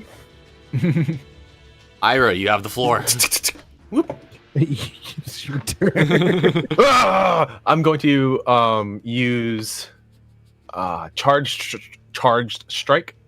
I'm going to sacrifice my extra attack to do extra damage on this attack. That not reckless, just Yeah, advantage on the normal stun. advantage. So I'm going to charge this strike. I'm just gonna. Just a massive wind up before you just. All right, let's see it. 19. 19 hits. All right, so this is going to be weird because I don't think there's a Yeah, there's no commands for this. You're mechanic gonna have for to it. type this out. All right. Well, actually, I'm just gonna roll the Yeah. extra damage in addition. So here's my This- regular unarmed damage.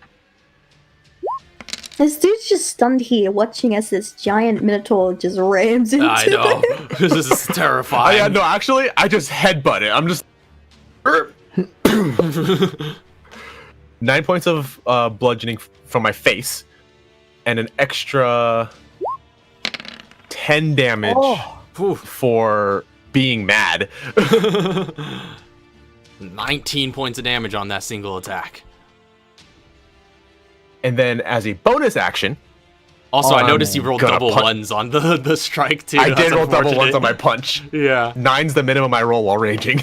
Wow. Oh, I'm terrified. And on my bonus damage, I'm gonna punch him again. All Or right. my bonus action, Wait. because I have because he's grappled. Right. Wait. No, do I get that yet? I don't know if you have that yet. I don't. I think that's a feature I get later. Too far ahead for us. You've been leveling up all this time. Per rage, per level up. Yeah, I can only grapple as a bonus action, and then Yeah, I think that's at later levels Yeah. you're thinking of. yeah. So let me So I actually... think that is. Oh, actually, I'm going to. Oh wait, no. Actually, should I? What are you doing? Yeah. I'm going to. Goading. No, I'm not going to do that. All right. So that's the end of Ira's turn. Yeah. Next up, Shinobu doesn't get to act because he's stunned. And next up is Swan. Yeah, one last turn before the stun fades. Yep. Ends on your turn, right? At the end of his Yep, turn. at the end of my turn. He's just gonna start punching. All right. All advantage. 21, 21 hits. 9 points of bludgeoning. Extra attack. 14 does not hit. You just like hit right into his bracers, and the connection doesn't quite damage him. And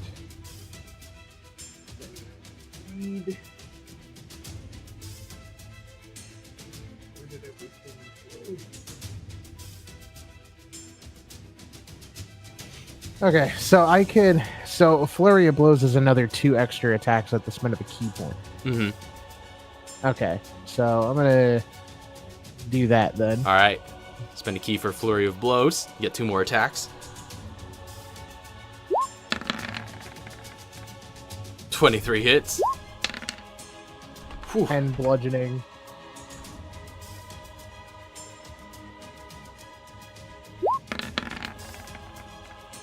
Mm. 25. Oh, man. Another 6 Aw. bludgeoning. All right. So you're just like, yeah, Ira This guy's has still him, up. has him grappled. You're just like, and he's all stunned, and you're just like, just throwing a flurry into his just open body that's presented before you. And with that, I'm just gonna stay where I am. All right, staying put. At the end of your turn, the stun fades, and it is his turn up next. And he's just gonna be like, "Ugh. All right, enough of this." And he is going to He is going to, we'll say, bonus action. He's going to get his second wind. And recover 12 hit points. Wow. As he's just like, he just gets a new gleam in his eye where he's just like, I'm not finished yet. And he's going to start throwing some strikes at the one who has him grappled. So that's going to be 2 attacks against Ira. And you're using concentration for grappling? No, not for this. Not for D&D. Okay. That's just for Resident Evil. So 13. Okay. Does that hit? That does hit, because that is my armor class. Okay.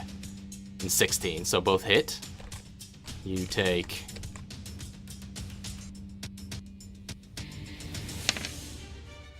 5 bludgeoning and 7 2. bludgeoning. So that's reduced, to 2 and 3. to 3. 5.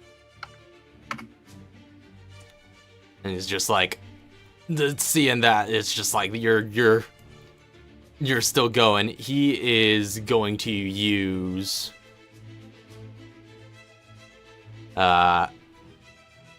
he's going to use an action surge and start like throwing out sidekicks towards Swan and just trying to dish out as much as he can from his confined position. He's just stuck and grappled. So 2 attacks against Swan. It's 19 and 26. Okay, 19 and 26. And I'm gonna... Obviously, 1 hits. Yeah. So that's... And I'm 8 having bludgeoning. that. All right, down to 4 for you. All right. And he seems to be in a bad way. But that is the end of his turn. Back up to the top to Swan. Oh, yeah. We are... Oh, I still have that advantage going on. Oh yeah, For the you do next from your 10 analyze. rounds. Yeah. Yeah. So yeah, you still have So- advantage. I'm gonna bonus action and give oh wait, no. I've already got advantage. True, You've I already reckon got I already get advantage. advantage. I guess it'll bonus action, help action with recall. All right, for so when yeah. recall starts attacking. All right, good to know. Otherwise, just gonna start attacking. All right. So you see, you shout out some commands and give a bit of some instruction on how to exploit his weaknesses. Sweep the leg. Yes. And then pretty much with this is just like normal rolls, or You have advantage. You still have advantage from your analyze. okay, so both of them are still. Oh, Yeah. So 22 hits. 8, 8. and then Man. 27, Also hits. That's a massive roll. 7. All right, 7. And since I've already used my bonus action, that is all. Actually, no. I'm gonna try and stunning strike him again with that last one. All right, another con save. Gotta use that key. That's an 8. Oh! Yup, Yeah. he's stunned again. Oh man. All right. So Here we go. this is just straight up another groin shot. Just Oh. I'm just holding him. Yeah, just yeah. This is a beatdown. so there you guys go. You have the floor again. This guy is tough. Yeah. I'm gonna So- come back over then, since he's stunned. yeah, that's come recall. back You're up over. next. Wait, is it me next? Yeah, he's you next. Alright. So, you said he's looking bad. He's looking pretty rough. See if this takes him out. Let me know if any of these hits take him out. So, I have advantage now, right? You do have advantage. Oh yeah, definitely. For all my attacks this round, or is yeah, it just the because one? he's stunned. That's all your attacks. Oh, yeah. That hits. 4.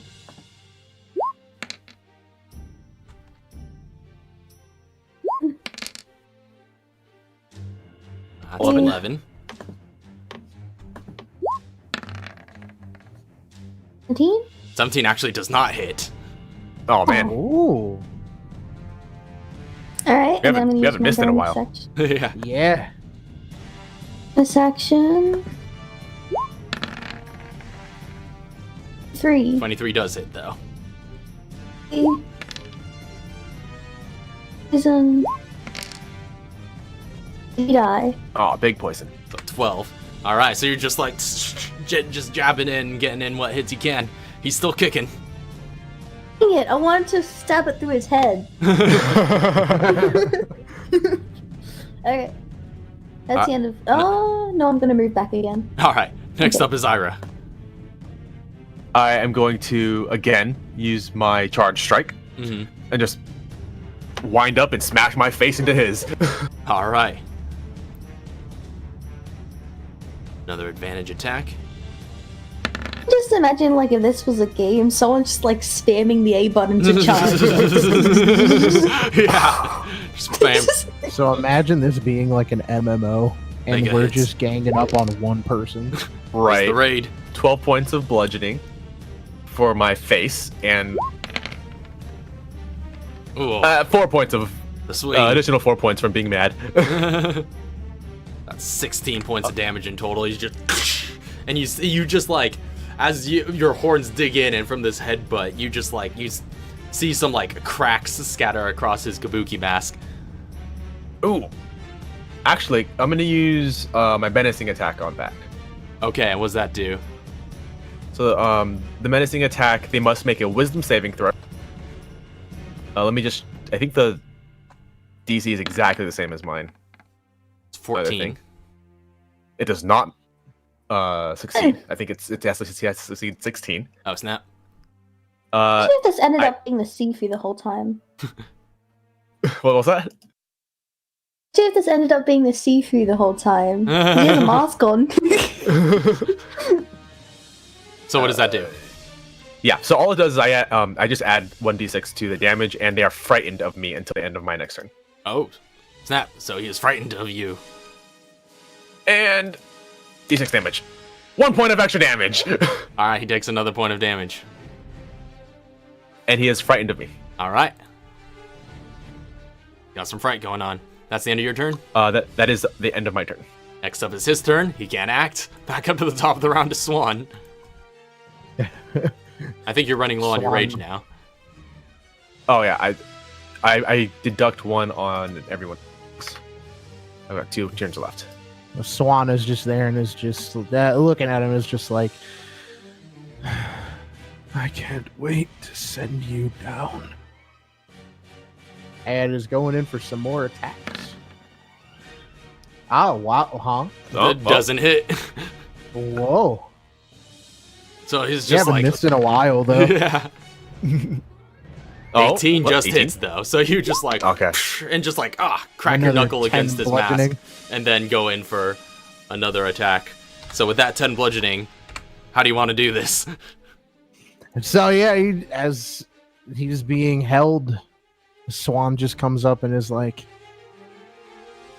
It must suck for you to have to be killed by someone who had the same voice as the one you took away. May you perish. and then he just goes in and is gonna with his I guess like in quotes a knuckle. The Mhm. punch that he does is gonna go right to the temple, like to that little indent where he just knuckles right into that. All right. So you just like, just like protrude one of your knuckles and just dig it into his temple with a solid strike, which kind of goes in slow motion just across his face as he just gets knocked down out of Ira's grasp and just falls and just cracks his head against the throne that he had erected, and the last of his mask just shatters. And this once proud and high and mighty half-orc just lies bleeding from the head, dead on the top floor of this pagoda. I'm gonna drink my potion now. Yeah, so you apply those balms. Another 6. I'm gonna lift this chair with him on it. Oh, no. Dang. I was gonna be like, my character wants to drag him down and drag him into the city. Okay, I'm gonna lift this chair. You're still gonna lift the chair. I'm gonna throw it out of a window. All right, so you just I'm just gonna hit somebody down below. Just chuck that throne out the window, and it's kind of like a solid sort of throne apparatus kind of bolted into the ground, but you just tear it up from the floorboards, and then just in the last of your raids, just toss it out of the window. Can that hit somebody down below? That'd be great. You just hear a splat. Just somebody getting up like, oh man, that just. Oh man, I'm glad that was a non-lethal strike again. Hold on. Let me roll something. Oh no. Yes. No, it doesn't land on anyone. Okay. So with this one, he just kind of looks to the both of you, and he's like, We shall show them their leader now. Ira faints.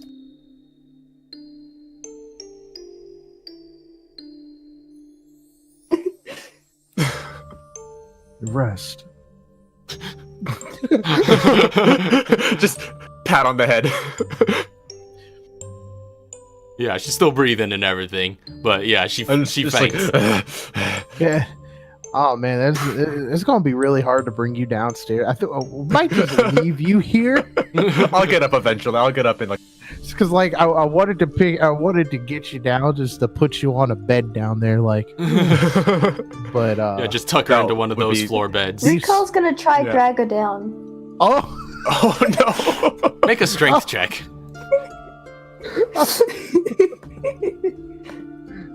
Is this a disadvantage? Just a straight strength check.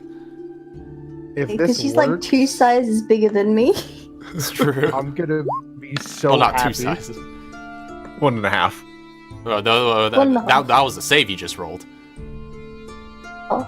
This was just a check. So I think that's a little bit less. 11. Yeah, so you attempt to drag her, but it's just like given time, you I'm poisoned. I'm wearing gloves. One time. Wearing gloves. I'm specifically wearing gloves. Yeah, you just take a towel and try to drag her out, and just I'm poisoned. Given time, you could get her that far. That's after maybe 10, 15, 20 minutes of work. I eventually get up and it's like, oh, did we do it? Just there panting, just like. Oh, it must have been quite a fight. So yeah, lose some weight. taking this boy into the city. All right, you drag him down. I can help you with that. Oh yeah. Oh yeah. There you go. And you just mule him onto your back. So you drag the body of the once great Sensei Shinobu into the streets and leave him out as a display for the Imperial forces that have taken the island. And eventually, as the remaining hobgoblin samurai see this example strung out in the market, they all eventually get they get the idea and start making their way out. This island, the island of Shuishang, is no longer theirs. So, is there anything you guys would like to close with in epilogue for your characters? One of the main things I would like to do is erect it's like a little memorial ceremony, thing for Wong Fei. All right. You do a little memorial kind of service afterwards, and all of the villagers, and there's like this huge uproar afterwards. People's spirits are lifted, and they just like celebrate their newfound freedom after these months of bondage and oppression. And all the villagers sort of pitch in to contribute to basically a sort of monument in his memory. This kind of stone pillar to the north side of town near the border of the forest. I guess the only, pretty much after this, just looks to recall and is like, We have a lot to do in bringing back even more of the spirits of the town and with the dojo. You're the new master. I'm sure if anyone can do it, it's you. Yes. But I also feel as if you can be of great help. Someone close to work beside me. Am I getting a promotion?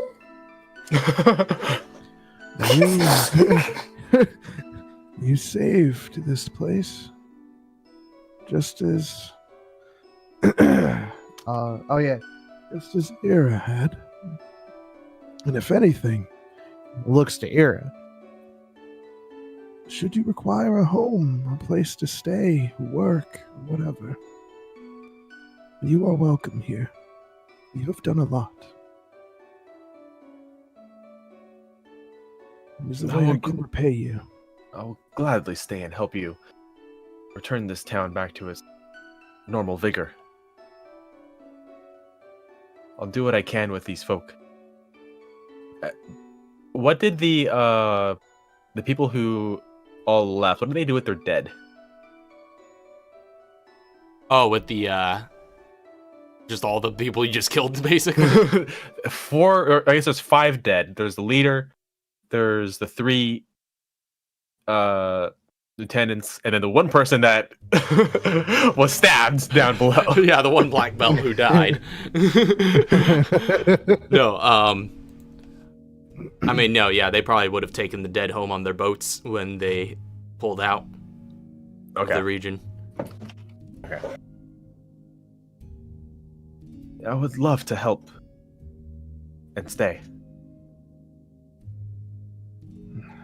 We will be glad to have you here. Thus marks a new day, history for us.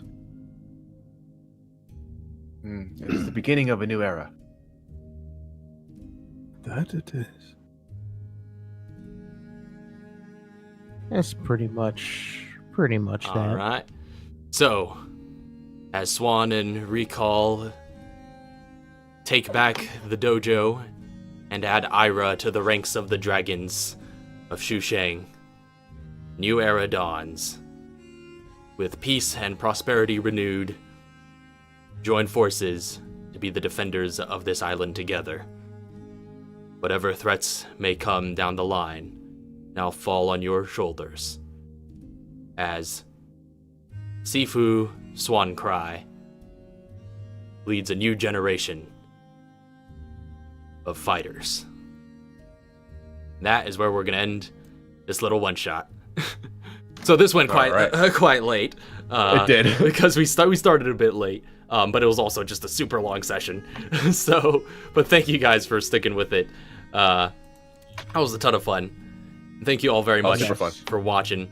That was just, yeah, that was everything I wanted out of a Wuxia one shot, and you guys delivered spectacularly. So that was a ton of fun. Man, I feel like, because I know like a lot of you really invested in these characters, and I feel like there needs to be a sequel or something down the line to just continue them, because these are some neat characters. And they've got such great artworks too. Oh, absolutely. Yes.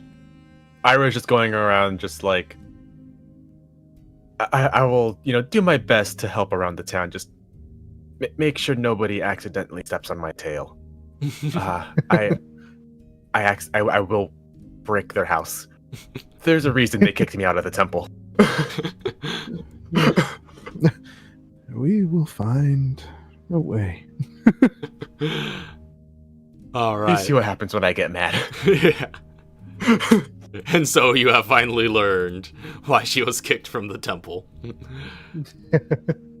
So yeah, that was awesome. Thanks a ton, guys, for playing.